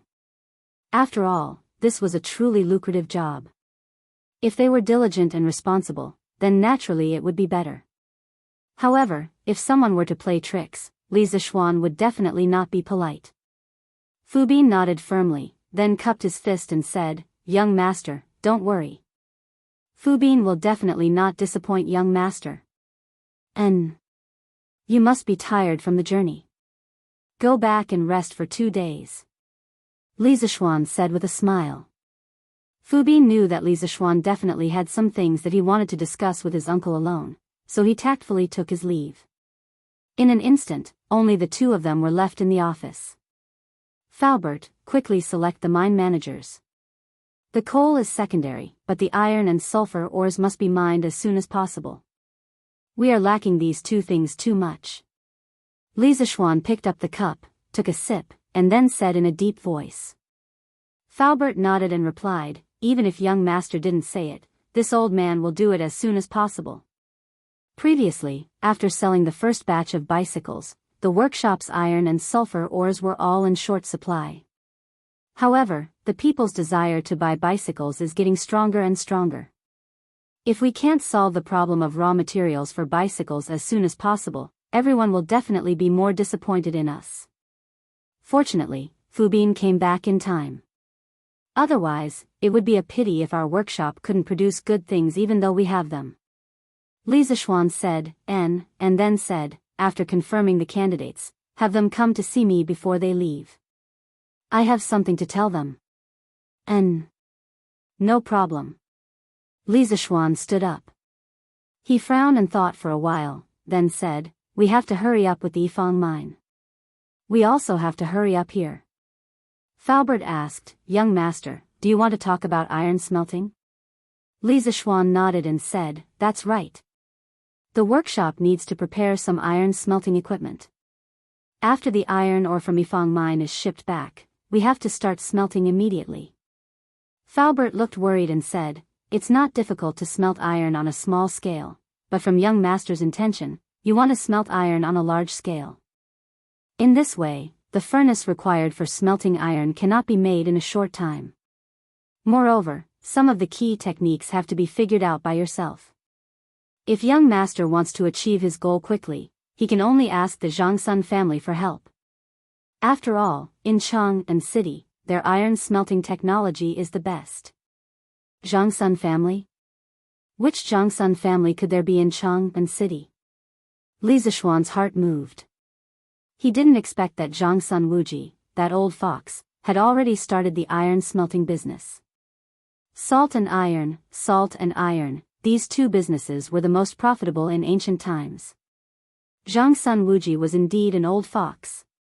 Why do we need to ask them for help? I have an even better method of smelting iron. Later on, I will draw out the blueprints of the equipment. Falbert, you just have to get someone to follow the blueprints." Li Zixuan said to Falbert. What a joke, he was an engineering genius from the 21st century. He still had countless blueprints in his mind. If he had to ask for help for such a small matter, wouldn't he be smearing the reputation of transmigrators? Falbert's eyes lit up. Then, with a strange expression, he said, "Young master, why didn't you say earlier that you have a good method of smelting iron? It's true that our workshop lacks iron, but we don't lack iron ore. This thing is much easier to buy than iron." Chapter 10-11. Li Zixuan was stunned and asked curiously, "Why is that so? Don't tell me Chang and city has a surplus of iron ore?" When he first heard Falbert say that iron ore could not be bought, he subconsciously thought that iron ore could not be bought either. But after hearing Falbert's words, it was obviously not the case. Falbert said matter-of-factly, "Young master, isn't this normal? There are only so many iron smelting factories in Chang and city. How could they consume so much iron ore? Naturally, there would be a surplus. China started smelting iron during the spring and autumn period. Due to the rich experience of smelting bronze, the progress was very fast. Pig iron and iron smelting appeared almost at the same time. The iron smelting temperature was low and there were many impurities, but the carbon content was low. It was close to that of wrought iron, with a high melting point and a soft texture. It was suitable for forging weapons. Pig iron smelting temperature was high, with a higher sulfur and phosphorus content. It was hard and brittle, but it was resistant to wear and was suitable for forging weapons. Since the Han Dynasty, various metal smelting and processing techniques had been developed comprehensively and were becoming fixed in terms of technology. For example, the 100-tempered steel technique was not used often due to its low efficiency. As the early form of the infused steel technique, it was widely used. During the Sui and Tang dynasties, the smelting technology continued to develop, but there were not many breakthroughs. They mainly followed the infused steel technique at the end of the Han Dynasty, and the smelting efficiency was not high. Furthermore, the smelting business in this era was owned by the country. People like Zhang Wuji who could mine and smelt iron were few and far between. Therefore, the productivity of the people could not be unleashed, and the smelting speed could not keep up with the mining speed. Li Zishuan rolled his eyes inwardly. He thought to himself, what a shame. If I had known about this earlier, would I have waited until now? Sigh. Forget it. Since it's already like this, another 10 days or half a month won't make a difference. When the smelting equipment is completed, the iron ore from Yifang County should be transported back. By then, our workshop will not lack iron anymore. Li Zishuan sighed and said helplessly. That's the only way. If young master has nothing else, this old man will return to the workshop first. Faubert could hear the confidence in Li Zishuan's words. He could not help but smile and bid farewell. Yes. Faubert, you should also take care of your body. If there's anything you need, just order your subordinates to do it. Don't tire yourself out. Li Zishuan asked with concern. To be honest, Faubert was already so old, but he was still busy. He felt very apologetic. But at the moment, he really didn't have anyone who could replace Faubert. Fubin might be able to do it in the future, but he was still too inexperienced to take on such a huge responsibility. If possible, he really hoped that Faubert would live a long life. Haha. Young master, there's no need to worry. This old man's body is fine. With that, Faubert left the room. Your Majesty, the Marquis of Yong, and requests an audience. Afternoon, Suite Du Hall.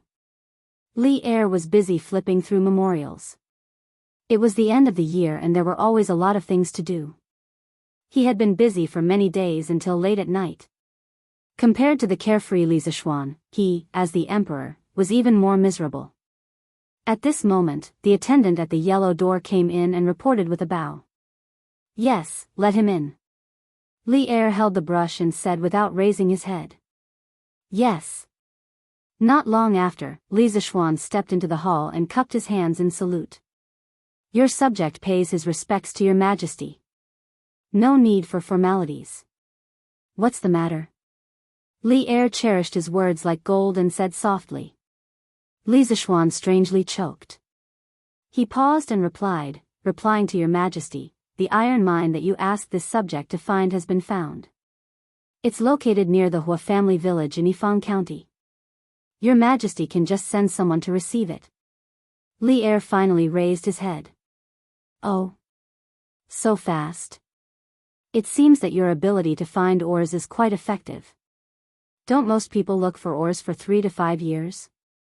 How could there be someone like Li Zishuan, who was able to find 5 mineral veins in just over a month? This time, this guy really had a mine at home. It seems that your harvest this time is not small. Tell me about it.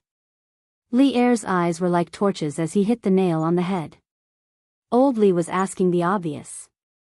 Li Zishuan did not believe that Li Er did not know this information. After all, the 100 Cavalry, Special Agent Organization, was not to be trifled with. The people that this subject sent found a total of 2 iron mines, 2 sulfur mines, and 1 coal mine. Your Majesty said that you only need iron ores, so this subject did not say anything about the other mines. What he meant was that old Li, as the ruler of a country, had to keep his word. What kind of person was Li Er? How could he not see Li Zishuan's cunning mind? He said unhappily, stinky brat. Do you think that I will go back on my words? How could I? Your Majesty is wise and wise. Even if everyone in the world goes back on their words, Your Majesty will definitely not. Li Zishuan chuckled as he flattered him. Li Er scoffed and said, Don't flatter us. Speaking of which, where is the other iron mine that you found? Li Zishuan's eyebrows slightly wrinkled, then he unfurrowed them and replied, Your Majesty, the other iron mine is also in Yifang County. However, it is about 20 li away from the Hua family village and is near Peach Blossom Village. Li Er smiled meaningfully and said, That iron mine must have more ores than the one in Hua family village, right? Li Zishuan secretly cursed Li Er for being a sly old fox, but he said, Your Majesty. How can this kind of thing be accurate? According to the people that this subject sent, the two iron mines look the same from the outside. As for the situation inside, this subject has no idea. Although this was what he said, the actual situation was more or less the same.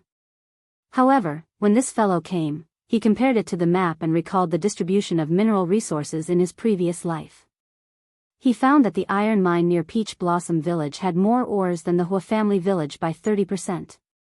This was why he gave the Hua family village's iron mine to Li Er. Li Er looked at Li Zishuan suspiciously. Although what Li Zishuan said was similar to the information that he received, he could not help but suspect that there was something fishy going on. After all, Li Zishuan was too clever. If he was not careful, he would be tricked by him. This subject will believe you for now. After all, there were so many ores that he would not be able to refine them all. After a while, Li Er helplessly sighed and said, In the next few days, this subject will let the Ministry of Work start mining. If you have nothing else to do, you can go and do your own things. The subtext was, if you have nothing else to do, you can get lost. Li Zishuan did not like to stay here, so he straightforwardly said his goodbyes, Your Majesty is wise. This subject still has things to do at the academy, so I will take my leave first. After he finished speaking, he saw that Li Er nodded in agreement and quickly turned to leave. Chapter 10-12. After coming out of the palace, Li Zishuan went straight back to Yunshan. He had to quickly draw the drawings of the equipment needed to make iron because these things were not easy to make at all. Wife, I will be in seclusion in the study for the next 2 days. If there is no urgent matter, don't let anyone disturb me. Back home, Li Zishuan said to Han Yushi. Yunshan Villa was good because it was far away from the main city.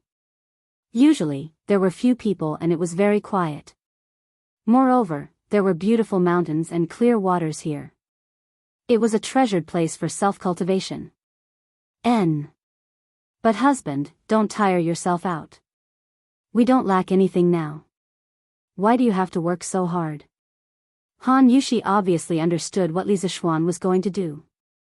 It was not the first time a similar situation had happened, so she said with a worried face. Haha. Wife, don't worry. With your husband's physique, it is impossible for him to tire himself out. I don't believe that when husband is done, I will fight with you for 300 rounds. Li Zishuan smiled and pinched Han Yushi's pretty face, then said indecently. Of course, even though he said that, he was still very grateful for his wife's concern. Husband. Han Yushi was ashamed and angry. She stomped her feet and said coquettishly, but Li Zishuan had already slipped away at this time. Blast furnace. If you want to improve the efficiency of iron making, you must build a blast furnace. In the study, Li Zishuan muttered to himself in front of a large piece of white paper on the desk.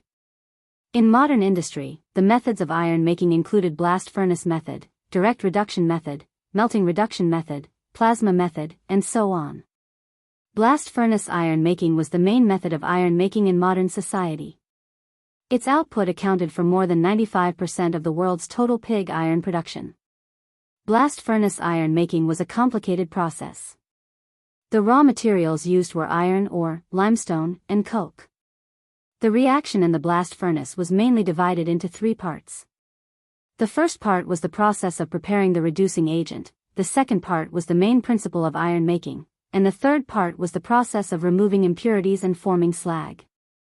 However, the iron smelted by the blast furnace was not pure and contained a small amount of impurities, so it was called pig iron.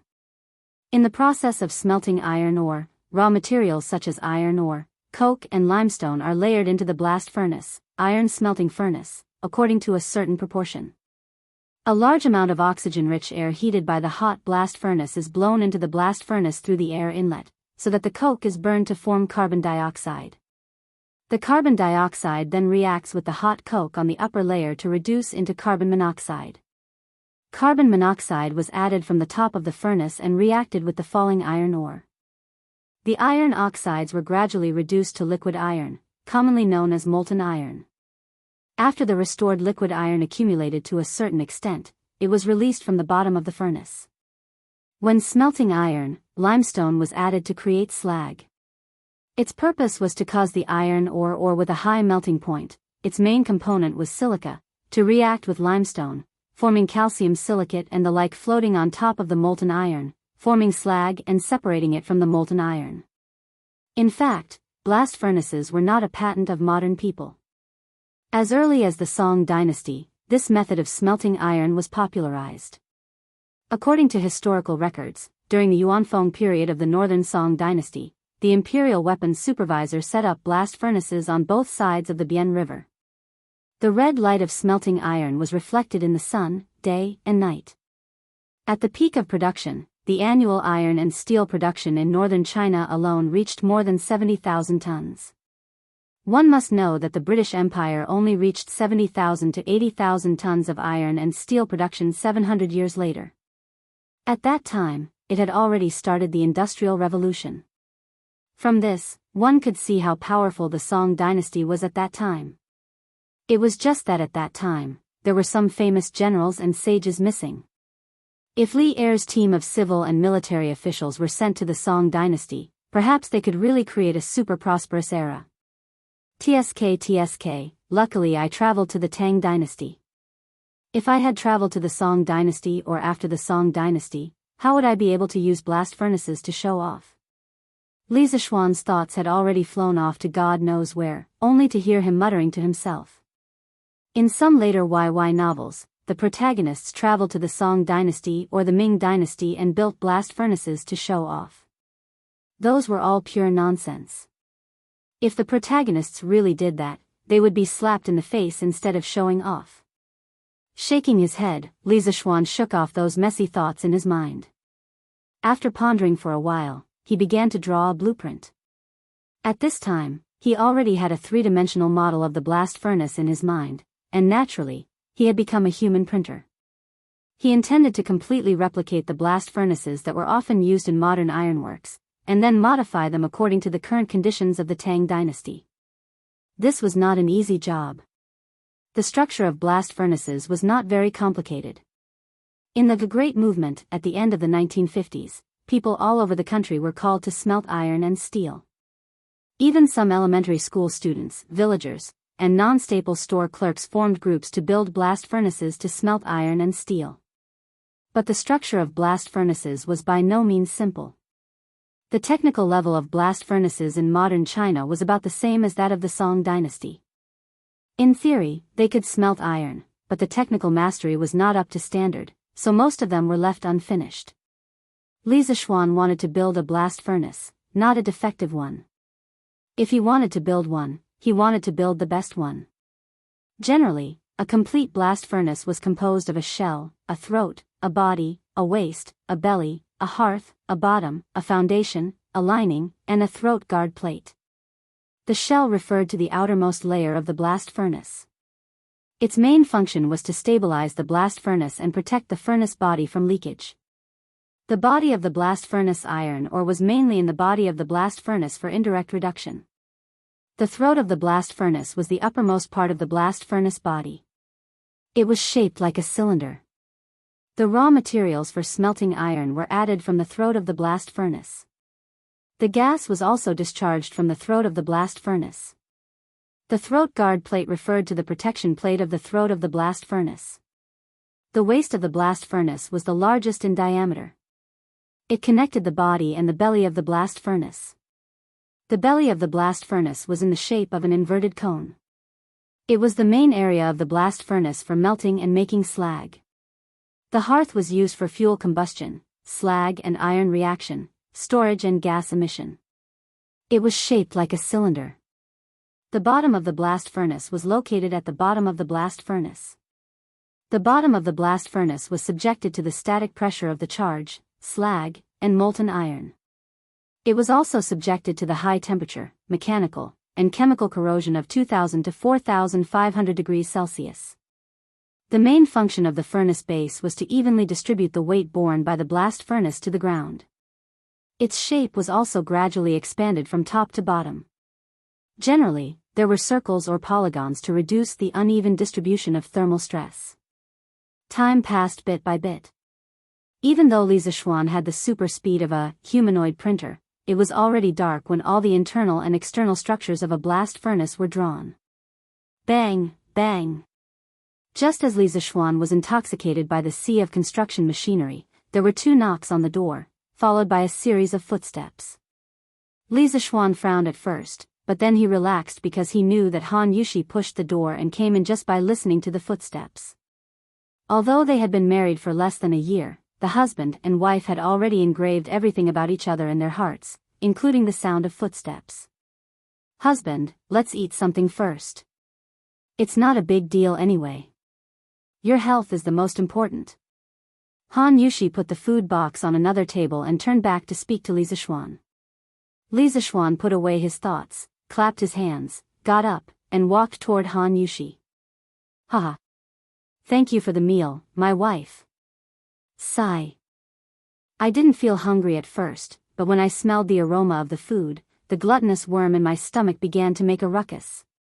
Even the god of cookery in the sky would probably have to admit defeat when he meets my wife.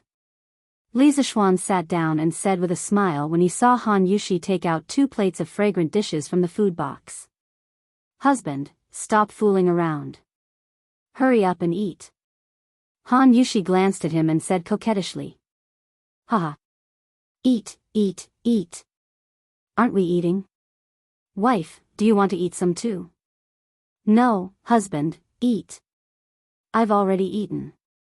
Han Yushi responded and then turned her gaze to the several large drawings on the desk. The complicated and winding lines on the drawing seemed to have a life of their own, outlining a huge and majestic blast furnace. Perhaps it was because Li Zixuan's drawings were too lifelike, but Han Yushi seemed to be able to feel the terrifying heat in the furnace and couldn't help but take 2 steps back. What? Is my wife still interested in engineering? Li Zixuan asked with great interest while chewing the food in his mouth. No. I'm just looking around. Han Yushi came back to her senses. She thought for a moment and said, when I saw that my husband's drawings were so good, I was thinking that if my husband were to use this technique in painting, he wouldn't lose to Yan Shaojian, soon to be Yan Liben. Don't think that engineering drawings were all stiff and unaesthetic lines. The key was to look at the craftsmanship of the person who drew them. The engineering drawings of a skilled person could definitely feel the beauty of a work of art. Li Zixuan now belonged to this kind of person. Oh. Leave things like drawing to Yan Shaojian and the others. Your husband doesn't have the time for that. Although I'm outstanding, I can't do everything. I have to leave a way out for others, right? Li Zixuan said smugly half-jokingly. Pfft. Han Yushi covered her mouth and laughed when she heard that. Husband, how can you praise yourself? Aren't you ashamed? Li Zixuan rolled his eyes. Why is it that my wife can praise him, but your husband can't? Han Yushi shook her head and couldn't be bothered to argue. At this moment, she suddenly thought of something and said, oh right. Husband. I helped you lock the drawings you drew last time in the cabinet. Why didn't you use them? Did you forget? She was actually referring to the generator blueprints that Li Zixuan had drawn last time. Not for the time being. It's almost the end of the year. I'm too lazy to bother with those things. Let's have a peaceful new year first. Li Zixuan replied. Yes, yes. In the past, I spent the new year with Iron Egg and Daddy. Husband, can you bring them over for the new year this year? At the mention of the new year, Han Yushi's eyes instantly glowed. Although she was already a wife, she was only 13 or 14 years old. Perhaps she still retained some innocence in her heart and looked forward to the liveliness and joy during the new year. Haha. Why can't I? As long as my wife is happy, I'll even pluck the moon from the sky for you, let alone such a small matter. Li Zishuan laughed. Logically speaking, even if Han Yushi didn't say it, he would do it when the time came. How could his father-in-law and brother-in-law be alone during the new year? Naturally, it would be lively when the two families celebrated the new year together. Hee hee. The moon in the sky is bare. What do I need it for? But I still thank you for agreeing. Han Yushi said with a smile. Obviously, she had used the Academy's telescope to see the moon before. Oh, why are you thanking me as a family? Burp. Alright, I'm done eating. Wife, you should go and rest first. I'll sleep a little later tonight. Li Zishuan put down his bowl and chopsticks and burped with satisfaction. Although the general blueprint of the blast furnace was drawn, there were still many details that he needed to consider one by one. Husband, can't you draw it tomorrow? There's no need to rush, right? When Han Yushi heard that, she knew that Li Zishuan was going to work overtime tonight, so she tried to persuade him. Hey! Some things have to be done in one go. If you let go of this breath, it will take a long time to find it again. Wife, you don't have to worry. I'll go and rest when I'm tired. I won't force myself. Li Zishuan said softly as he stroked his wife's soft, jet-black hair. In fact, with his current martial arts cultivation, even if he didn't sleep for 3 days and 3 nights, he could still endure it. That's good. Husband, you have to keep your word. I won't disturb you anymore. Han Yushi knew that she couldn't persuade Li Zishuan to change his mind, so she compromised. Wife, go and have a rest. Li Zishuan said with a smile. Han Yushi nodded and left the study with the plate and food box. The study suddenly became quiet again. Fire resistant. First of all, the furnace must be fire resistant. Li Zishuan looked at the blueprint that he had drawn before and was lost in thought. After a while, he muttered to himself. Yes. Fire-resistant cement. I'll get the fire-resistant cement by the way. Recently, I'll ask Fubin to go to Shuo province and get some bauxite back. Suddenly, Li Zishuan's eyes lit up and he said excitedly. Shuo province, Shangxi. His college roommate in his previous life came from this city. That guy really had a mine at home. It was not a coal mine, nor an iron mine, but a bauxite mine. Li Zishuan went with him to see it during the National Day holiday one year. Coincidentally, his roommate had bragged to him about the history of Shuo province, saying that the name, Shuo province, already existed during the Northern Zhou dynasty. Although it was renamed to Mai County during the Sui dynasty, Li Yuan changed it back during the Tang dynasty. It could be said that it was a famous historical city. The current Li Zishuan, relying on his memory, could even mark the detailed location of his roommate's bauxite mine on a map. Hee hee. Old classmate, I'm sorry, but let me borrow your mine first. You don't mind, right? Li Zishuan was like a neurotic, talking to air. Bauxite was also known as high alumina clay. The main minerals were diaspore, baemite, gibbsite, kaolinite, etc. It had a high alumina content. After grinding and calcining with limestone, it became fire-resistant cement. It was directly pressed into bricks and could be fired into fire-resistant bricks. The lowest refractory temperature could reach more than 1,500 degrees. In fact, the small blast furnaces of the Song dynasty were generally built directly with clay, but they did not have a long lifespan. Li Zishuan wanted to build a blast furnace that was closest to the ones used in modern steel factories, so this kind of high-grade fire-resistant material used in modern steel furnaces was naturally used. What's more, he still had the bauxite mine that his old classmate left for him. It would be a waste not to use it. Chapter 1013. According to the statistics of modern society, Shangxi was the province with the largest reserves of bauxite in the country. It was reasonable to say that it should be easy to find bauxite. However, if Li Zishuan wanted to find it in the shortest time possible, he could only go to his old classmate's iron mine.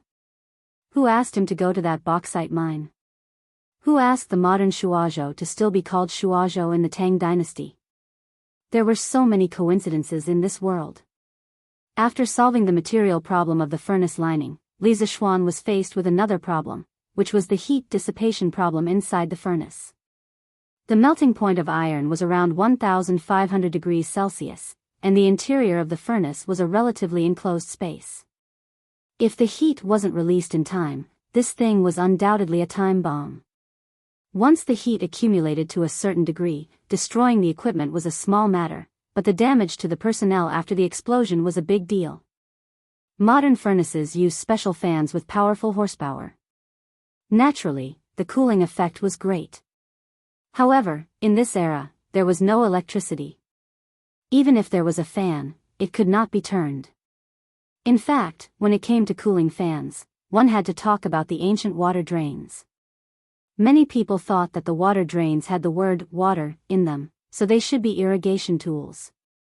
In fact, the water drains were invented by Du Shi during the Eastern Han Dynasty. At first, the water drains were called human drains, which used human power. Then, they used animal power and horses, which were called horse drains. Until Du Shi used water drains, it was called water drains. In the future, the furnace in the workshop could use this type of water drains to dissipate heat. However, the dam on the Ba River had not been built yet. Without a certain drop in the water, it would be difficult for the water drains to turn. Let's use animal drains to dissipate heat first. Next year, we will build the dam and hydropower station. After the power grid is set up, we will think about other things. Li Zishuan muttered to himself. Thinking of this, he picked up the pen and began to draw. With his current engineering skills and drawing skills, drawing an improved version of the saddle, a blower that was pulled by a horse, was not a problem. In addition to blowing in air from the outside, the horse drains the internal heat of the furnace. It could also bring oxygen to the fire pool and the furnace and promote the combustion of the fuel. On a winter night, everything was silent. There were no sounds of insects or birds. The only sound that could be heard in the study was the rustling sound of pencil rubbing against paper. Yunshan was located outside of Chang'an City, so there was no sound from the night watchman. For Li Zishuan, it was convenient for him to concentrate on thinking and drawing. Under his modification, the blast furnace moved from modern times gradually lost its original appearance, but its efficiency did not decrease much. Moreover, the blast furnace after the modification was more and more suitable for the conditions and environment of the Tang dynasty. 2 days passed in the blink of an eye. Li Zishuan hadn't left the study for 2 whole days. Han Yushi, who knew her husband's character, didn't persuade him to go back to his room to rest even though she wanted to. Because she knew that it would be useless to persuade Li Zishuan. Instead, it would only add to his troubles. In the past 2 days, Li Zishuan had been eating and living in the study. In front of him, there was already a thick pile of drawings. Those drawings that had been ruined were thrown all over the floor. On the other hand, his face did not look haggard at all. This was all thanks to the enormous spiritual power brought to him by the Supreme Mystery Sutra, as well as the endless flow of inner strength. Otherwise, if it were someone else, they would have collapsed from exhaustion. Why did he work so hard? Li Zishuan might not be able to answer this question himself. Logically speaking, he now had power, and a beautiful wife. He only needed to eat and wait for death like other rich second generations. There was no reason for him to work so hard.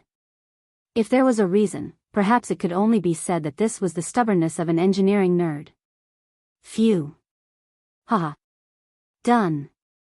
On the morning of the 3rd day, Li Zishuan checked all the drawings that he had drawn in the past few days. After finding that there were no problems, he let out a long sigh of relief and laughed. Creak.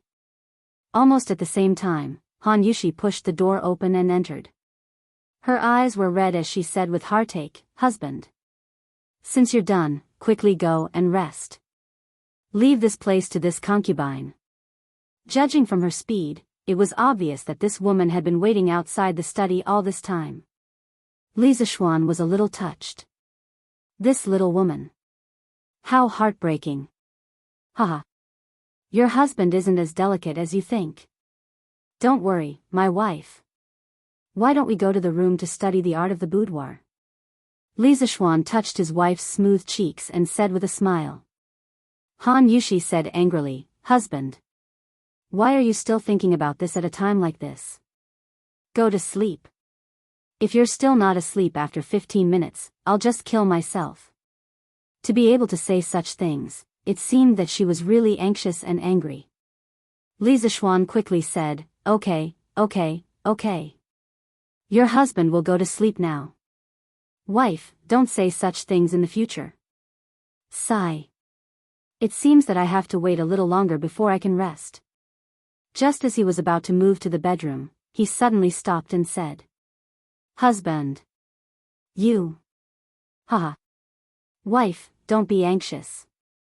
It's not that your husband doesn't want to sleep, but there are guests. Han Yushi was about to get angry, but Li Zishuan interrupted her and said. After saying that, this guy walked out of the house slowly with his hands behind his back. The reason for that was that he heard footsteps coming from outside the house. Father-in-law. Faubert, Xiaobing, you're here. After a while, Li Zishuan's laughter came from outside the house. Han Yushi originally thought that Li Zishuan was just bluffing her, but after hearing that, father-in-law, she couldn't be bothered to be angry with Li Zishuan and quickly ran out. Outside the house, Faubert and Han Li brought Fu Bin and 4 other middle-aged men over. Young master, I didn't dare to neglect the task that you gave me earlier. I'm here today to report back to you. Faubert stroked his beard and laughed. Haha. Let's talk inside. Let's talk inside. Father? You're here? I'll go and get you some tea now. When Han Yushi came out of the study room, Li Zishuan and the rest had just entered the main hall. When she saw Han Li, she said happily. Although the Yunshan residence was very close to the Han family village, after she moved in with Li Zishuan, Han Li rarely came over. Usually, he would only come over when he had something to do. That was why she was so excited now. Haha. Wife, don't forget to get Faubert a cup of tea too. Li Zishuan laughed and joked. Ah. Han Yushi just realized that her father wasn't the only one who came. She quickly said guiltily, Of course I won't forget. Everyone let out a burst of friendly laughter. Li Zishuan looked at Han Li and said with a smile, Father-in-law, you have to visit us more often in the future. Otherwise, Yushi will treat you as a guest. Chapter 10:14. Li Zishuan understood why Han Lijing didn't come over often. It was mainly because he didn't want to disturb them, but he didn't think it was necessary. They were a family, so why did they have to make it seem like 2 different families? Besides, he and Han Yushi usually lived at night, so they couldn't be disturbed during the day. Han Lijing looked a little embarrassed. He coughed and said, This girl, sigh, it's my fault that I don't come to Yunshan often. But in the future, even if I want to, I won't have the chance to come over. Li Zishuan asked curiously, Why is that? Is father-in-law going on a long trip? Han Tianhu said, Let's not talk about this first. Manager Fu is looking for you. Let's talk about him first. Li Zishuan could only suppress the doubts in his heart and looked at Faubert. At this moment, Fu Bo said, Young master, you asked me to pick 4 people to manage the mine in Yifang County. I've brought them here today. This is Ni Taifeng, this is Yao Jia, this is Yu Xingzhen, and this is Shang Renguang. They are all old fellows in the workshop and can handle things independently. Faubert said as he pointed at the 4 middle-aged men he brought and introduced them. Li Zishuan knew Ni Taifeng. Ni Taifeng was the leader of the 5th Regiment of the Yanhuang College Construction Corps. This person had superb skills and was the technical backbone of the workshop. Do you know the mission of this trip? Li Zishuan nodded and gestured for them to sit down. Ni Taifeng said, Marquis, Manager Fu already told us before we came. We all know the mission of this trip. Then do you know that if you are busy there, you might not be able to make it back before the new year? Li Zishuan asked again. The four people's faces froze. Finally, Ni Typhon gritted his teeth and said, Marquis's big matter is important. To me, it doesn't matter where I spend the new year. Marquis, I don't care. Me too. Me too. The other three people also expressed their opinions. They knew that it was a rare opportunity to work for Li Zishuan face to face. Good. Don't worry, I will remember your efforts and I will not mistreat you in the future. Li Zishuan nodded and praised. Marquis is too polite. The four people said politely. Li Zishuan looked at Li Zishuan and said, Shao, how's your preparation? There was a hint of excitement in Fu Bin's eyes as he said, Young master, I'm ready. Biyao Zi is also fine, we can leave at any time. Li Zishuan, that's good. The sooner the better, the better. You will leave tomorrow. Oh. Shao, I have something I need you to. Wait, I want to get something to get tea, my husband. I will go and get it. Coincidentally, Han Yushi came over with 6 cups of hot tea on a tray. Falbert, Han Lizheng, Ni Typhon, Yao Jia, Yu Xingzhen, and Shang Renguang each had a cup. Fu Bin was a junior and naturally did not have tea to drink. As for Li Zishuan, Han Yushi knew that he did not like tea and did not do anything unnecessary.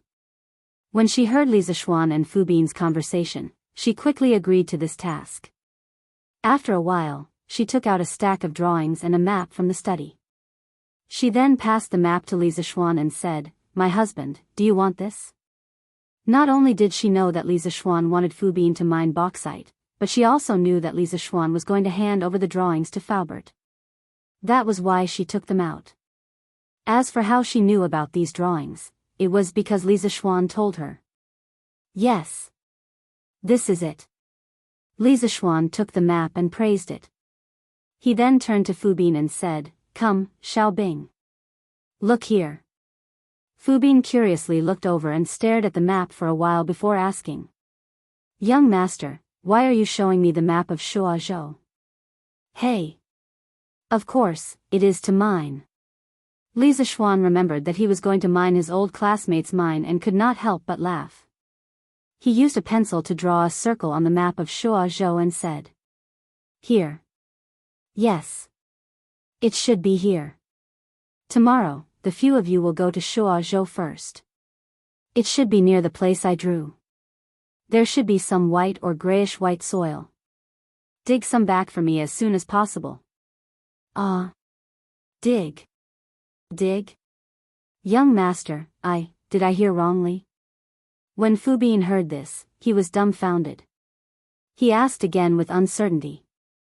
The rest of the people in the room were also curious. They all looked at Li Zishuan, wanting to hear an explanation. Li Zishuan said angrily, You did not hear wrongly. This thing is very useful to me. As for what it is, you will know when the time comes. Here, take the map. Now go back and pack up.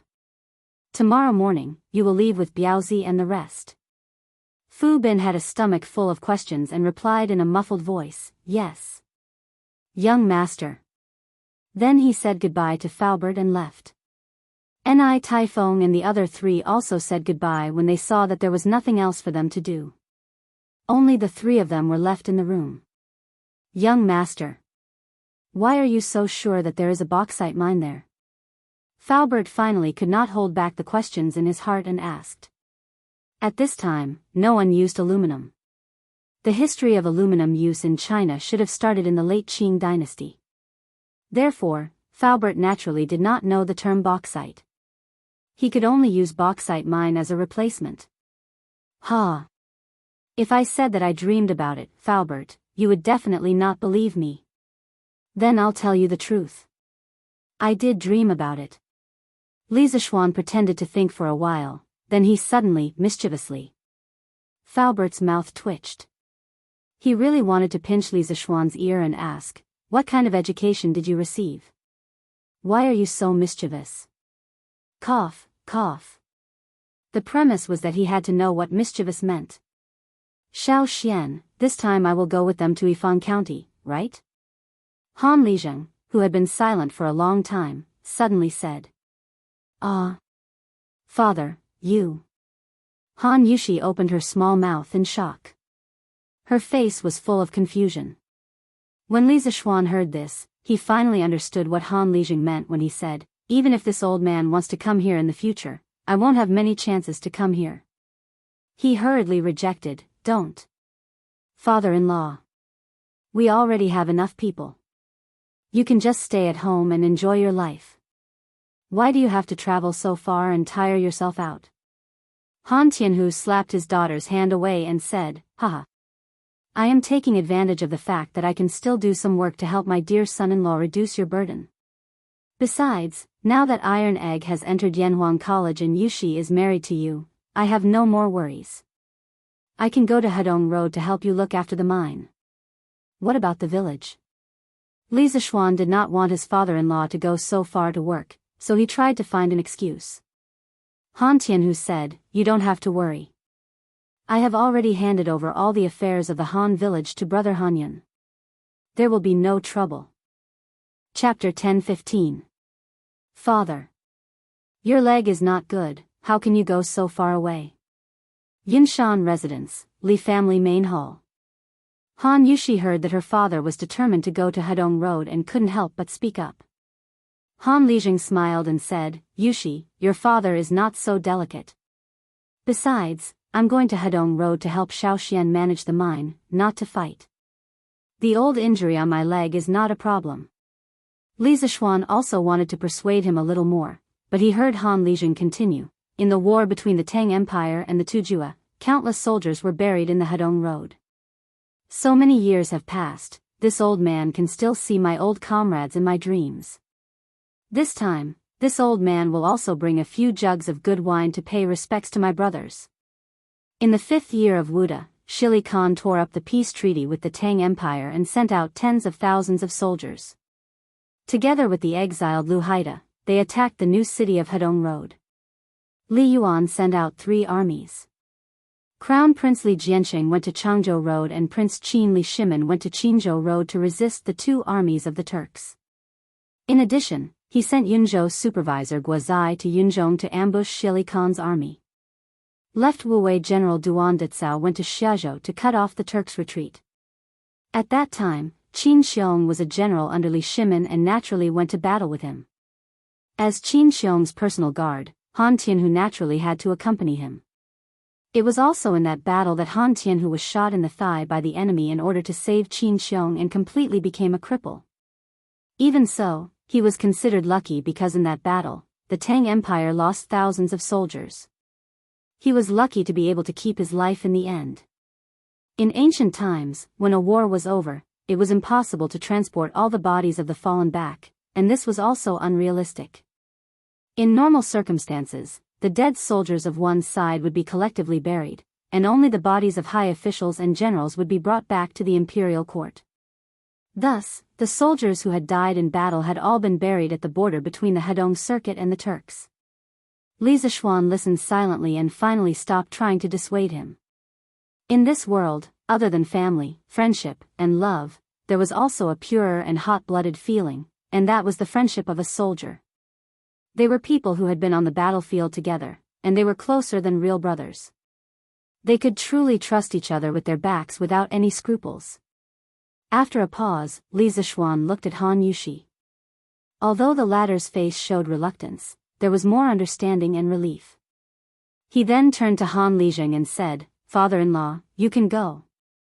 As for the mine, I will instruct Ni Taifeng and the others to listen to your orders. If anything happens over there, you can look for Fu Bin. That kid is quite familiar with the local authorities in the Lan province. Hearing this, Han Lijing's eyes revealed a trace of anticipation and excitement. He nodded and said, Don't worry. What have I not seen in my life?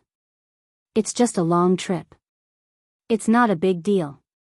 Li Zixuan thought for a moment and suddenly said, Father-in-law, after you go to Hedong Road, remember to tell Ni Taifeng and the others not to treat the miners harshly. They are all people who dig for food in the fields. It's not easy. This sentence made Han Lijing a little confused, but in the end, he nodded and replied, of course. In fact, he didn't know Li Zishuan's painstaking efforts. Since ancient China's use of minerals became more and more widespread, and mining technology became more and more mature, more and more mine owners tried to recruit people to mine. However, most of them liked to withhold the miners' wages and food, and they also squeezed the miners' strength too much. During the Ming Dynasty, there were many miners' revolts in the mines. Li Zishuan's instructions were to prevent trouble before it happened. Han Yushi interrupted at this time, "Father. Then you must come back before the new year. Your daughter, Iron Egg, and mother are all waiting for you to come back for the new year." Hearing Han Yushi mention his late wife, Han Lijing's eyes immediately flashed with a trace of gentleness. He nodded solemnly and said firmly, "Okay. Father will definitely come back before the new year." After that, he got up and said, "Little Xian, you chat with Steward Fu. This old man will go back and pack up. Tomorrow, we will leave together with Fu Bin and the others." Obviously, he could also see that Li Zishuan and Faubert still had important matters to discuss. "This. Father-in-law, why don't you stay for lunch?" Li Zishuan urged him to stay. Han Yushi also looked over with eager eyes. However, Han Lijing said, "Haha. No. No. This old man still has to go to Chang and to buy some things. You guys eat." After that, he looked at Li Zishuan, paused, and sighed inexplicably, "Little Xian. Yushi marrying you is this child's blessing. This old man will never tell you to treat her well, because this old man knows that you are a kind person. Even if this old man doesn't tell you, you will treat her well. This child is luckier than her mother in the past." Haha. With a sigh, Han Lijing waved his hand, turned around, and walked out of the door. His back looked somewhat miserable. "Hubby," Han Yushi felt an inexplicable sadness in her heart. She looked at Li Zishuan with tears in her eyes. She wanted to say something, but stopped. "It's okay. Father-in-law must be missing mother-in-law." Li Zishuan stroked Han Yushi's soft long hair and comforted her. Ahem. Seeing that this young couple had neglected an old man like him, Faubert quickly coughed. Otherwise, he didn't know what these two people in front of him would do. "Young master. Regarding the matter of the ironworks, I wonder if you have any ideas?" When Faubert saw that the couple had finally noticed him, he quickly asked. Li Zishuan came back to his senses and took a stack of blueprints from Han Yushi's hands. He handed it to Faubert and said, "I have an idea. Here, Faubert, take a look." A thick stack of blueprints suddenly fell into his hands. Faubert couldn't help but be shocked. "So many? Young master, did you start preparing for the steelmaking matter a few months ago?" In his words, there was some admiration for Li Zishuan's foresight. To be honest, he did know that Li Zishuan drew blueprints quickly, but he never would have thought that Li Zishuan would draw so quickly. He had at least 200 or 300 blueprints in his hands. How could he have started preparing a few months ago? He only started drawing 2 or 3 days ago. He didn't sleep well for 2 consecutive nights. When Han Yushi heard Faubert's words, she couldn't help but say unhappily. Under normal circumstances, when Li Zishuan was talking about business with others, she rarely interrupted. This time, when she saw that Li Zishuan didn't care about his body, she was really angry. "What? 2 or 3 days?" Faubert was really shocked. The blueprints in his hands were almost thrown to the ground by him. Fortunately, he didn't have a heart attack or anything. Otherwise, he might have fainted by now. Even so, he was scared out of his wits. To be able to draw 200 or 300 such high-quality blueprints in 2 or 3 days, Faubert couldn't help but say to himself, "Is my young master a monster with 8 hands?" Chapter 10:16. Young master. You haven't slept for 2 nights. Then you should go and rest. We'll talk about the ironworks later. After recovering from his shock, Faubert finally caught the other layer of meaning in Han Yushi's words. It was also the most important layer of meaning. He hurriedly said to Li Zixuan. Li Zixuan shook his head and said, "Of course not, I did take a nap halfway through. Let's not talk about this first. Faubert, you should take a look at the blueprint first. If there's anything wrong, we can discuss it together. The ironworks must be put on the agenda as soon as possible. Then. Okay." Seeing that Li Zixuan was so insistent, Faubert knew that he could not persuade him otherwise. He lowered his head and began to look at the blueprint. Li Zixuan's blueprint was placed in a very particular order. First, the overall structure, then the specific structure. Faubert first saw the overall layout of the ironworks in the future, then the overall structure of each part, and then the specific structure of some of the key components. As he flipped through the blueprint page by page, a huge ironworks with a style completely different from this era gradually appeared in Faubert's mind. After doing engineering for a lifetime, Faubert still had the ability to visualize through drawings. A towering iron furnace stood in the middle of the factory. Pipes extended out from the furnace like the roots of an old tree, densely entrenched in the surroundings. 2 large chimneys towered into the clouds, as if they wished they could reach the clouds. They were constantly spewing thick smoke into the sky. The various machines in the workshop rumbled incessantly. Faubert was extremely shocked. Clearly, Li Zixuan's ironworks was not a small scale. Its scale was definitely one of the largest in the entire Tang Empire. But why did this steelmaking method feel so familiar to him? "Young master. Why does this look a little like a shaft furnace?" Faubert suddenly remembered and asked. China was the first country in the world to use shaft furnaces to make iron. In ancient times, our country mainly used shaft furnaces to smelt pig iron. The iron shaft furnace was developed from the copper shaft furnace. At the end of the spring and autumn period, the method of smelting pig iron with a shaft furnace appeared. However, this method was not fully popularized until the Northern Song dynasty. Shaft furnace smelting was an economical and effective method of smelting iron. Material was loaded from the top and air was blown from the bottom to form the relative movement of the furnace material falling and the gas rising.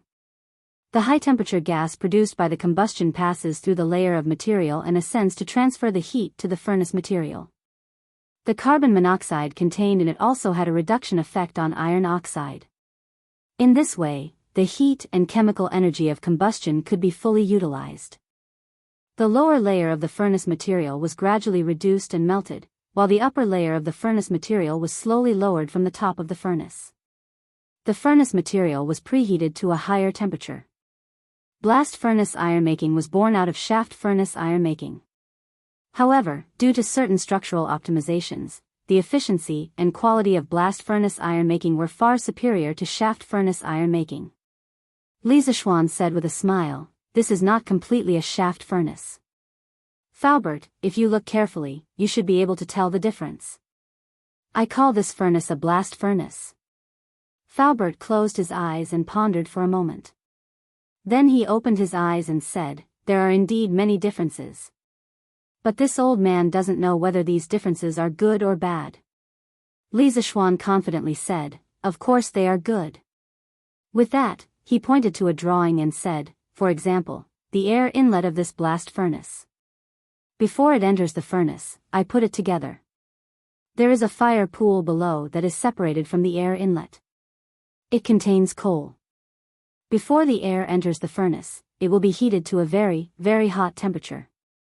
It can even directly melt iron. In this way, the efficiency of smelting iron will be greatly improved." Air preheating was the most critical step in modern steel production to improve the efficiency of smelting iron. High air temperature was also one of the main technical characteristics of modern blast furnace iron making. First of all, the heat required by blast furnace smelting was partly from the combustion heat released by the fuel in the furnace, and partly from the physical heat brought in by the high-temperature hot air. The more heat brought into the blast furnace by the hot air, the less fuel combustion heat was required, and the lower the fuel consumption. Therefore, increasing the air temperature could significantly reduce the fuel consumption and production cost. In addition, increasing the air temperature could also help to increase the theoretical combustion temperature in front of the tuyere. This would increase the temperature in the convoluted area of the tuyere and increase the heat in the furnace. This would help to increase the combustion rate of the pulverized coal, increase the amount of coal injected, and further reduce the coke ratio. Therefore, air preheating was the key technology for the blast furnace to achieve large-scale coal injection.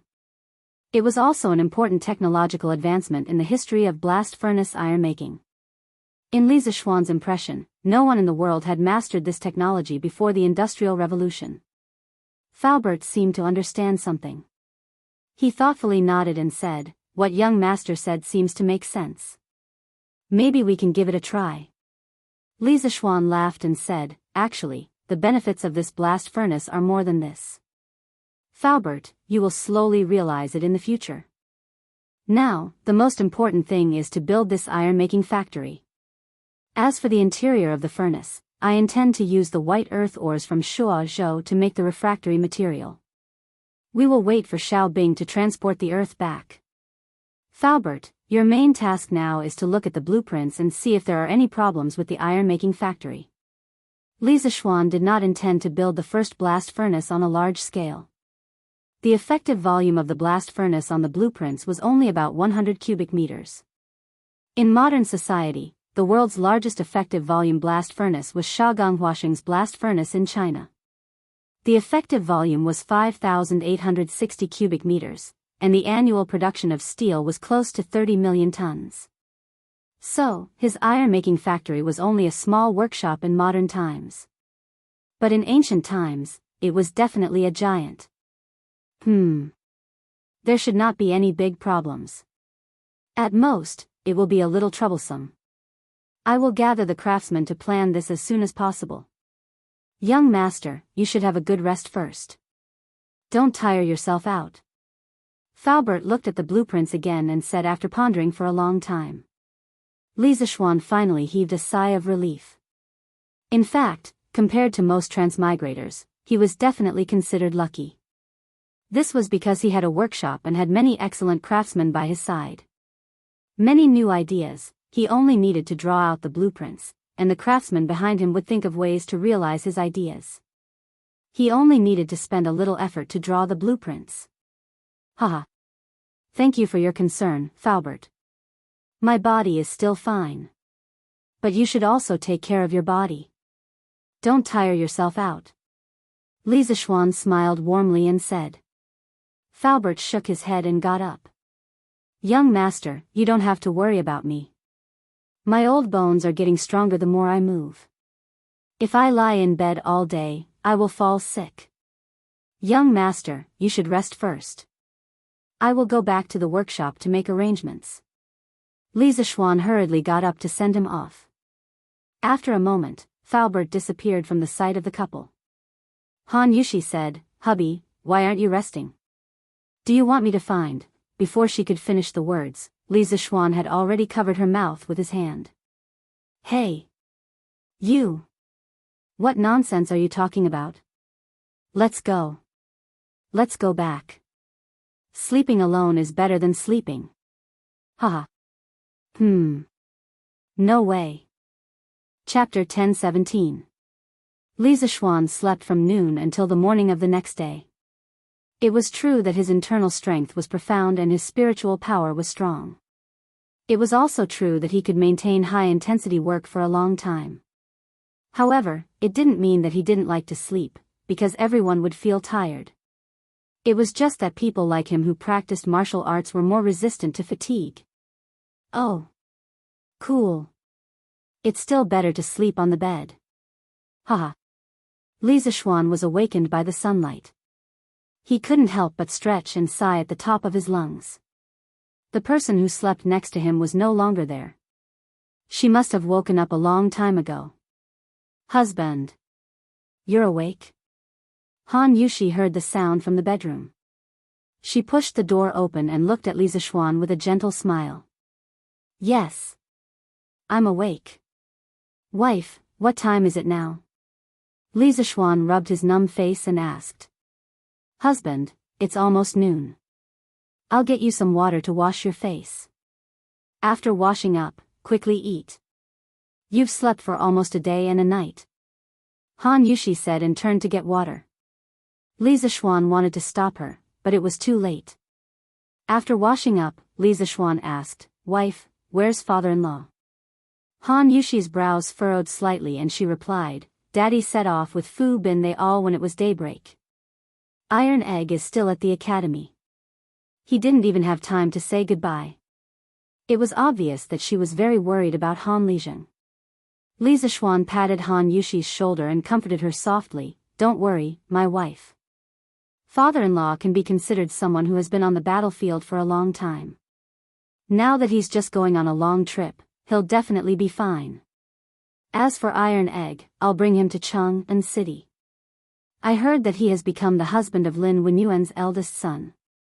Bringing him to Chang'an will save him the trouble of going back and forth on the weekends." At the mention of her younger brother, Han Yushi's mood finally improved. She smiled and said, "Husband, if I remember correctly, Iron Egg hasn't even entered the top 10 in this monthly exam, right? This brat hadn't even done his own homework, yet he was teaching others. When he comes back this weekend, let's see if this concubine, as his elder sister, will teach him a lesson." When it came to Iron Egg's education, Han Yushi had always been quite strict.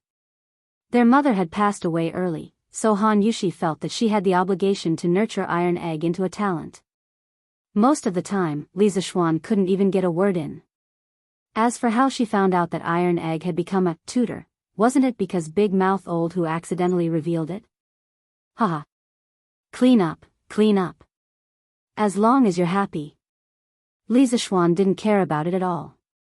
Anyway, with Iron Egg's thick skin, being hit 2 or 3 times was like being tickled. Han Yushi rolled her eyes at her husband and said angrily, "Husband, what are you saying? What do you mean as long as I'm happy? I obviously want Iron Egg to focus on his studies and become a talent as soon as possible."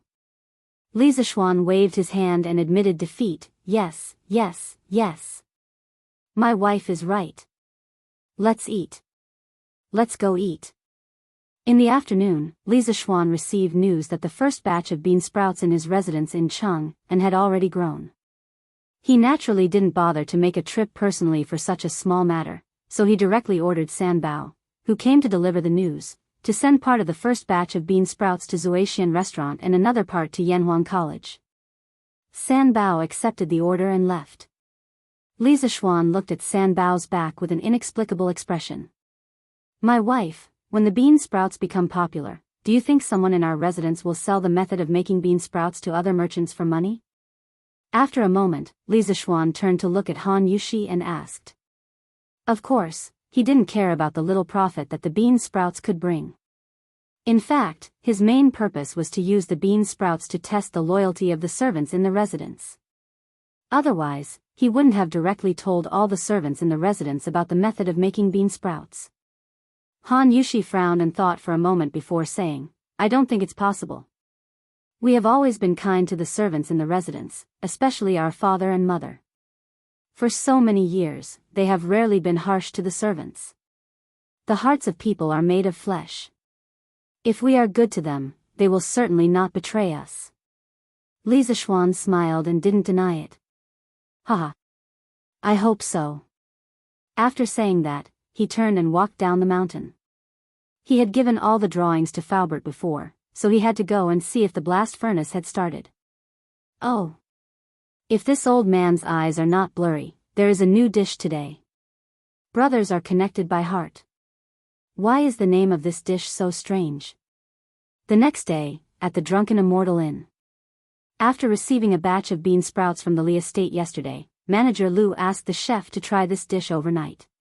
This morning, he immediately added a new dish name to the menu of the Drunken Immortal Inn. Brothers are connected by heart.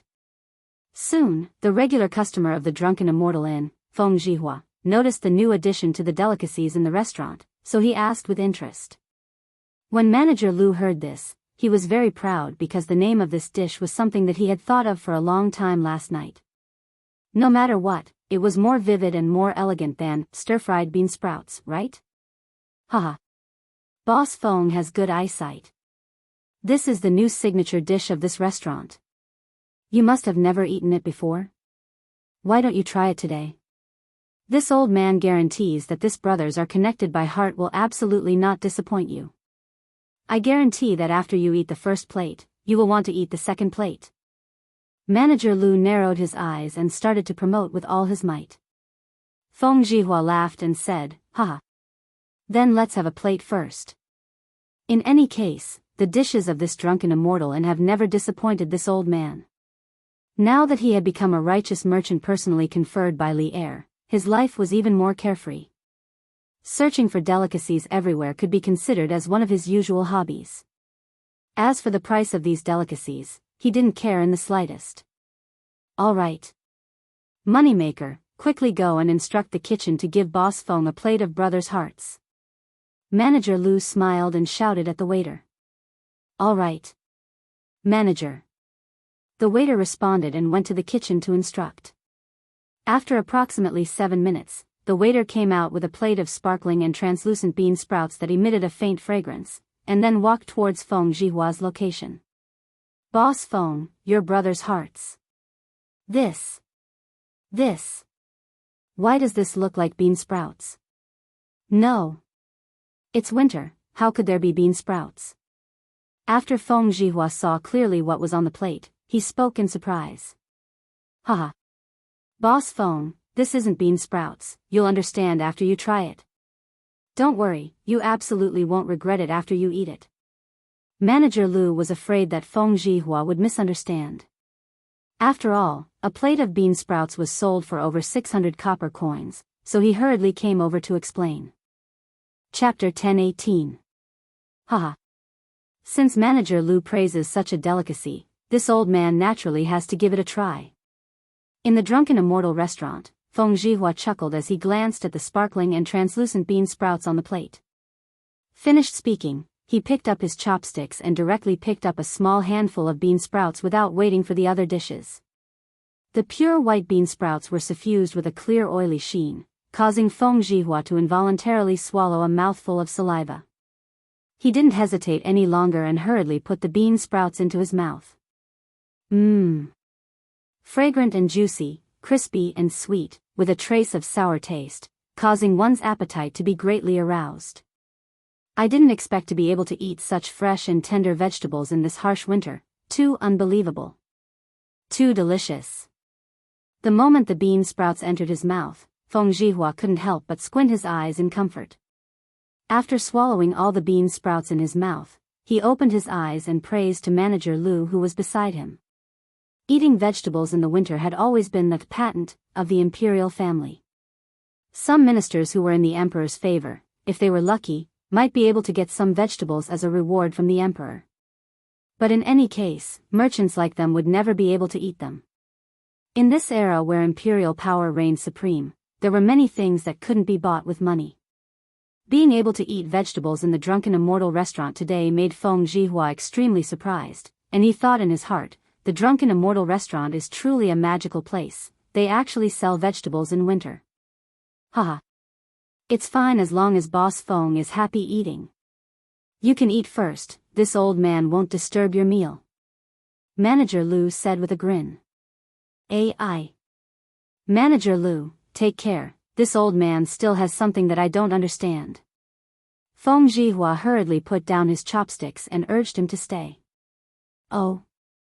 Boss Feng, please speak. Cough cough, this old man is just curious. Why is this dish called Brothers Connected by Heart? Feng Zhihua pointed at the bean sprouts on the plate and asked. Yeah. Manager Lu, in my opinion, this is only bean sprouts, how can it be related to Brothers Connected by Heart? But this thing is rather delicious in winter. Yes. I'm tired of eating pickled vegetables, fish, and meat in winter. It's rare to encounter such a refreshing and delicious dish. The Drunken Immortal restaurant is indeed amazing. The other customers had already noticed the commotion over here and came over to join in the fun. Shopkeeper Lu explained with a smile, hee hee. Everyone, please take a look. This brotherly bond is actually made from the sprouts of soybeans. The soybeans are the elder brother, and the newly grown sprouts are the younger brother. If the two of them are connected together, what else is it but brotherly bond? Smack, smack, smack. Feng Zhihua clapped and laughed loudly as he said, "Ha! Wonderful. Wonderful. What a good name. Manager Lu, this name is good. Of course, the taste of the dishes is even better." The rest of the diners echoed, "Interesting. Interesting. Shopkeeper Lu is really talented. This brotherly bond is not bad. Shopkeeper Lu, give us 2 plates." There were also some customers who caught some clues from Manager Lu's words. They asked, "Manager Lu, you just said that this dish uses soybeans to sprout. But how can soybeans sprout in winter? Don't tell me it's soaked in water?" As soon as these words came out, everyone looked at this person as if they were looking at an idiot, causing this person to feel uneasy. Shopkeeper Lu's old eyes flashed, and then he said to that person indifferently, "Wu Zhulioli, this is a secret of the Drunken Immortal restaurant. Forgive me for not being able to tell you." Obviously, this was a barbarian merchant who didn't know much about the ways of the Central Plains dynasties. Heh! What is this person thinking? Didn't he ask around to find out who owns the Drunken Immortal restaurant? How dare he come here to ask for the secret recipe? That's right. He's overestimating himself. All right. Let's eat.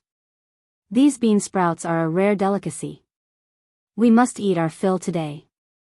I didn't expect to be able to eat such delicious and tender vegetables in winter. The Drunken Immortal restaurant is too amazing.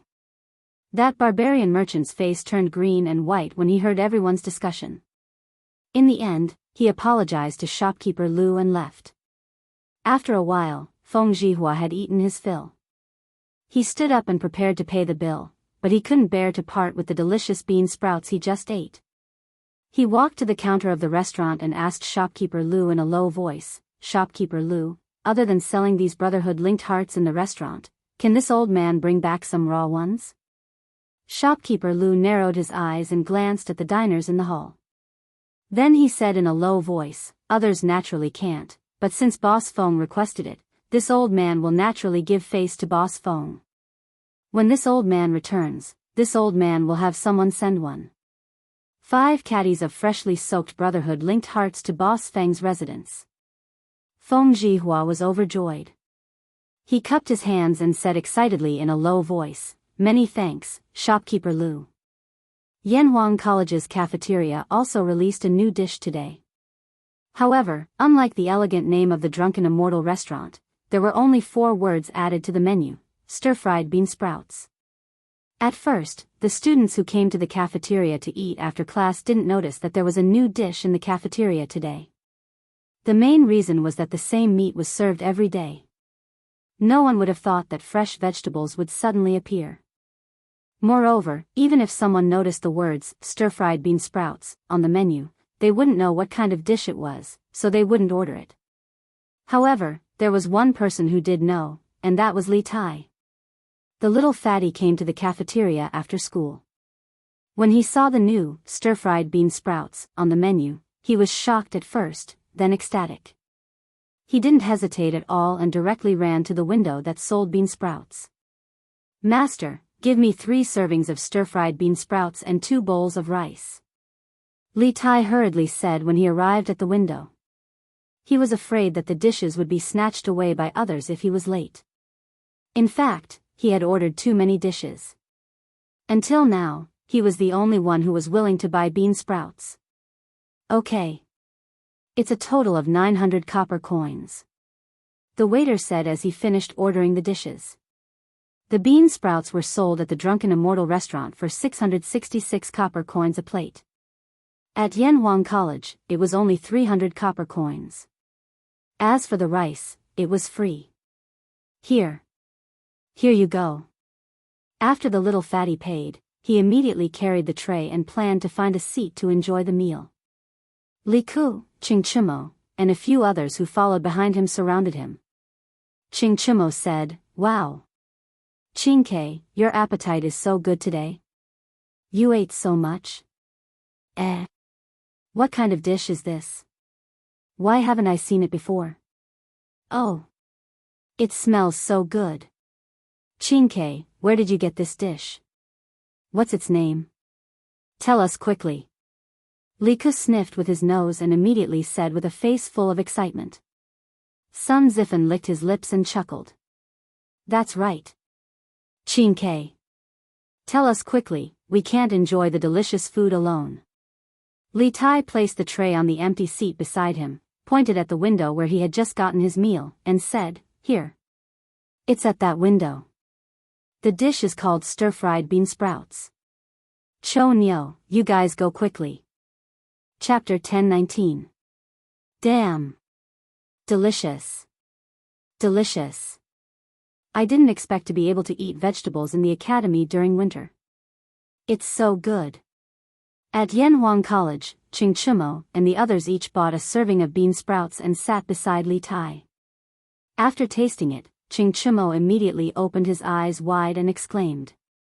Yes, yes. I've been eating pickled vegetables and fish recently. This stir-fried bean sprouts came at the right time. It's really delicious. Sun Zifen's mouth was stuffed with food as he mumbled incoherently. The other students couldn't help but be curious when they saw that these typical, second-generation officials of the academy were actually crazy over a dish. After hearing the name of the dish, they also went to buy bean sprouts because they believed in the taste of these second-generation officials. Oh! Delicious, delicious. How did you make these bean sprouts? They're crispy and refreshing. It's really delicious. Mmm. So fragrant. It's better than meat. 300 copper coins for a serving. It's really worth it. What do you mean it's really worth it? It's really worth it. No, I have to buy 3 more servings. It's really good to eat this. I want to go too. Brother Zhou, wait for me. 300 copper coins for a serving of bean sprouts. Logically speaking, it wasn't expensive. At least, that was what the students thought in their hearts after tasting the bean sprouts. After all, vegetables in the winter had always been priceless. Since when could commoners eat vegetables in the winter? Many of the students who were rich really wanted to take out 1,000 copper coins and directly buy all the bean sprouts in the academy. Of course, this idea was unrealistic because they simply couldn't carry that many copper coins. In short, the moment the bean sprouts appeared in the academy, they quickly became popular.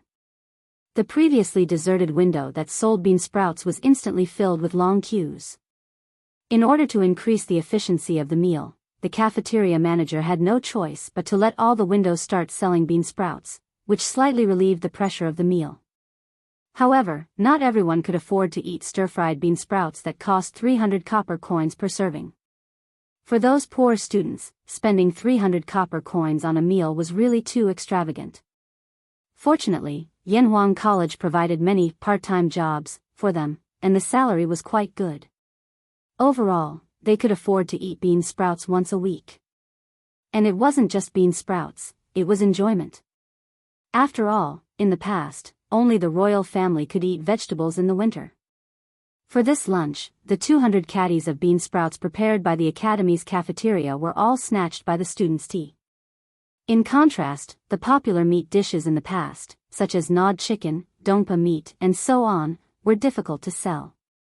In order to avoid wasting ingredients, the cafeteria manager had to reduce the price of all the meat dishes. Therefore, this strange scene appeared: the rich students were eating vegetables, while the poor students were eating meat. It was the complete opposite of what they used to be. TSK. Let me tell you, the only reason you can eat bean sprouts today is all because of me. If I didn't strongly recommend Yamacho to provide bean sprouts to the academy's cafeteria, you might not be able to taste such delicious food in your lifetime. After lunch, on the way back to the classroom, Li Tai began to brag to Ching Chumo, Li Ku, and the others. Damn! Based on what you said, Qingke, you've already tasted bean sprouts. I say, aren't you a little too disloyal? You don't even share the good stuff with us, and you actually eat it alone. When Ching Chumo heard this, his face was filled with indignation. Li Tai said unhappily, I'm disloyal? If I'm disloyal, the academy wouldn't even have bean sprouts. It's Yamacho who eats alone, not me. Ugly ox, if you have any dissatisfaction, you can go and find Yamacho. Ching Chimo's old face fell, and he immediately admitted defeat. Who's dissatisfied? Well, no matter what, it's good to have bean sprouts. These bean sprouts are really delicious. After saying this, Ching Chimo's face revealed an expression of reminiscence. He could eat, drink, and talk, but asking him to find Li Zixuan to reason, wasn't this looking for excitement? He wasn't stupid, of course he wouldn't go. The few of them immediately burst into laughter. If the Academy's cafeteria was like this, then the Drunken Immortal restaurant was even crazier. Have you heard? The Drunken Immortal restaurant released a fresh vegetable today, called Brothers Linked Hearts, and it's only 666 copper coins per serving. What? Fresh vegetables? How is that possible? Isn't fresh vegetables only available in the soup department? Brother Lu, have you been deceived? It's true. I saw it with my own eyes. The juicy, crispy, and tender vegetables are definitely fresh. The world's righteous merchant Feng Zhihua just ate it, and he couldn't stop praising it. Ha! Brother Lu, what are we waiting for? Let's go quickly. 600 copper coins per serving of fresh vegetables, it's a waste not to eat it. That's reasonable. Let's go quickly. Don't lose it in a while. The news of a fresh vegetable appearing in the Drunken Immortal restaurant spread throughout the entire Chang'an city in the shortest time possible. At first, people did not believe it, but later on, more and more people spread the news. Furthermore, each and every one of them swore solemnly, as if they had eaten in person. Finally, regardless of whether they had eaten lunch or not, whether they had money or not, everyone rushed madly to Shi City, to Drunken Immortal restaurant. Some people thought that even if they didn't have the money to try it, smelling the fragrance would be considered a profit, right? How could the small Drunken Immortal restaurant accommodate so many people? Thus, Manager Lu decisively launched a takeout service for bean sprouts, and temporarily opened 5 sales windows, so that customers could directly buy from the window and bring it home to eat. Yo! It's really fresh vegetables, not pickles. The Drunken Immortal restaurant is indeed extraordinary. To actually be able to get fresh vegetables in the middle of winter. Fragrant. Too fragrant. Fragrant and refreshing, crispy and juicy. To be able to eat such delicacies in the middle of winter, it's really not easy. Xiaodong, quick. Quickly go and buy another serving for this old master. And a bowl of rice while you're at it. Some people even brought utensils with them when they went out. When they smelled the unique fragrance of the bean sprouts, they couldn't help but start gorging themselves on the streets of the West City without caring about their image. In an instant, the fragrance drifted through the air, making those who came to watch the fun gulp their saliva. 600 copper coins per serving. I'll buy it. Today, I want to have a taste of the vegetables in winter. Yes, yes, yes. In the past, we couldn't even eat it in the winter. This year, it's rare that the Drunken Immortal restaurant is selling vegetables. It'll be a pity if we don't try it. Many people who had a small amount of money, but weren't extremely rich and extravagant, couldn't resist the temptation when they saw others eating so happily, and one by one, they began to donate generously. Chapter 1020. Yesterday afternoon, the Drunken Immortal restaurant received more than 600 caddies of bean sprouts. Shopkeeper Lu thought that it would at least last for 3 to 5 days, but the result was out of his expectations.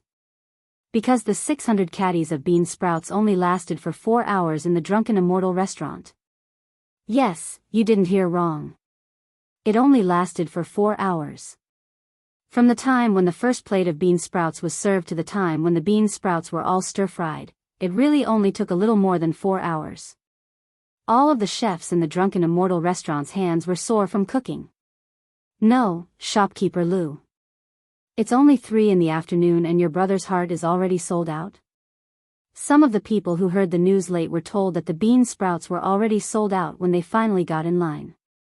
They couldn't help but ask Shopkeeper Lu. Shopkeeper Lu bitterly smiled and said, "Old Master Zhu, I'm really sorry. There are too many people buying Brother's Heart today. If you come early tomorrow, you will definitely be able to buy it. Old Master Zhu sighed and said regretfully, I miscalculated. In the morning, I went to the farm outside the city. When I returned, I heard that the Drunken Immortal restaurant was selling fresh vegetables. I immediately rushed over, but I didn't expect that I still couldn't make it in time. I say, shopkeeper Lu, you must prepare a lot of things tomorrow. Don't sell it out again. If you really can't, you can sell it at a higher price. That way, it won't be sold out. When these words came out, many people who didn't lack money but didn't buy Brother's Heart today echoed, yes. Shopkeeper Lu. You must prepare more Brother's Heart tomorrow. You can sell it at a higher price. That's right. 666 copper coins for a set is really too cheap. In my opinion, these fresh vegetables should at least be sold for a set amount of money. When these people said this, those commoners who didn't have rich family backgrounds and just wanted to buy a plate of bean sprouts to taste immediately became anxious. However, in front of these rich people, the poor like them didn't have the right to speak. Thus, they could only look at shopkeeper Lu anxiously. Shopkeeper Lu repeatedly waved his hand and said, I. That's not right. That's not right. The price of Brother's Heart is set by my family's marquee. I don't dare to arbitrarily change it. Moreover, my family's marquee has always been kind-hearted and hopes to do something for the people. Now, even my marquee feels that the price of 600 copper coins is a little expensive. If not for the cost, the price might have been even lower. How could this old man dare to go against my marquis's wishes and lower the price without permission? Once this was said, the commoners all cheered, the Marquis of Yong, and is truly a kind person. First, he made plows for us commoners. Then, he lowered the price of books and set up an academy to take in children from poor families for free. Now, he wants us poor commoners to taste fresh vegetables in the winter. He's really a great benefactor sent to us by the heavens. That's right. My brother-in-law's family is one of Marquis's farmers. According to him, Marquis treats them very well. Not only did we lend them money without interest, but we also waived a lot of rent for them. What do you mean? My neighbor, Lu Lauer's son, got into Yanhuang College this year. Not only did he not need money, he even earned 30 strings of coins from the college. Whoa! There's such a thing? Is that true? Why would I lie to you? I heard that the child got into the top 10 in the monthly exam. The 30 strings of coins was a reward from Marquis. This child is really promising. Ha! He should be thanking Marquis for giving those children a chance to learn. Shopkeeper Lu was a crafty person. He used this small detail to boost Li Zishuan's reputation in front of the commoners. The commoners were simple and talkative. They were grateful for Li Zishuan's kindness from the small matter of the price of the bean sprouts. As they chatted, they brought up the recent scholarship incident at the college. Li Zishuan's image in their hearts instantly improved by a few notches. What? More than 800 caddies of bean sprouts were all used up today. Evening, Yunshan residence. When Li Zishuan heard the news from San Bao, he asked in surprise. More than 800 caddies of bean sprouts. According to the serving size of Zuaxian restaurant's dishes, 1 caddy of bean sprouts could be used for 2 plates. 800 caddies meant 1,600 plates. 1,600 plates of bean sprouts were sold out in one meal. Even those big restaurants in his previous life didn't have a dish that sold so well, right? Moreover, the price of these bean sprouts wasn't cheap. San Bao said excitedly, yes. Young master. Shopkeeper Lu came to our residence to ask for more, so old madam gave him 500 caddies of the bean sprouts we collected today and sent the remaining 200 caddies to the college. Young master, your decision back then was really wise. San Bao is truly in awe. Most of the bean sprouts in the Li residence were distributed by the servants. Now that the bean sprouts were selling so well, old Madam Li and old Madam Li would definitely not mistreat these meritorious people. Thus, Sanbao was very excited and her hands were trembling. She was also Li Zishuan's bootlicker. Li Zishuan slapped the back of Sanbao's head and said, "What do you mean by prostrating?" "It's prostrating, okay? You should read more books when you're free. Do you understand?" "Yes, yes, yes. Young master, you're right. I'll definitely read more books when I'm free." Sanbao nodded hurriedly and giggled. Li Zishuan put his hands behind his back and said, "Ask the servants to distribute more bean sprouts and use up all the beans in the warehouse as soon as possible." "Yes, young master." Sanbao nodded subconsciously, but then felt that there was something wrong with Li Zishuan's words. Puzzled, he asked, "Young master. You mean that you don't want to buy more beans?" "Yes." Li Zishuan was thinking about other things and only replied with a faint yes. Sanbao found it hard to accept. He asked anxiously, "Young master, why don't you buy more beans? Bean sprouts are so profitable. I've already calculated that 1 caddy of beans can produce about 10 caddies of bean sprouts, which can be sold for more than 10,000 copper coins. But 1 caddy of beans only costs 8 copper coins. How can you just give up on such a profitable business?" Li Zishuan came back to his senses and saw Sanbao's pitiful look. He couldn't help but find it funny. He teased, "Ha! Your math skills are not bad. Where did you learn it from?" Sanbao didn't look happy at all. Instead, he lowered his head and replied, "Young mistress taught me when she was bored." Li Zishuan was stunned. He shook his head and laughed. Then, he looked at the dejected Sanbao and kicked the latter's leg. He said, "That's enough. One must be content with what one has. We can't be in the bean sprouts business forever, right? Look at how useless you are. Go back to Jianghu now." Chapter 1021. Li Zishuan definitely wouldn't be in the bean sprout business for the rest of his life. What he wanted to do in the Tang dynasty was to become a technological powerhouse, not to develop the country through commerce. The so-called commerce was just a tool in his hands. As an engineering nerd, what he valued was technology, not small profits. Thus, he definitely wouldn't continue relying on bean sprouts to get rich for long. He was just eating the fish head market. As for the fish body and fish tail, he intended to let others eat them. As for who he would give them to, that would depend on the situation later on. The popularity of the bean sprouts had only just begun. On the second day, the 1,000 jin of bean sprouts prepared by the drunken immortal and were sold out in a single day. Because those who had eaten the bean sprouts and came from well-off families all became repeat customers of the connected brothers. As for those who hadn't eaten the bean sprouts, after hearing the praises of the connected brothers for the entire day, they naturally came over to try it. Thus, the number of customers who came to buy the bean sprouts on the second day was much more than the first. It was worth mentioning that the head eunuch in charge of purchasing in the palace had specially come to the drunken immortal and to purchase a batch of bean sprouts. The bean sprouts he purchased were naturally raw. After all, it was food that Lier ate, so how could he hand it over to someone outside the palace to cook? The street in front of the drunken immortal inn was bustling with activity. Many people were buying and eating on the spot. Those who had carriages sat in them, while those who didn't had carriages found a place to eat on the street. Upon seeing this, the shopkeepers of the restaurants and shops beside the drunken immortal inn decided to clean up their shops. They placed some empty tables and chairs inside and outside the shop to provide a place for those who were eating bean sprouts on the street. Of course, there was a charge for this.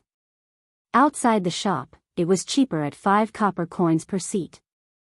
Inside the shop, it was more expensive at 20 copper coins per seat. They even provided free tea. If those customers took a fancy to the items in the shop and bought them, they would earn even more. Because the drunken immortal knew the secret to growing bean sprouts, they ate the meat at the front. Even though the surrounding shops didn't know the secret, they still had to follow behind to drink some soup, right? On the second day, the 1,000 jin of bean sprouts of the drunken immortal inn were all sold out. Even if the surrounding shops followed behind to drink soup, they still earned a fortune. Every shop earned at least 5 strings of coins more than usual. The third day. The Drunken Immortal restaurant once again exerted its strength and prepared 1,100 pounds of bean sprouts, but it was still unable to hold off the crazy diners. As the only restaurant that could provide fresh vegetables in the winter, it was difficult for the Drunken Immortal restaurant not to become popular. Through this matter, it had once again established its position as the overlord of the restaurants in Chang and City. As for Yanhuang College, the supply of bean sprouts had been increased to 300 caddies. However, the students still finished the 300 pounds of bean sprouts. After all, there was no lack of rich second generations in the academy. It was common to see one person eating several portions of bean sprouts. For example, Li Tai and Qing Chumo. On the fourth day, the Drunken Immortal restaurant prepared more than 1,500 caddies of bean sprouts, and they barely managed to last until the restaurant closed at 5 p.m. Although this had not reached the daily consumption limit of bean sprouts for the people of Chang'an, it had already reached the physical limit of the chef of Drunken Immortal restaurant. They were really too tired these few days. After manager Lu promised to double the salary for this month, the chefs felt a little better. The Drunken Immortal restaurant continued to become popular because of the bean sprouts, which naturally attracted the envy of others. After all, the daily consumption of over 1,000 caddies of bean sprouts was close to 200 strings of coins. Although the cost of bean sprouts was unknown, it should not be too high. This was truly a profitable business. How is it? Is it still not working? In Yunlai restaurant, a middle-aged man with a full beard had his hands behind his back and an ugly expression on his face as he asked the servant in front of him. Looking at his face carefully, it was the barbarian merchant who had asked manager Lu how to distribute bean sprouts, Wuzhu Lulin. Master, it's still not working. Beans are basically rotten after being soaked in water for a day and night. They can't be eaten at all, let alone sprouts. The servant said with a bitter expression. Hearing this barbarian merchant already knew that the Drunken Immortal restaurant's brotherly connection was soaked in beans.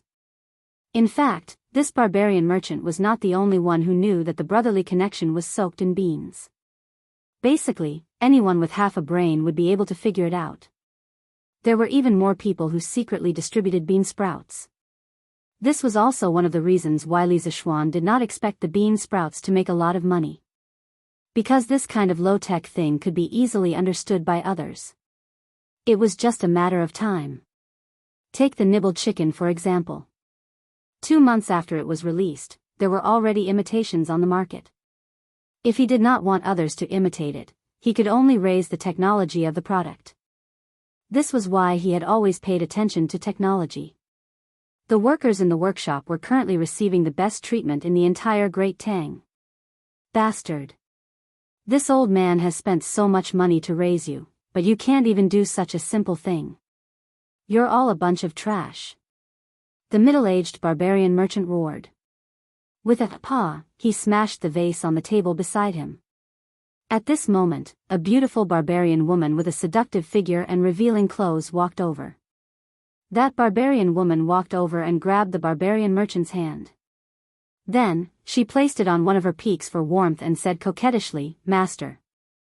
Don't be angry. It's not like there's no other way." After saying this, the barbarian woman turned to the manservant and said, "You can leave for now." "Yes, madam." The manservant hurriedly withdrew as if he had been pardoned. The barbarian merchant's interest had already been piqued. At this moment, seeing that there were only the two of them in the room, he hurriedly asked, "Madam, just what kind of brilliant plan do you have? Hurry up and tell this old man." The barbarian woman smiled sweetly, her smile bewitching as she said, "Master. If we can't make it ourselves, we can steal it." "Steal? How do we steal it?" No matter how bewitching the barbarian woman's smile was, the barbarian merchant remained unmoved. This was because at this moment, he only had eyes for small amounts of money. The barbarian woman coquettishly said, "Master. You've been intelligent all your life, so how can you be so foolish now? The Drunken Immortal and's Heart-Linked Brothers sells an astonishing amount every day. There must be a lot of people involved in the production. Snow Cherry has already asked around for master. These heart-linked brothers are soaked in soybeans by the servants of the Eternal Peace Marquis estate. As long as we can get in touch with the servants of their estate and entice them with benefits, we won't have to worry about not knowing how to soak soybeans, right? The barbarian merchant's eyes darted around, and then he was overjoyed. Haha. Wonderful. Wonderful. My Snow Cherry is really exceptionally intelligent. Madam, you've done a great service this time. Once it's done, this old man will definitely dote on you. Even though there were risks in stealing secrets, especially when they were stealing secrets from Li Zishuan's estate, many merchants were willing to take risks in the face of enormous benefits. Master, you're so hateful. Chapter 1022. Miss Lien, are you really not going to reconsider? In Shi City, in a room of a tea house, a young woman in a thick dress said to a little girl. This little girl was the Li residence's maidservant, Lien, No. No. I will never betray young master and young madam. Lien shook her head fiercely and replied. Today, she had come to the pharmacy in Shi City to get some medicine for her mother. However, a woman stopped her halfway and said that she had a way to treat her mother's illness. She was overjoyed and followed her to this tea house. However, she did not expect that woman to actually want to use 100 strings of money to exchange for the Li residence's bean sprout secret formula. Lan subconsciously rejected it in her heart because the 2 strings of money in her purse to buy medicine were lent to her by Han Yushi yesterday. With that, Lien turned to leave. However, the 2 burly men guarding the door took a step forward and blocked her way. Miss Pingxiang, what do you mean by this? I'm from the Marquis's residence, and this is the foot of the Emperor. Do you want to commit murder? A hint of panic flashed in Lien Er's eyes, but when she remembered that this was the capital, she calmed down slightly and forced herself to remain calm. Impudent. All of you, leave. Don't scare the guests. The woman waved her hand and scolded the 2 burly men at the door. Then, she went forward and grabbed Lien Er's hand. She smiled and said, hee hee. Lien you might have misunderstood what I meant just now. I didn't ask you to betray the Marquis of Yong'an. I just want to know how these soybeans are soaked into bean sprouts. Don't worry, after I know, I will definitely leave Chang'an immediately and go to other counties to sell bean sprouts. Naturally, I won't harm the Marquis of Yong'an's interests. And you can't be considered as betraying the Marquis of Yong'an. Don't you think so? Lien frowned slightly and remained silent. Seeing this, the woman continued to persuade, besides, your mother is sick now. You definitely don't have enough money, right? Sister Lien as long as you tell me the bean sprout recipe, not only will I give you 100 strings of cash, I will also help you find the most famous doctor in the world to treat your mother. Think about it, when your mother recovers, you will still have 100 strings of cash. Why would you still need to be a maidservant in the Marquis's residence? At that time, you will become a rich family's young miss. Don't you think so? Lien Er's expression finally changed. She opened her mouth, hesitated for a moment, and then said, Is what you said true? Will you really leave Chang'an? Will they really find a doctor to cure my mother's illness? The young woman was overjoyed. She pointed to a black package on the table and smiled sweetly. Of course. Why would I lie to you? Here is the 10 strings of coins. As long as you tell me the secret recipe, I will give you the 10 strings of coins immediately. After Big Sister verifies your method, I'll give you the remaining 90 strings of money. As for the doctor, I can send the doctor to your house tomorrow to treat your mother's illness. What do you think? Miss Lien Lien Er's little face was instantly filled with conflict. Under the young woman's overbearing gaze, she thought for a long time and still refused. I can't say. I don't know if you're lying to me. Let me think about it. It's getting late, I have to go buy medicine for my mother. With that, she hurriedly ran out of the door. The 2 men outside the door wanted to stop her, but they didn't hear the woman's order and could only let Lien leave. In the side room, after Lien left, a Hu woman with blonde hair and blue eyes walked out from behind the screen. This was none other than the concubine of the Hu merchant, Wu Julioshi. "Madam," she didn't agree. "This servant has failed. Madam, please punish this servant." The young woman bowed and said. The Hu woman called Snow Cherry waved her hand, and then she lifted the young woman's chin and chuckled. "Ha, Ling Meng, this isn't your fault. Besides, that girl has already been tempted. Whether she succeeds or fails is still unknown. Think of a way to ask her out tomorrow. If 100 strings of coins isn't enough to move her, then 200 strings of coins. If 200 strings of coins isn't enough, then 500 strings of coins. If this matter is done well, I will let the old master favor you well." Yes, it was she who had ordered her maid to tempt Lien into revealing the secret recipe for bean sprouts. She had not personally appeared because she was a Hu. Most Tang people looked down on Hu, and Lien was from a marquis estate. There was a high chance that she would also look down on Hu. Moreover, she was hiding behind the scenes. Once the matter was exposed, she would be able to escape unscathed. "Thank you, madam." The young woman softly thanked her. "Mother. The medicine is here. I'll help you up to drink it." South of Chang'an City, Don Square. In a small, run-down courtyard, Lien held a bowl of medicine as she spoke to an old woman lying on a bed. "Ha. Lien, how many times has mother told you not to waste money? Mother has lived long enough. I can't be a burden to you." The old woman looked at her daughter, whose face was still covered in ash, and sighed. "Mother. What are you saying? You gave birth to me and raised me. No matter what, your daughter will take care of you for the rest of her life. How can you call me a burden?" Lien hurriedly said. The old woman sorrowfully said, "Lien, mother has let you down. You lost your father when you were young. Mother couldn't raise you, so I could only sell you to Master Li as a maid. Mother only gave birth to you, but I didn't raise you. Now, mother can't be a burden to you. Mother. If you say such things again, Lien will get angry." Lien stomped her feet and said, "Besides, it was fortunate that you sold me to the Li estate back then. Old master and old madam are both kind people, and young master and young madam are also good masters. Moreover, young master is favored by the emperor and will definitely have a bright future. Who knows how many people want to be a maid in the Li residence? It's a pity that they don't have this fortune." The old woman agreed with Lien's words. She said with a face full of joy, "Lien, you're lucky to have a master like Marquis. Otherwise, I would really regret it for the rest of my life. Mother prays for the Marquis of Yong'an every day. I pray that he will be healthy and live a long life. I pray that his family will prosper for generations. This way, Lien, you will have someone to rely on." "Enough, mother. Don't say such things.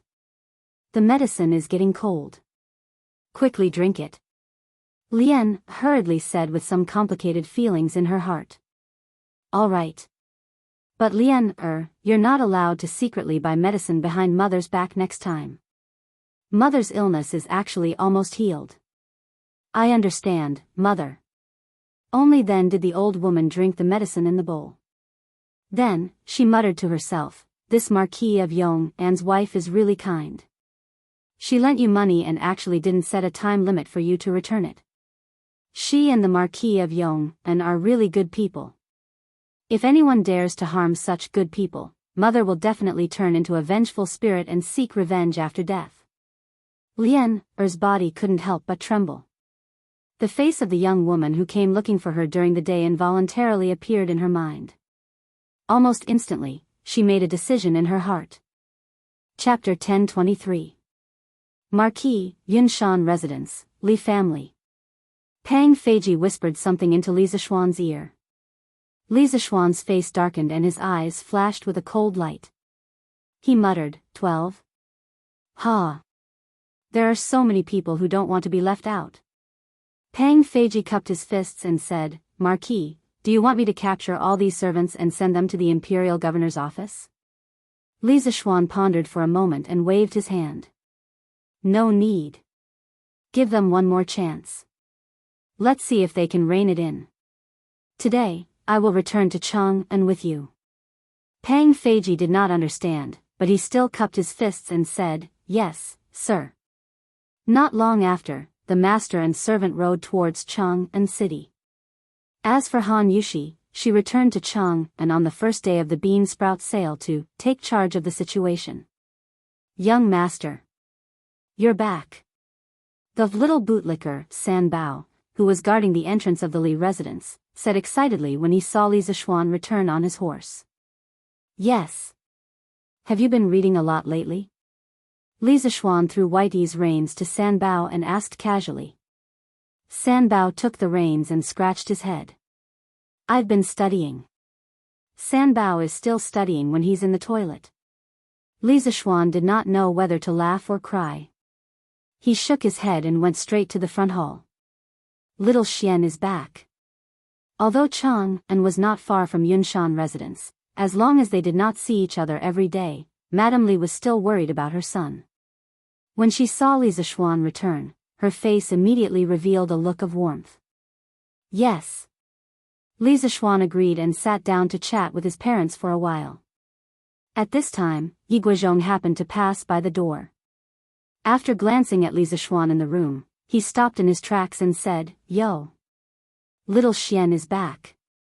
Li Zishuan stood up and said, Yes. How are grandfather and grandmother recently? After getting along with Yi Guizhong and old Madame Yi for a long time, Li Zishuan found that they were not bad people.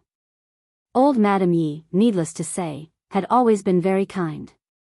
Although Yi Guizhong was a bit extreme, Li Zishuan asked himself what had happened in the past.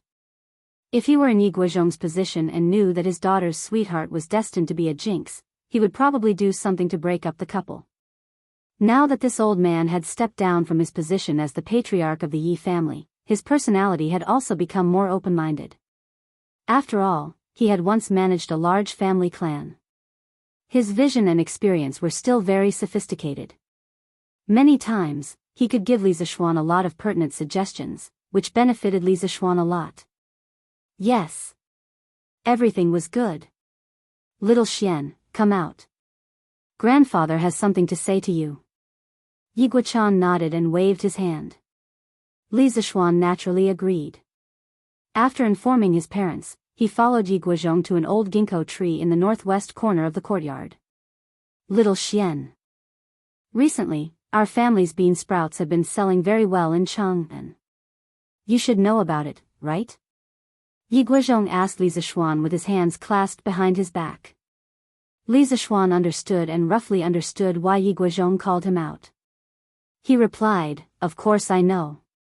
Yi Guizhong nodded and said with a heavy heart, Little Xian. Although the Li family is small in number, with your position in the imperial court, it's only a matter of time before you become a powerful family that dominates a region. Now that you're in charge of the Li family, you have to consider the interests of the family.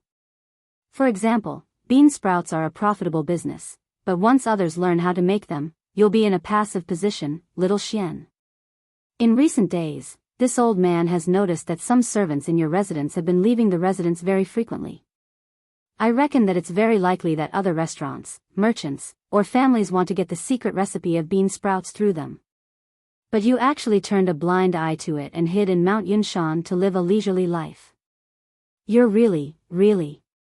At the end, Yi Guizhong's old face was a little red. Obviously, he was angry. If the person in front of him was his own son, he would have slapped him. Li Zishuan was happy in his heart. He secretly thought that the old man's vision was quite shrewd and ruthless. He could actually see the hidden danger in the residence. Seeing Yi Guizhong's angry face, Li Zishuan quickly cupped his hands and said, Grandfather, please calm down. In fact, I've already expected this. But in my opinion, the Li family can't monopolize the bean sprout's secret recipe forever. This method isn't difficult to learn.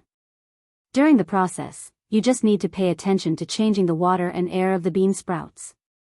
Even if the servants in the residence don't say it out, the people outside will definitely be able to figure it out within a month or two.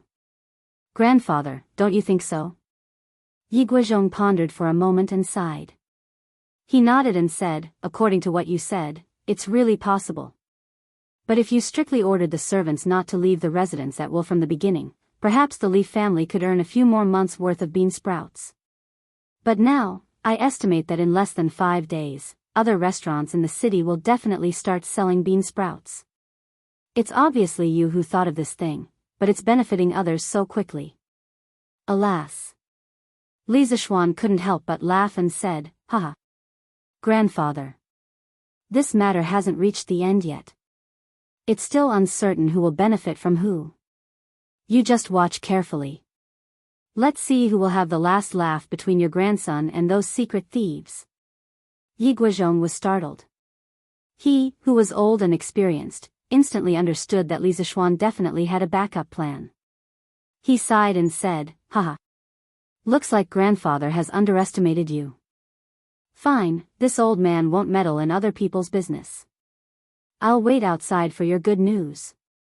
After saying that, the old man hummed a tune and walked away. Li Zishuan was just about to go to the Drunken Immortal Inn to take a look when he saw Han Yushi walking over with a servant girl following behind her. Husband, are you free now? This concubine has something to tell you. Han Yushi's expression wasn't very good. After coming in front of him, she opened her mouth and said,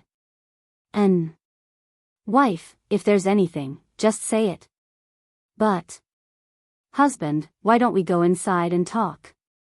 Han Yushi turned her head and glanced at the servant girl, feeling troubled. Plop.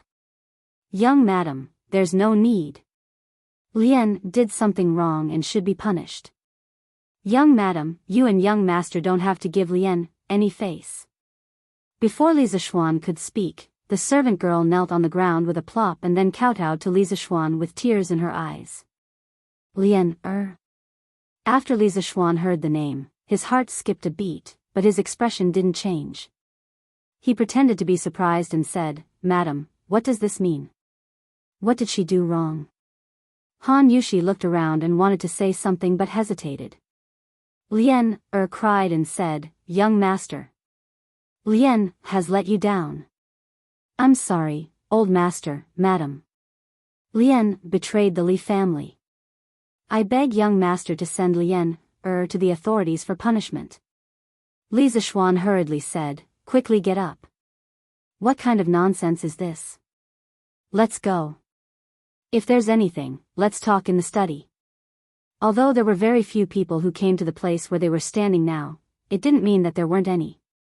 At the very least, Li Zishuan had already heard footsteps approaching, which was why he said that.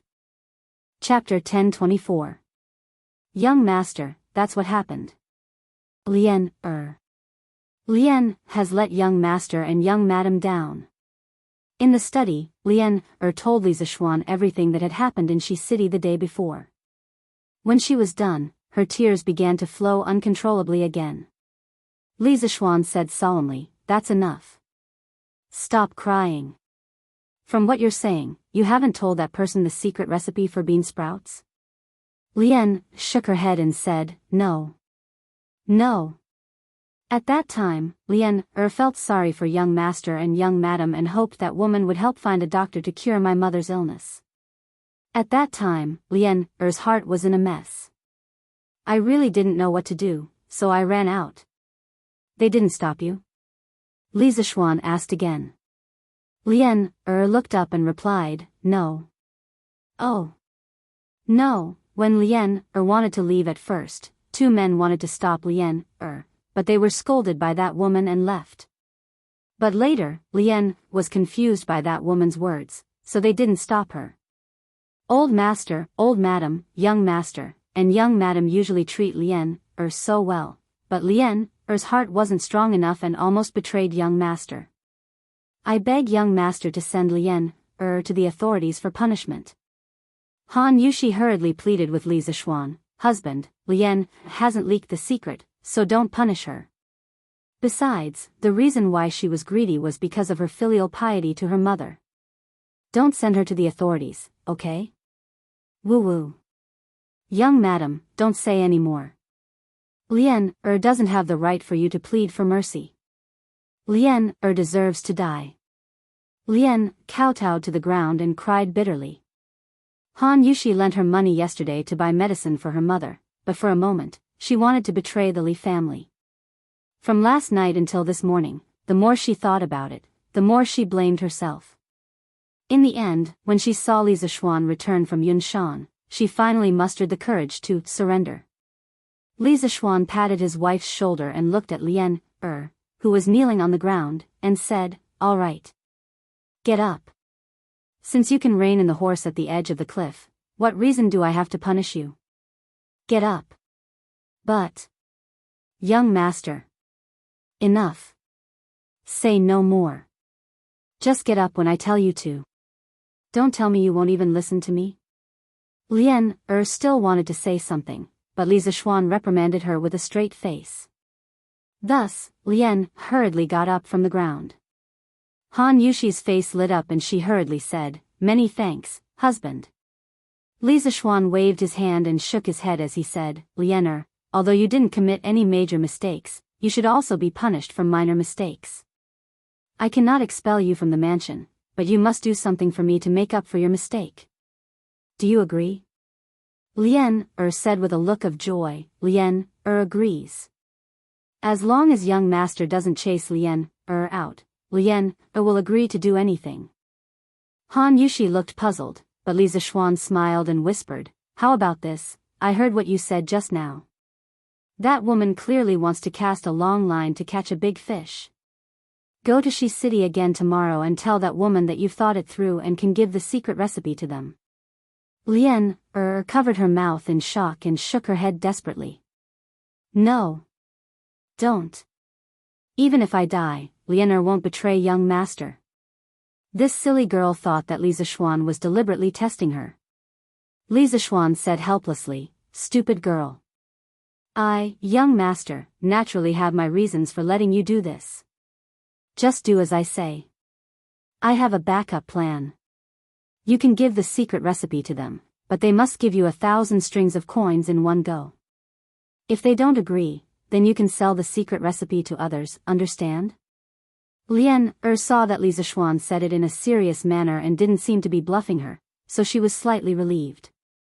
However, after hearing Li Zishuan say 1,000 strings of coins, she couldn't help but say, "Young master, if you ask them for 1,000 strings of coins, I'm afraid they won't agree, right?"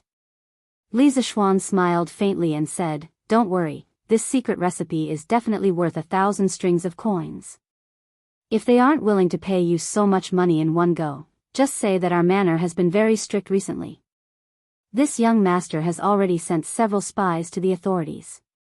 You plan to take this money and immediately leave this place, so they have to pay you all at once. This way, they should believe you." Lien listened and felt that Li Zishuan's words were very reasonable, so she said, Then young master, Lien will tell her like this tomorrow. When the time comes, Lien will bring all the money back and give it to young master."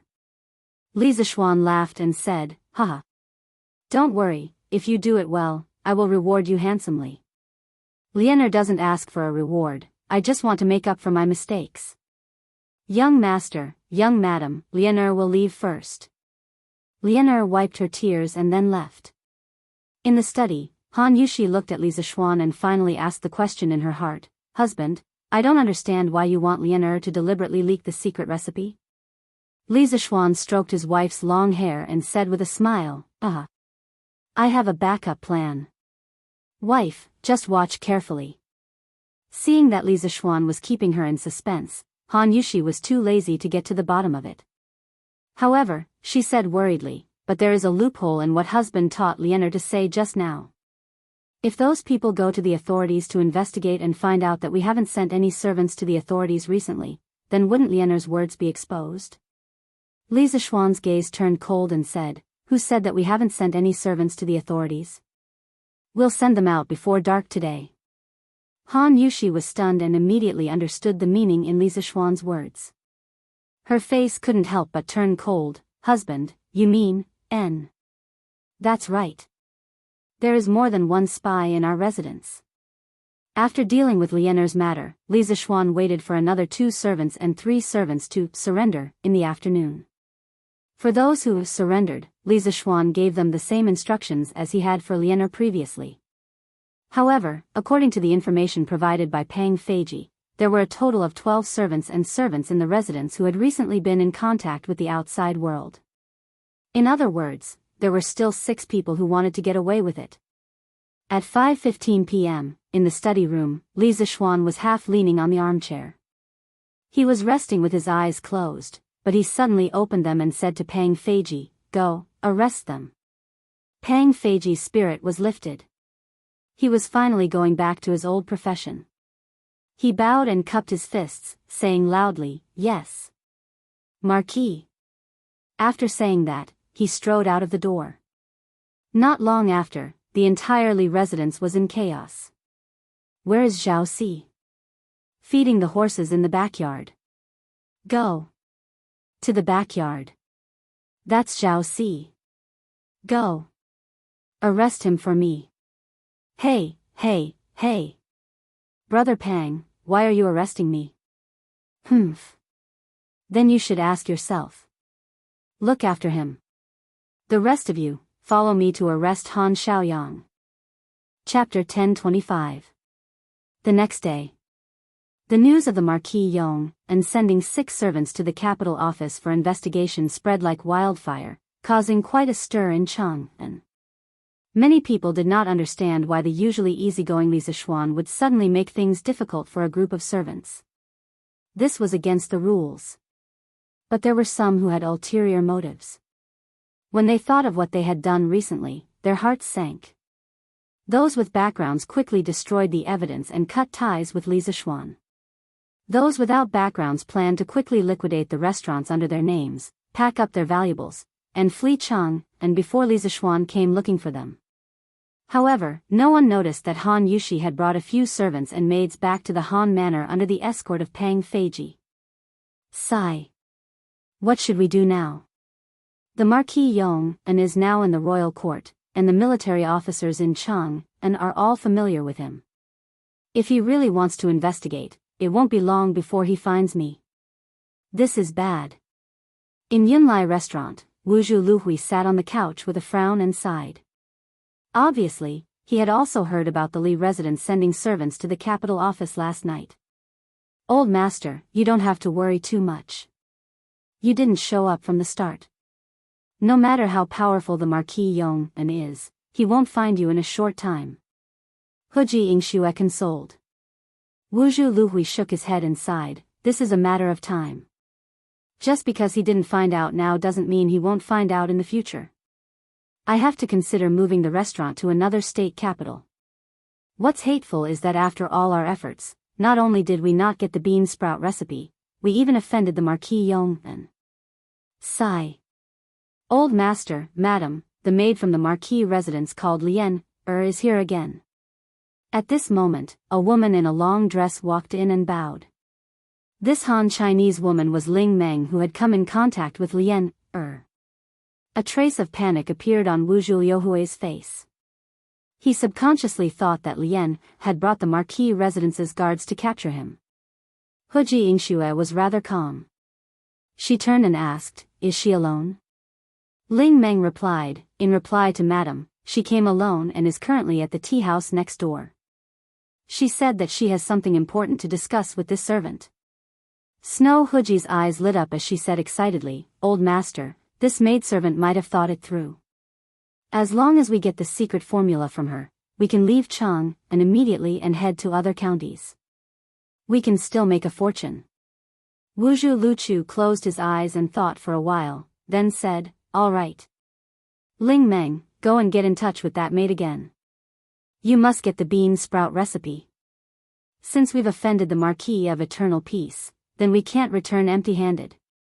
"Yes, master." 1,000 strings of cash. Miss Lian, are you joking with me? A quarter of an hour later, in a tea house not far from the cloud-gathering wine shop, Ling Meng heard Lian, Er's request. She couldn't help but stare at Lian as if she was looking at a madwoman. I'm not joking. Lian frowned and said, elder sister, think about it. This bean sprout can bring my young master close to 200 strings of cash every day. If you get it, then it won't be long before you have tens of thousands of strings of cash.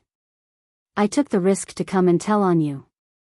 Isn't it reasonable for me to take 1,000 strings of cash? Besides, elder sister, you should have heard about it, right? My young master sent all 6 servants who might have leaked the secret to the authorities yesterday. Fortunately, I came out to buy the medicine that day with young madam's permission. Otherwise, young master would definitely suspect me. But I definitely don't dare to stay in this marquee residence. I plan to sell the secret formula and then take the money to escape Chang'an. So if you want the secret formula, not only do you have to give me 1,000 strings of cash, you have to give it all at once. I don't have the time to wait for you to verify the secret formula in Chang'an City. Of course, if elder sister thinks it's too expensive, I can find other buyers. After saying that, Lian actually turned to leave. It was obvious that she had nowhere else to go and was in a hurry to cash out and leave the house. Hey! Miss Lian, wait.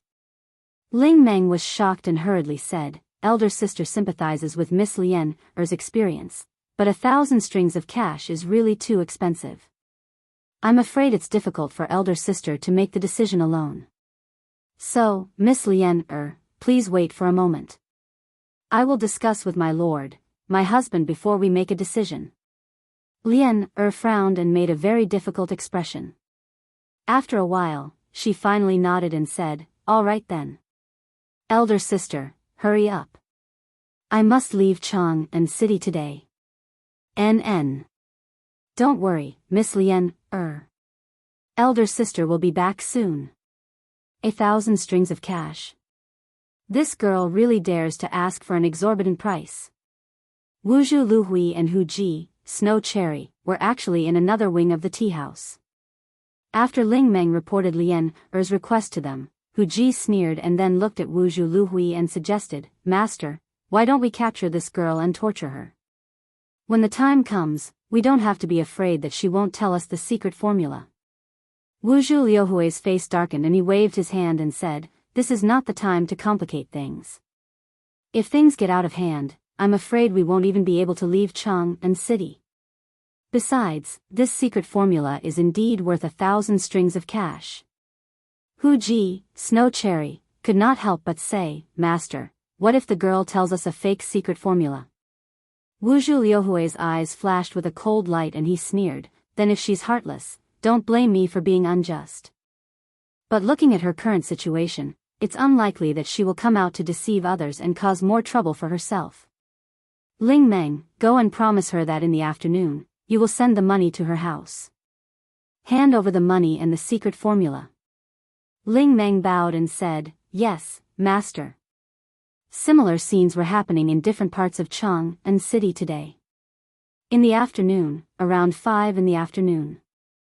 The 2 servants and 4 maidservants that Li Zishuan sent out all returned with a full load. On this trip, the 6 of them had cheated nearly 8,000 strings of cash because one of them, Wang Xiaojiang, was secretly invited by the Cui family. Towards his old enemy, Li Zishuan showed no mercy and directly asked Wang Xiaojiang to ask for 3,000 strings of cash. The Cui family's duke hated Li Zishuan to the core and wanted to disgust him. Moreover, the income brought by the bean sprouts was indeed considerable. They could earn at least 4,000 to 5,000 strings of cash in a month. Although the Cui family had a large business, if 4,000 to 5,000 strings of cash were to fall on the ground, it was impossible for them not to pick it up. The most important thing was that Wang Xiaojiang was an actor. He even acted as the duke, so he was able to cheat the Cui family of 3,000 strings of cash. According to the information from the 6 servants, Li Zishuan immediately asked Pang Feiji to secretly bring back the 8,000 strings of cash in a carriage from their houses. At this point, the operation to clean up the leakers had finally come to an end. But the operation to punish the leakers had just begun. Chapter 1026. The Chui family was the most influential force in the operation. The rest of the thieves were mostly self-employed people like Wuxia Lulin who wanted to make a fortune overnight. Compared with the Chui family, they were nothing more than a bunch of rotten shrimps. But no matter if they were big fish or small shrimps, to Li Zishuan, as long as they provoked him, they would have to pay the price. Not only would these 6 families have to pay a fine of thousands of strings of coins, they would also face a trade blockade from the Yanhuang Chamber of Commerce in the future. The next day, Wuxia Lulin and the other secret thieves took the gold and silver that they had packed up yesterday and fled Cheng and city. Although Li Zishuan knew about it, he did not stop them. Something worthy of mentioning was that the price of the bond of brothers in the immortal indulgence inn had suddenly dropped greatly from 666 copper coins per serving to 333 copper coins per serving. The extent of the price drop was so great that it caused everyone to be astounded. The number of diners heading to the drunken immortal restaurants suddenly increased. When the rich people saw this, they all complained that manager Lu did not know how to do business. It was fine if he did not raise the price, but he lowered the price instead. This caused more and more people to come to eat, causing them to have to line up for a long time. As for Yanhuang College, the price of the bean sprouts continued to drop from 300 copper coins to 150 copper coins. This time, the children from poor families did not hesitate anymore. They all ran to the cafeteria to order a serving of bean sprouts for themselves and slowly enjoyed it. South of Cheng and City, East Duke's residence. When Chui Zhenshuo heard that the price of the Brotherhood connection had dropped, he subconsciously felt that something was wrong. With a gloomy face, he asked, "Has the secret recipe started to be tested yesterday?" A servant beside him replied, reporting to Grand Duke, "The secret recipe has been handed over to our restaurant's manager Wang. They have already started to follow the secret recipe yesterday. It is estimated that it will take another 4 to 5 days for the beans to sprout." Chui Zhenshuo's heart calmed down. He thought for a while and asked, "Where is that Wang Xiaojiang who came yesterday? Is there any news about him?" "Grand Duke, I've sent someone to check Wang Xiaojiang's residence today. There's no one inside. It must be as he said. He fled Cheng and yesterday because he was afraid of the Marquis of Yong'an's revenge." Actually, the 6 people who turned themselves in yesterday and were sent out by Li Zishuan to cheat money had all been hidden. Naturally, the Chui family couldn't find them. "Yes. We have to keep an eye on Li Zishuan's movements." "Yes, great-grandfather." This group of people will definitely not have a good ending. Li Zishuan is not an easy person to deal with. Cheng and City, Yinshou Square, inside a house. Feng Jidai stood on the red attic, looking at the houses in the distance and sneered. "Second young master, it is clearly the Marquis of Yong, and who is in a passive position. Why do you favor him?" The black-faced guard cupped his fists and asked in confusion. Feng Jidai couldn't help but recall the night when Li Er led the civil and military officials to the cloudy mountain to see the moon, and the first time he met Li Zishuan face to face. After a long silence, he said with a complicated expression, "Ah Mu, never underestimate Li Zishuan. How can a bunch of mayflies shake this big tree? Others may be narrow-minded, but he is a man who has the universe, the sun, the moon, and the stars in his heart." Feng Jidai added in his heart. Mu scratched his head. He didn't understand why his young master, who was fearless in Lingnan, would immediately cower when he came to Chang'an. "Help me buy some brothers-linked hearts.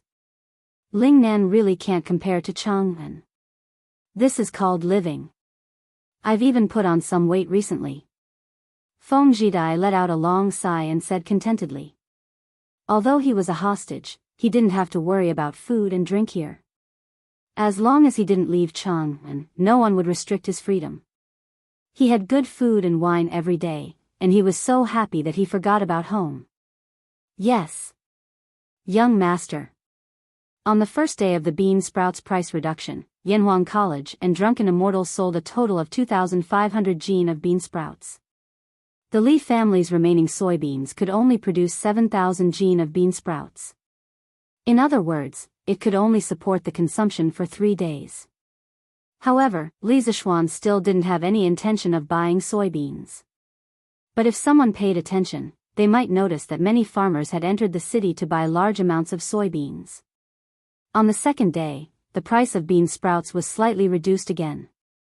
At Drunken Immortal, it went from 333 copper coins to 300 copper coins. At Yanhuang College, it went from 150 copper coins to 130 copper coins. There was no doubt that the number of customers at Drunken Immortal was even greater. The road from the Drunken Immortal into the entrance of the Western Market was completely packed. Fortunately, Li Zishuan had opened a few branches of the Drunken Immortal in Incheon and City. Otherwise, the main branch of the Drunken Immortal Inn would have been overcrowded. On the third day, the price of bean sprouts at Drunken Immortal dropped to 280 copper coins. At Yanhuang College, it went down to 110 copper coins. The once glorious bean sprouts that only the rich could enjoy suddenly became not so unattainable. Ordinary people could still squeeze out enough money to eat a plate of bean sprouts. However, while the commoners were happy, East County Duke Chui Junshuo couldn't be happy. Bastard. This bastard lowered the price of bean sprouts so low. How can the Chui family make money when the bean sprouts are released? When will we be able to recoup the cost of 3,000 copper coins? When Chui Junshuo heard the news, he couldn't help but smash vases and teacups in his residence. Everyone in the Chui family was in danger. Li Zishuan couldn't care less about the Chui family's situation. He was leisurely carrying out his plan. On the fourth day, the price of bean sprouts at Drunken Immortal dropped to 200 copper coins. At Yanhuang College, it went down to 100 copper coins. The people of Chang'an couldn't help but feel happy. In the past, only the imperial family could eat fresh vegetables during winter. Now, they could eat a serving for 200 copper coins. This was too happy.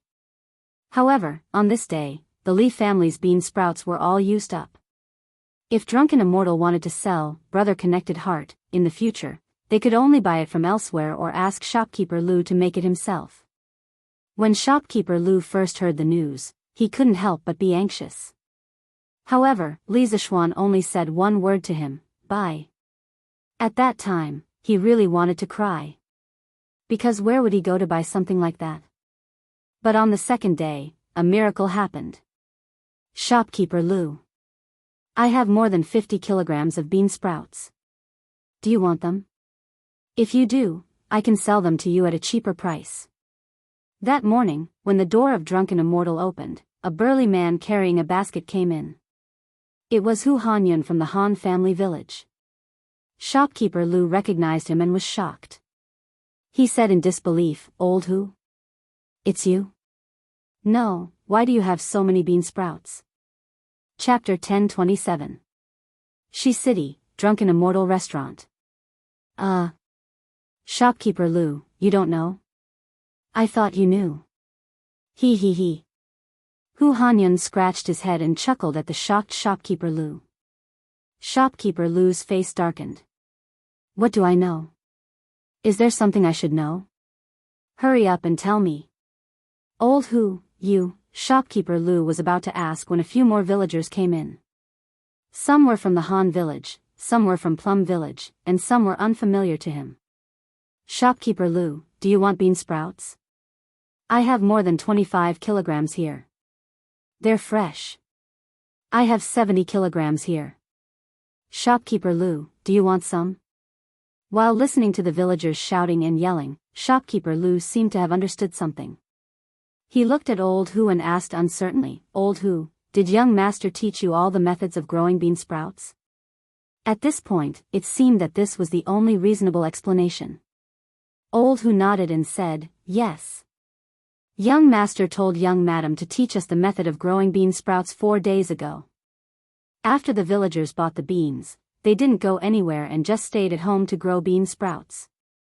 As soon as the bean sprouts grew, we sent them to you. No matter what, we're young master's villagers, so we have to prioritize the needs of Drunken Immortal Restaurant and Yanhuang College. Shopkeeper Lu suddenly understood. No wonder Li Zishuan was so calm when he looked for him yesterday, as if he had a card up his sleeve. Good, good, good. This old man was worried about where to buy bean sprouts. Old Hu, you guys come in. Drunken Immortal Restaurant wants all these bean sprouts. Shopkeeper Lu stroked his beard and laughed. Old Hu and the others picked all the bean sprouts and brought them in. These villagers knew how to repay kindness. They knew that Drunken Immortal Restaurant was the Li family's business, so they only sold the bean sprouts to Shopkeeper Lu for 25 copper coins per kilogram. Shopkeeper Lu felt bad about it and raised the price by 5 copper coins per kilogram. According to their original plan, they only sold the bean sprouts for 20 copper coins per kilogram. Hey!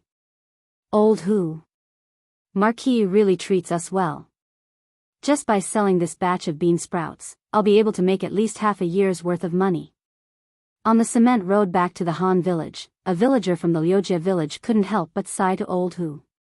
Old Lu. Of course, young master treats his family's farmers well. After you've been with young master for a long time, you'll naturally know how good young master is. Old Hu smiled faintly. Hey! How much do you think the bean sprouts would fetch if they were sold to other restaurants? Someone in the crowd said this, and the atmosphere suddenly became heavy. Hu Hanyan's expression changed. He stopped in his tracks. Seeing that there was no one else around, he said with a sullen face, "A person must have a conscience." I, Old Hu, had only moved to the Han family manor over 20 years ago. Previously, I had experienced who knows how many main families in other places. But which main family didn't King think about how to suck everyone's blood? I, Old Hu, dare to say that there isn't a main family that treats us as sincerely as young master. You may not know how valuable this method of growing bean sprouts is, but I heard 2 days ago that the Chui family offered 3,000 strings of cash to buy this secret recipe. But what about young master? Young master didn't ask us for a single copper coin and directly taught us this method. Now that we've distributed the bean sprouts, other restaurants may indeed buy them at a higher price. But Marquis treats us like this, yet you want to sell the bean sprouts to others just to earn a few copper coins. Don't you feel guilty? I, Hu Hanyun, will put the ugly words out here today. If any of these 8 villages dare to sell bean sprouts to other restaurants without permission, Old Hu will be the first to go to their house and break their legs. Whether you report it to the authorities or ask someone to take revenge, I'll accept it. But if this kind of situation happens again in the future, I'll definitely beat you up. Unless the Drunken Immortal House and Yanhuang College get enough bean sprouts, then we can sell them to other restaurants. But the price can't be lower than what we sell to the Drunken Immortal House. Old Hu's words were powerful and resonating. The dozen or so villagers in front of him all became serious after hearing this. Second Master Lu stepped forward and fiercely hammered Old Hu's chest. Then he shouted to the crowd. What little Hu said is correct. There are some things that young master doesn't care about and he won't tell us. But since we've received young master's kindness, we can't disappoint young master. I, Lu Wanshan, will definitely not allow anyone to go back on their word. Right. I, Lu Mang, will definitely not allow anyone to go back on their word. Marquis brought us to live a good life, so we must repay Marquis. As a person, we can't lose our conscience. Second Master Lu was a well-known figure in the surrounding villages. With him saying this, who would dare to not believe him? As soon as he finished speaking, Lu Mang of the Liujia village quickly stood up and agreed. He sold more than 100 caddies of bean sprouts today and earned more than 2,000 copper coins. After deducting the cost of buying soybeans, his net profit was more than 2 strings of coins. When Li Zishuan encouraged the villagers to build greenhouses, he couldn't afford to build greenhouses. Now, he didn't expect that just selling bean sprouts once would be enough for him to build 3 or 4 greenhouses. Happiness came too quickly. He was planning to first return the 500 copper coins he borrowed from Li Zishuan and then build 2 greenhouses. Next year, he would definitely have enough money to send his children to school. Therefore, he had now become one of Li Zishuan's staunchest supporters. Old Hu and Second Master Lu are right. In the future, our bean sprouts must be sold to the Drunken Immortal House and Yanhuang College first. I agree. This is a must. The rest of the villagers followed behind Lu Mang and voiced their agreement.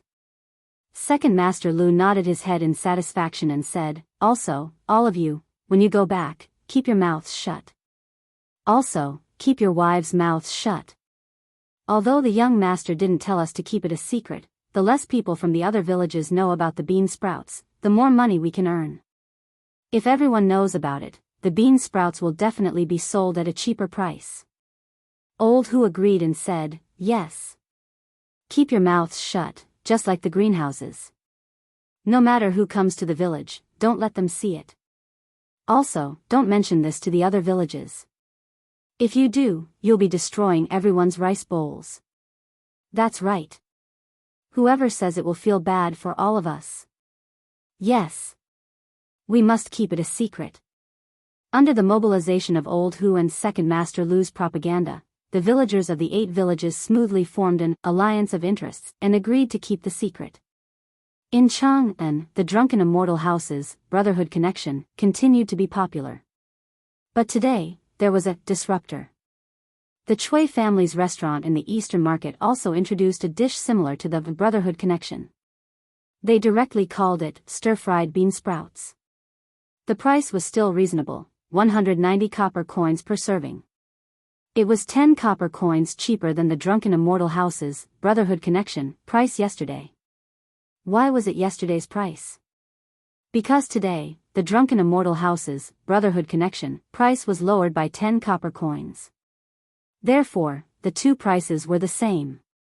It wasn't that the Chui family didn't want to lower the price, but the price they paid for the secret recipe was too high.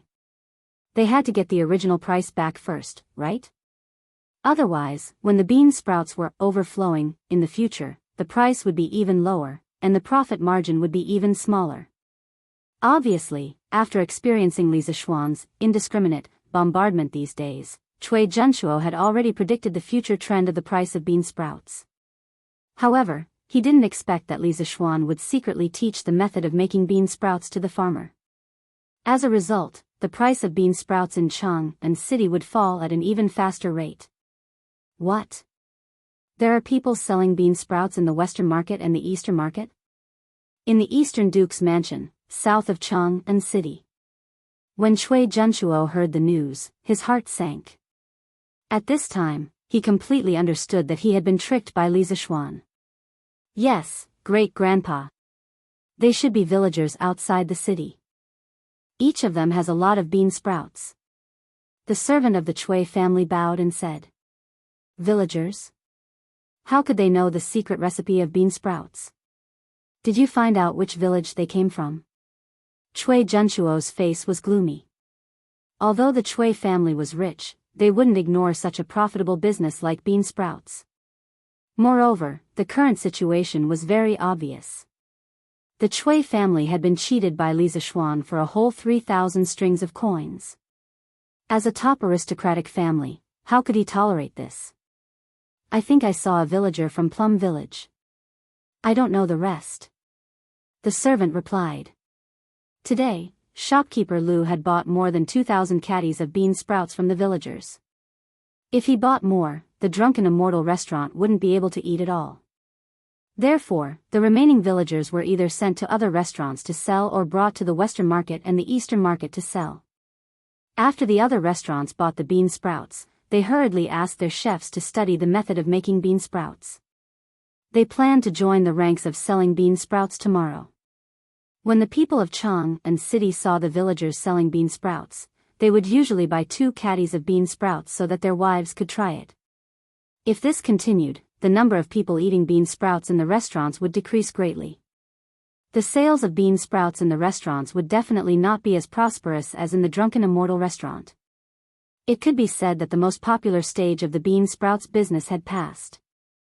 All that was left was the soup, and the meat in the soup had all been scooped up by Li Zishuan. Bam! Plum Village, Plum Village.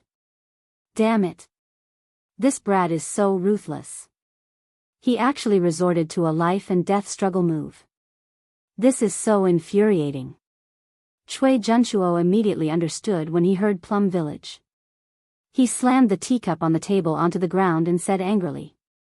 Life and death struggle? No, no, no. Grandfather, you might have misunderstood. This is not called a life and death struggle. It should be called a courageous retreat. Yongla Lane, Li Residence West Courtyard. When Yi Guizhong heard that the Hanjiazwang, Plum Village, Lujiazwang, and several other villages had started selling bean sprouts in the east and west cities today, he subconsciously felt that Li Zishuan was using the method of killing 1,000 enemies at the cost of 800 of his own men to take revenge on the Chui family for stealing the secret. In the end, both families would not be able to earn any money if they fought to the death. Therefore, he came to the west courtyard to ask Li Zishuan what he was thinking. Li Zishuan laughed when he heard that. What do you mean by a courageous retreat? I think you're just being stubborn. Sigh. You youngsters are so impetuous and easily let your emotions affect your decisions. Yi Guizhong shook his head and sighed. Li Zishuan could only patiently explain, Grandfather, think about it carefully. Since the first day the Drunken Immortal restaurant started selling bean sprouts, our residence has earned a total of more than 2,000 strings of coins. Together with the 8,000 strings of coins that the Chui family stole from us, it adds up to more than 10,000 strings of coins. The little bean sprouts brought in more than 10,000 strings of coins in less than 10 days. Grandfather, do you really think it's a loss? Previously, I've already said that even if the servants in the residence did not leak the secret recipe, the people outside would definitely be able to figure out the method to grow bean sprouts in 1 or 2 months. At that time, we might not even be able to earn 10,000 strings of coins. Now, not only have we maximized the income of the bean sprouts in the shortest time possible, but we have also cleaned up the disloyal servants in the residence. No matter how you look at it, I don't think I've suffered a loss. Yi Guizhong secretly nodded when he heard that. In the end, he laughed and said, Haha. You really are a sly fox. Those people in the Chui family provoked you. They're really unlucky. After saying that, he smiled comfortably and turned around to leave. At the gate of the courtyard, Father Li suddenly understood. He patted his chest and quickly left before Yi Guizhong came over. He had also heard the news and wanted to come over to ask his son what he was thinking. However, when he walked to the gate of the courtyard, he found that Yi Guizhong was also there. He stopped and stood at the gate of the courtyard to eavesdrop. Although Yi Guizhong was usually kind to Li Zishuan, that was because of the generational gap effect. Grandfathers usually doted on their grandsons, but for his son-in-law, it was already good enough that he didn't reprimand him. This stinking brat, he likes to hide things from his old man now, causing this old man to worry for nothing, Li Jingma muttered. Although there was a reprimand in his words, why did his tone sound like he was happy that his son had become more mature? Whether it was a life and death struggle or a courageous retreat, it was just a small business, worth a few tens of thousands of strings of cash. Li Zishuan didn't take it to heart. He had always been concerned about how his technology tree was growing. In the afternoon, Li Zishuan left Chang'an and went to Chi Chu Gu workshop in Mei Village. The first thing he saw was a bustling scene. There were people coming and going in the workshop, and the west side of the courtyard had already been set up. There were many pipes on the ground, and in the middle of the pipes, there was a prototype of a furnace. Faubert was gesturing with a group of blacksmiths about something. Li Zishuan stood a distance away and did not disturb them. After a while, Faubert finished talking to the blacksmiths and walked towards Li Zishuan. Young master, you are here? Yes. Faubert, the progress is not bad. I estimate that in less than a month, the ironworks will be able to start smelting iron, right? Li Zishuan looked around and said with satisfaction. Haha. Almost there. We have a lot of experienced blacksmiths in our workshop, and the construction of the furnace will only be faster. Now, we just need to see when Xiao Bing will be able to transport the platinum ores back.